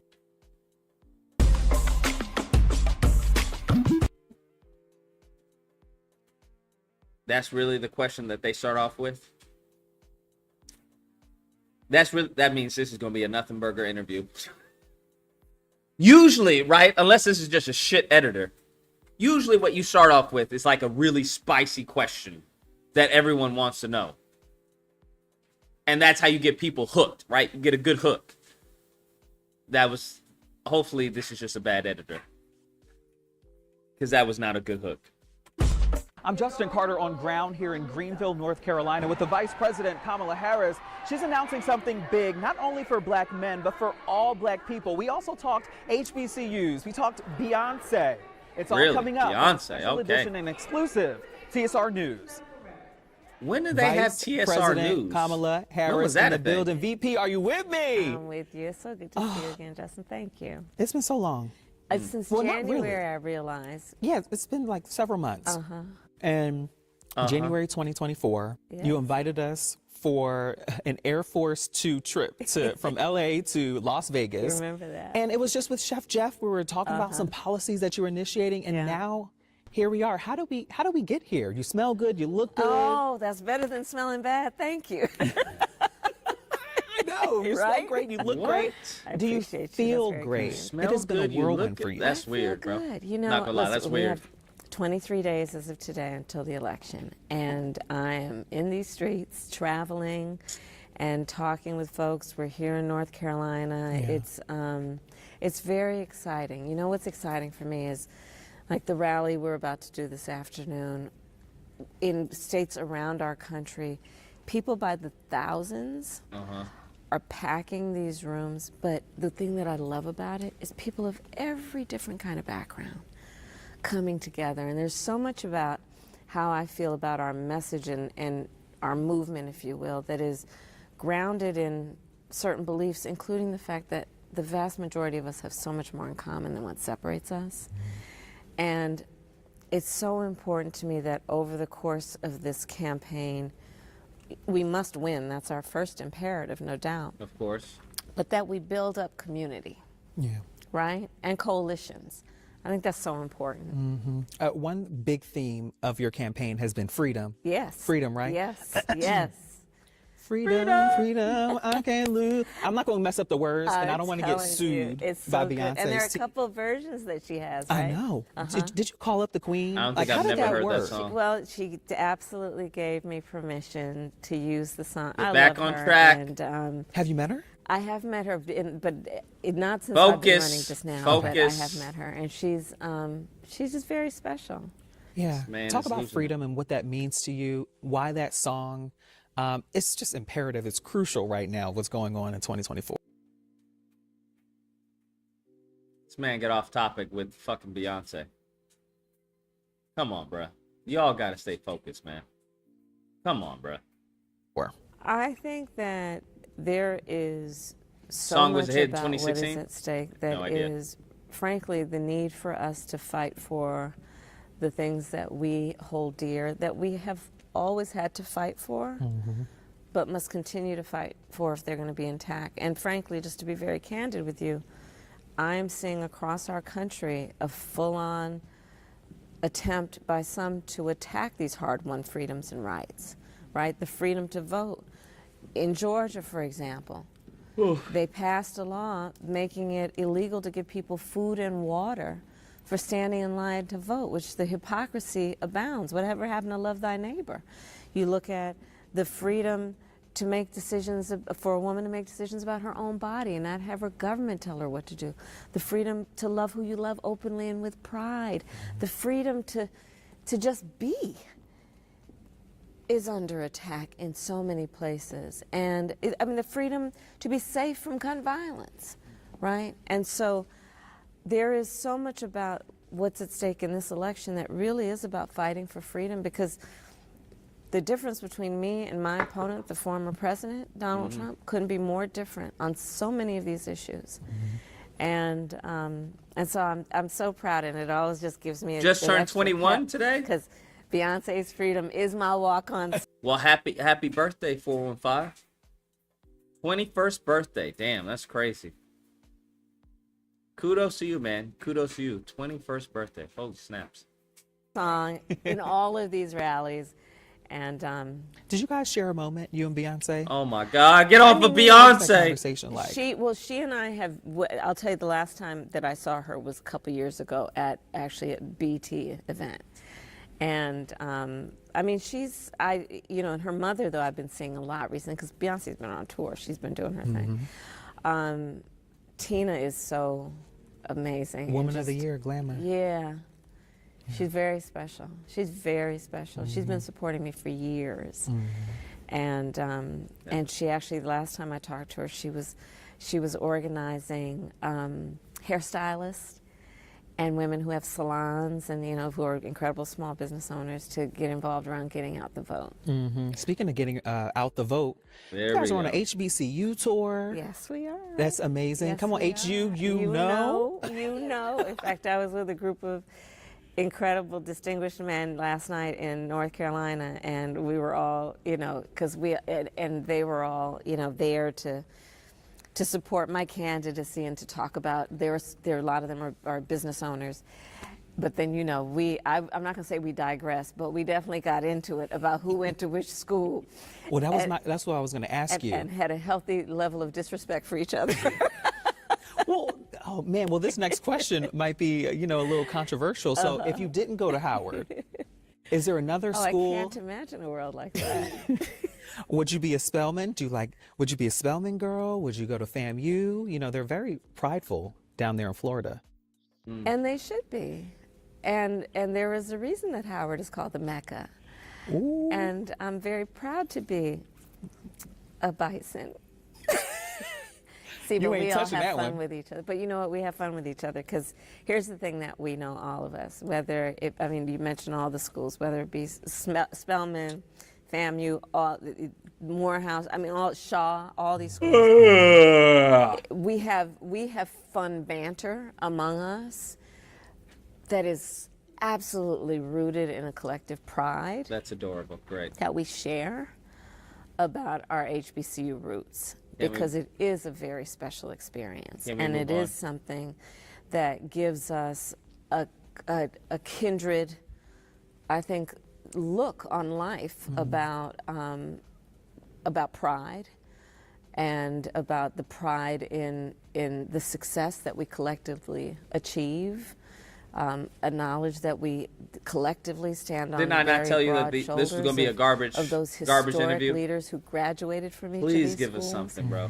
And it is actually with that spirit and that sense of family that then we give each other a hard time about which school does what.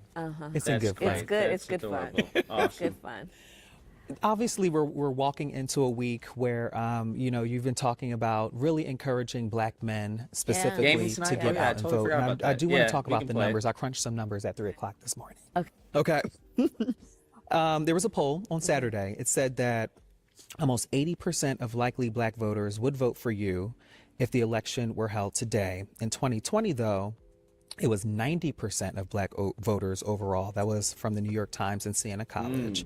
And then in 2016, they also had a poll, the Pew Research Center. They said 81% of Black men voted for Hillary Clinton, 14% voted for Trump. In 2020, though, that number jumped 6%. So 87% of Black men voted for Biden, 12% voted for Trump in 2020. So when you hear those numbers and you're seeing, in the polls and you're seeing Black men aren't as, quote, excited or fired up for you, how do you respond to that? Well, that's not my experience. Okay. One, that's not my experience. 2, election day has not arrived yet. Okay.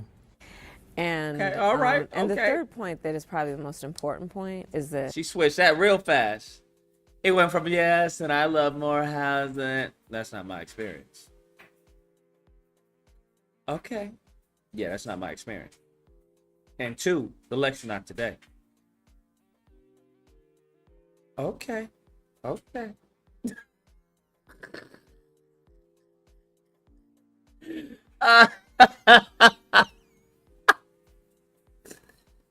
Man, bruh, he went from homies to fucking to feeling threatened. Okay. Okay. Okay. All right. Yes, you know, when journalists ask me this question, I often will say to them that let's be clear that your underlying premise is not an assumption that I'm supposed to have black men in my back pocket in terms of their vote, and that I should be taking that for granted, because I don't. Black men are no different from anybody else. They expect that you have to earn their vote. Okay. And that's why I'm out here doing the work that I'm doing about talking with folks, listening with folks, because I'm running for president of the United States. And it is incumbent on me to earn the support. And that is why I'm talking with folks about the work that I have done in my career, whether it be in particular as vice president, what I've done to put more billions of dollars actually into community banks to increase access to capital for small business owners. Even before I was running for president, I convened a bunch of black small business owners, all who were men, and I purposely convened them. I brought them into my ceremonial office at the White House to have a meeting about what their needs are and to make sure that they have the information about what's available to them in terms of financing, capital, and access to capital, support for what they want to do in terms of building or growing their business. So that's the kind of work I will continue to do. But here's the other thing that I think is equally important, is pointing out that there are 2 very different visions for our nation that are being presented to voters right now. On the one side, you've got Donald Trump, who wants to take us backward. Donald Trump, who, let's not forget, when he was renting his apartments and his property, refused to rent to black families. Donald Trump, who, as it relates to 5 young black men, they were actually teenagers and Latinos, the Central Park 5, he took out a full-page ad in the New York Times calling for their execution. They were innocent.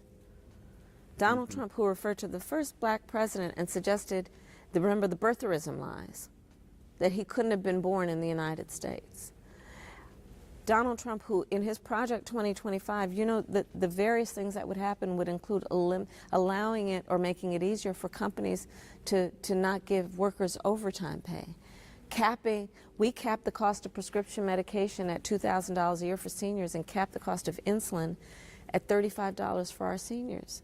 That's our grandparents, our parents. Black folks are 60% more likely to be diagnosed with diabetes. His plan would eliminate that cap. So part of the reason that I am out here talking with folks, listening to folks, is to make sure that I am communicating and letting them know about the real contrast that is being presented. Because my bottom line is this: I know the power that people have to make a difference. And I respect that power. And I am out here doing the work of earning then the vote so that we can get to the job of continuing to move forward. And for me, that is about pushing for an opportunity economy, which is about tapping into the ambitions and the aspirations of folks and doing the work of investing in community, investing in industries, strengthening our economy, and giving people dignity in the process. Now, you have a friend. His name is Barack Hussein Obama. You know him? I do know him. I do. He recently, in Pittsburgh. President, let's get it right. Yes. Yeah, President. President Barack Obama. He was campaigning for you in Pittsburgh before some students at the University of Pittsburgh, which is my alma mater. And he said some things that really ruffled some feathers in the news. He said, "It makes me think you aren't just feeling the idea of having a woman as a president. you're coming up with other alternatives and other reasons for that. We have not seen the same kind of energy and turnout in all corners of our neighborhoods and community as we saw when I was running. So when you hear those words, I'm sure you were briefed on the situation. A former Ohio State Senator, Nina Turner, she came out on CNN and said, why are you, putting black men up against the wall and pressuring them into Nina something Turner, that oh boy. possibly, they don't want to do if they want to vote for you or not. So my question to you is, do you think that what President Obama said was the right thing to say? Let me tell you, I am very proud to have the support of President Obama, and that he is out traveling to talk with voters about what is at stake in this election. I'm very proud to have his support. What is also important is, one, to understand, like as I said, I intend to earn the vote of everyone, including black men. Two, pay attention to everything that President Obama talked about, because he also talked about at length the danger of Donald Trump. The danger of Donald Trump in terms of somebody who has said that they would weaponize the Department of Justice against his political enemies, somebody who has referred to black immigrants in Springfield, Ohio, legal immigrants, as though they would eat their pets, constantly perpetuating tropes. Remember, Donald Trump, who said in Charlottesville, there are good people on each side. We got it. So I think it's really important to focus on the stakes of this election, and there are two choices. And I ask everyone to look at the background, look at the work, look at the words, to have a sense of how you then choose to use the power of your vote on Election Day. But there is a very big difference between Donald Trump and how I will be president of the United States. That's a crazy dodge. I cannot impress upon people enough Crazy dodge. that this is somebody, Donald Trump, who intends to take us backward. Look, this man won't even debate me a second time. He won't even debate me a second time. He didn't do the 60 Minutes interview, which I believe every presidential candidate for President of the United States has done. He will not That had nothing to do with the question, take but okay. up the important responsibility that every presidential candidate has done of showing their medical records. Okay? Which you I just think did. which I have done. Of course I've done it. I have done that. I have challenged him to another debate. I have given up my medical records. I did the 60 Minutes interview. And one has to ask, what is Donald Trump trying to hide? Okay. What is his staff and his team trying to keep from you? And it may be the fact that, like the people who work closest with him, his chief of staff in the White House, his national security advisor, his secretaries of defense. Recently, we got the report about General Mark Milley, who all, in some, have basically said Donald Trump is unfit to be president of the United States and is a danger. And there are many who are believing that all of this points to an individual who is also quite unstable and unfit to be president of the United States. Those are the stakes at play in this election. One more thing I want to ask you before you go, and I think it's the fun part. I want to ask you about your plan for black men. Yes. It's something huge Yes. that you have just released this Yes. week. We're talking about 1 million loans that are fully forgivable up to $20,000 Right. to black entrepreneurs, men and women, Yes. correct?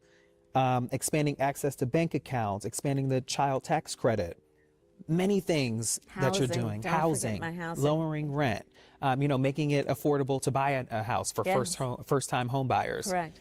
Talk to me about this Yes. plan, just in Yeah. summary, and, Yeah. and how this will impact not only black men, but all black people. Sure.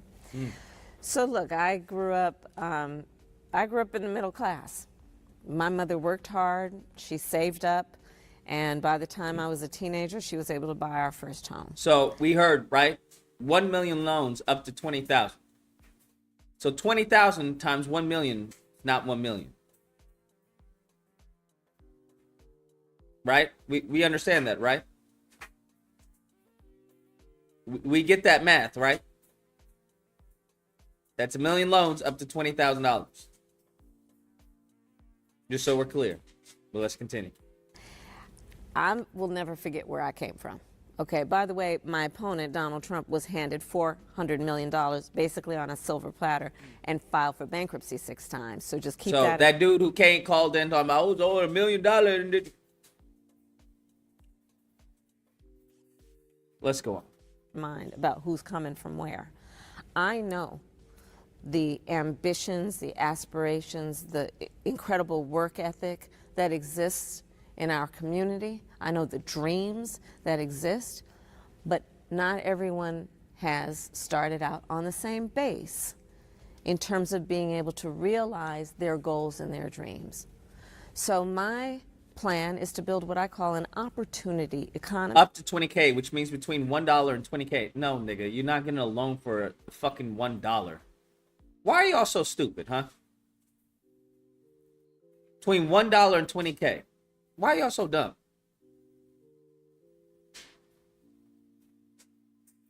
I don't understand.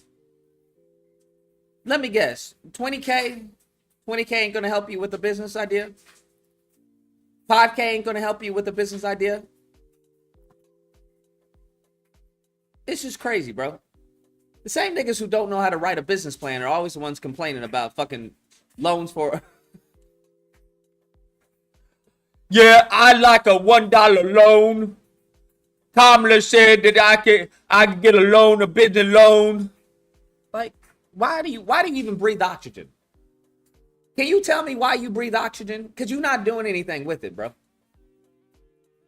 You're not doing anything with it, bro. So why are you breathing oxygen? I just want to know. Do you like the taste of it or some shit? Huh? You not doing anything with that bitch.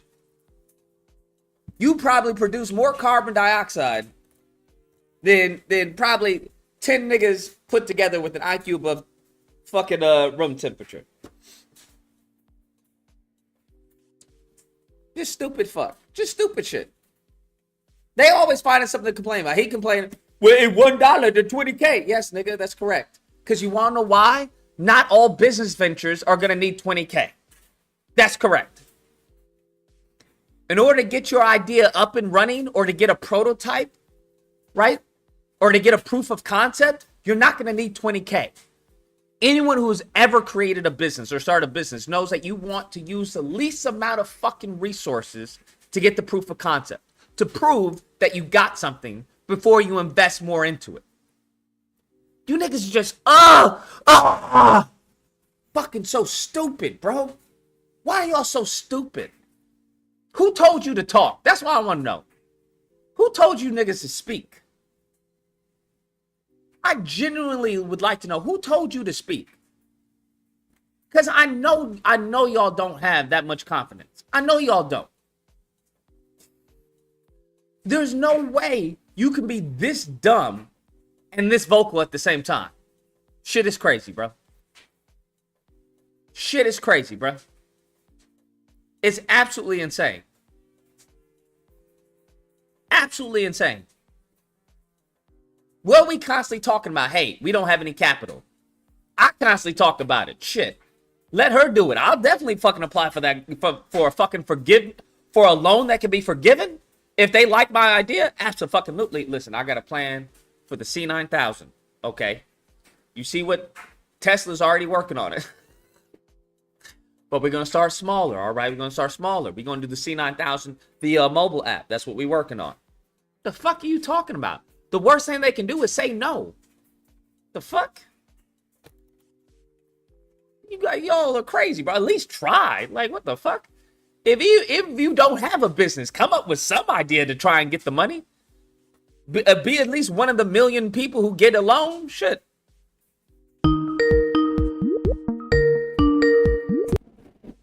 $901. You're on the line. Lucas, explain to the family that what you was talking about, the coming together, and this is the time that we can negotiate and say, can you take this up to 50,000, or can you extend these loans to $5 million? Can you explain to them what you was talking about coming together? And this time, that's when you negotiate. Could you explain this to the people and to the family in the back that don't get it kind of slow? They don't. You have to understand. They don't want to get it. They don't want it at all. That's the whole point. You can't negotiate with someone who doesn't want the deal at all. You don't want any money. You don't want to even try and come up with a business plan to get the Dude, I bag. didn't want to call. It's crazy. I didn't want to call you back and everything like that today, but Lucas, I've come to that conclusion. They don't want to do none of those things because if you notice in her proposals, everything she's saying that she's asking for buy-in. You have to explain it. I found out, and it's gonna freak you out when I tell you this. They've taken civics out of the schools, so that explains a lot. They just don't know. They simply do not know. Have no concept of what it is you're talking about. This has to be broken down in a elementary level. This is a time when you negotiate. She needs our vote. That's what he's talking about. You get something for your vote. She needs our vote. So if we had a coalition of strong black men saying we appreciate your offer and everything like that, but we like to counter offer you with this, and this is what we will guarantee. We will guarantee you 70% of the vote and things of that nature. See, it's a negotiation, but it's exactly what you said. If you ask them what it is that they want, they cannot even tell you what it is that they want. Yeah. Absolutely correct.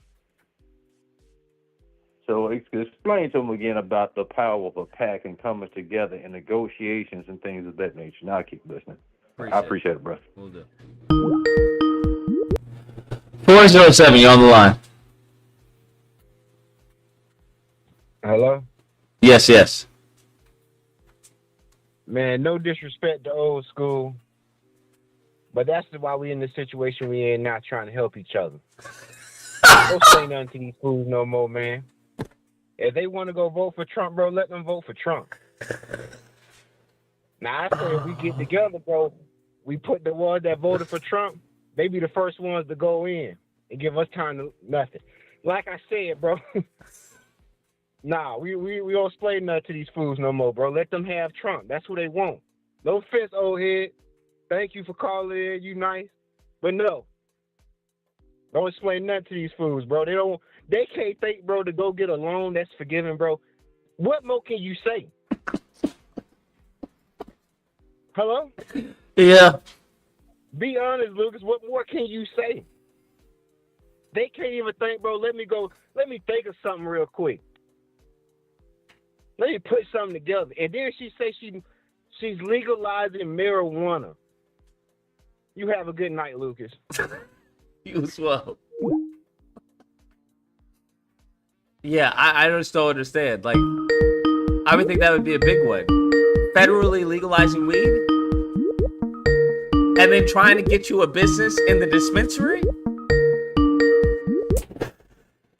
347, you're on the line. Yeah, what's up? Hello? Yep. Yeah, hey, man. Thanks for taking my call, man. A little bit of a long-time listener, man. I really do appreciate what you're doing and the work that you're putting in, just exposing all these goofy-ass people. I really do appreciate it. My question to them is like with these people, they like to fake and say that they know about policy. And, you catch them with their hand in the cookie jar. Okay, now she has policy that you like. And, then they start backtracking. My thing that really exposes how deplorable they are. I'm like, what is the bottom? What can Trump, I asked them this question, what can Trump do in order for you to pull their vote? And they'll never give you an answer. So I was like, wait. So his pedophilia is no big deal. Him want to fuck his daughter, him be on the Epstein list, that don't, you know what I'm saying? That don't mess with your soul. And they just look at you and say, "Oh, Democratic shield." I'm like, you can't shame me. You cannot shame me if you still gonna vote for a man that up to this day that says that the Central Park 5 should be, get the death penalty, and it's not even a death penalty in New York, right? Up to this day, there's no. These are just people that they made up their mind. They draw the line in the sand, and they just like they Cheeto God. You know what I'm saying? So I was, brother, just want to say, keep doing what you're doing. I really appreciate what you're doing, man. No problem, man. Appreciate the call. Cheeto God, that's a new one. I haven't heard that one. That's wild. Cheeto God is a wild statement, man. It's their Cheeto God. That's crazy. I'm not gonna lie, that's pretty crazy. which means giving people an opportunity to actually achieve those ambitions, those goals, and those dreams. So, for example, housing is too expensive. The American dream is something that previous generations could kind of count on, but no more. So, one part of the problem is that we have a supply issue in terms of housing supply. My plan includes working with developers to do what we, and home Loan builders, for Spider Combat? to create incentives for them Hell to build yeah. 3 million new homes by the end of my first term. The second part, which is equally important, if not more, is to give people, first-time home buyers, a $25,000 down payment assistance. Because what you and I know is a lot of folks want to be a homeowner, but they don't come from money. They don't come from some families that can necessarily give them or pass on a home or give them the equity out of their home to help them with the down payment. $25,000 down payment assistance just helps people get their foot in the door to then save up to cover a mortgage. $6,000 child tax credit. I'm expanding the child tax credit to $6,000 for young families so that in the first year of their child's life, they have the resources they need to buy a crib, a car seat, clothes, knowing that all parents have a natural desire to parent their children well, but not all parents have the resources to be able to do that. Opportunity. Small businesses. My second mother, our second mother, who helped raise us, was a small business owner. I know who our small business owners are. For our communities, they are part of the cultural, economic, civic fabric of our communities. They hold the strength of hiring locally, mentoring, all that. So I'm going to change so that the tax deduction for a startup small business, change it from what it is, it's $5,000. Nobody can start a small business with $5,000 to $50,000.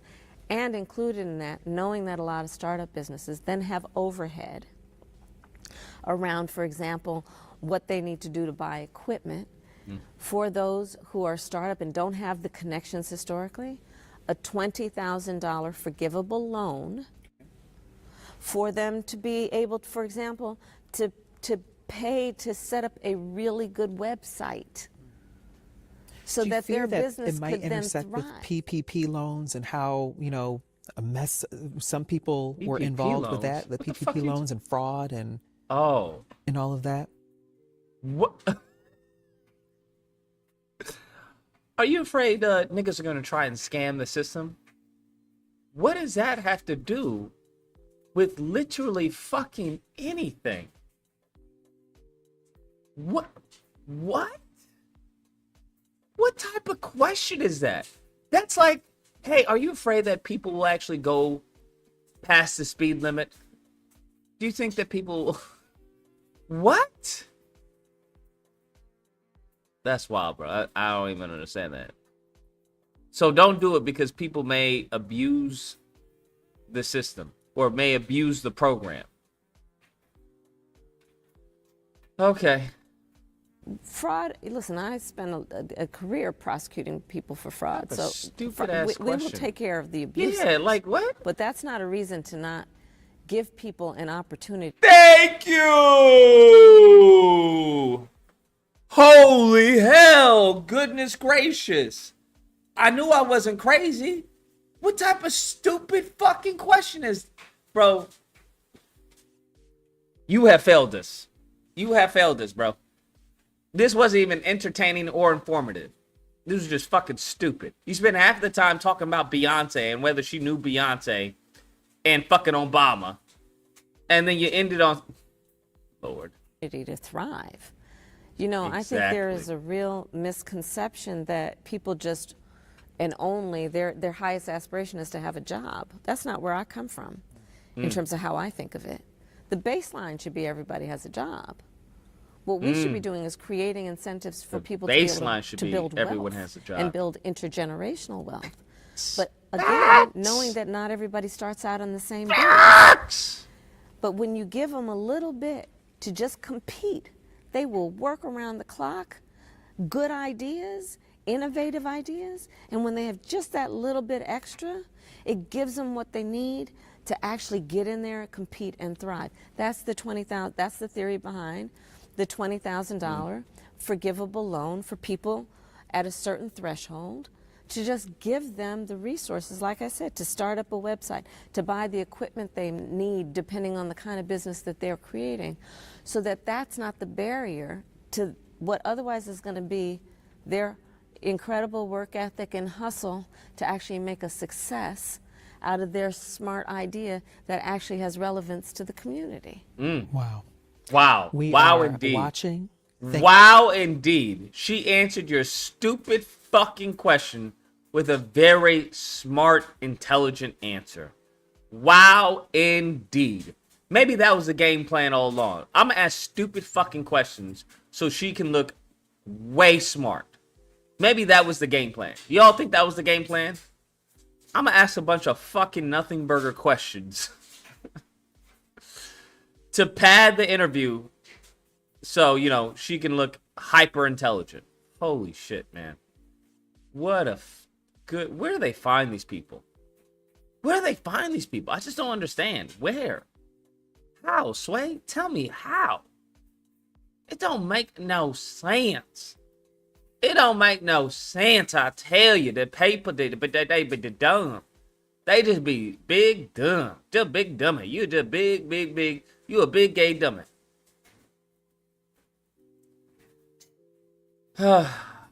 Anyways.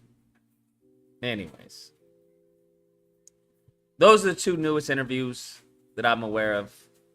I don't know. I think 2 weeks ago, that's kind of old. And it's an hour long. I ain't trying to watch her talk for an hour long. I thought this interview was important, interesting. Roland Martin. Want to know what I want to hear? I want to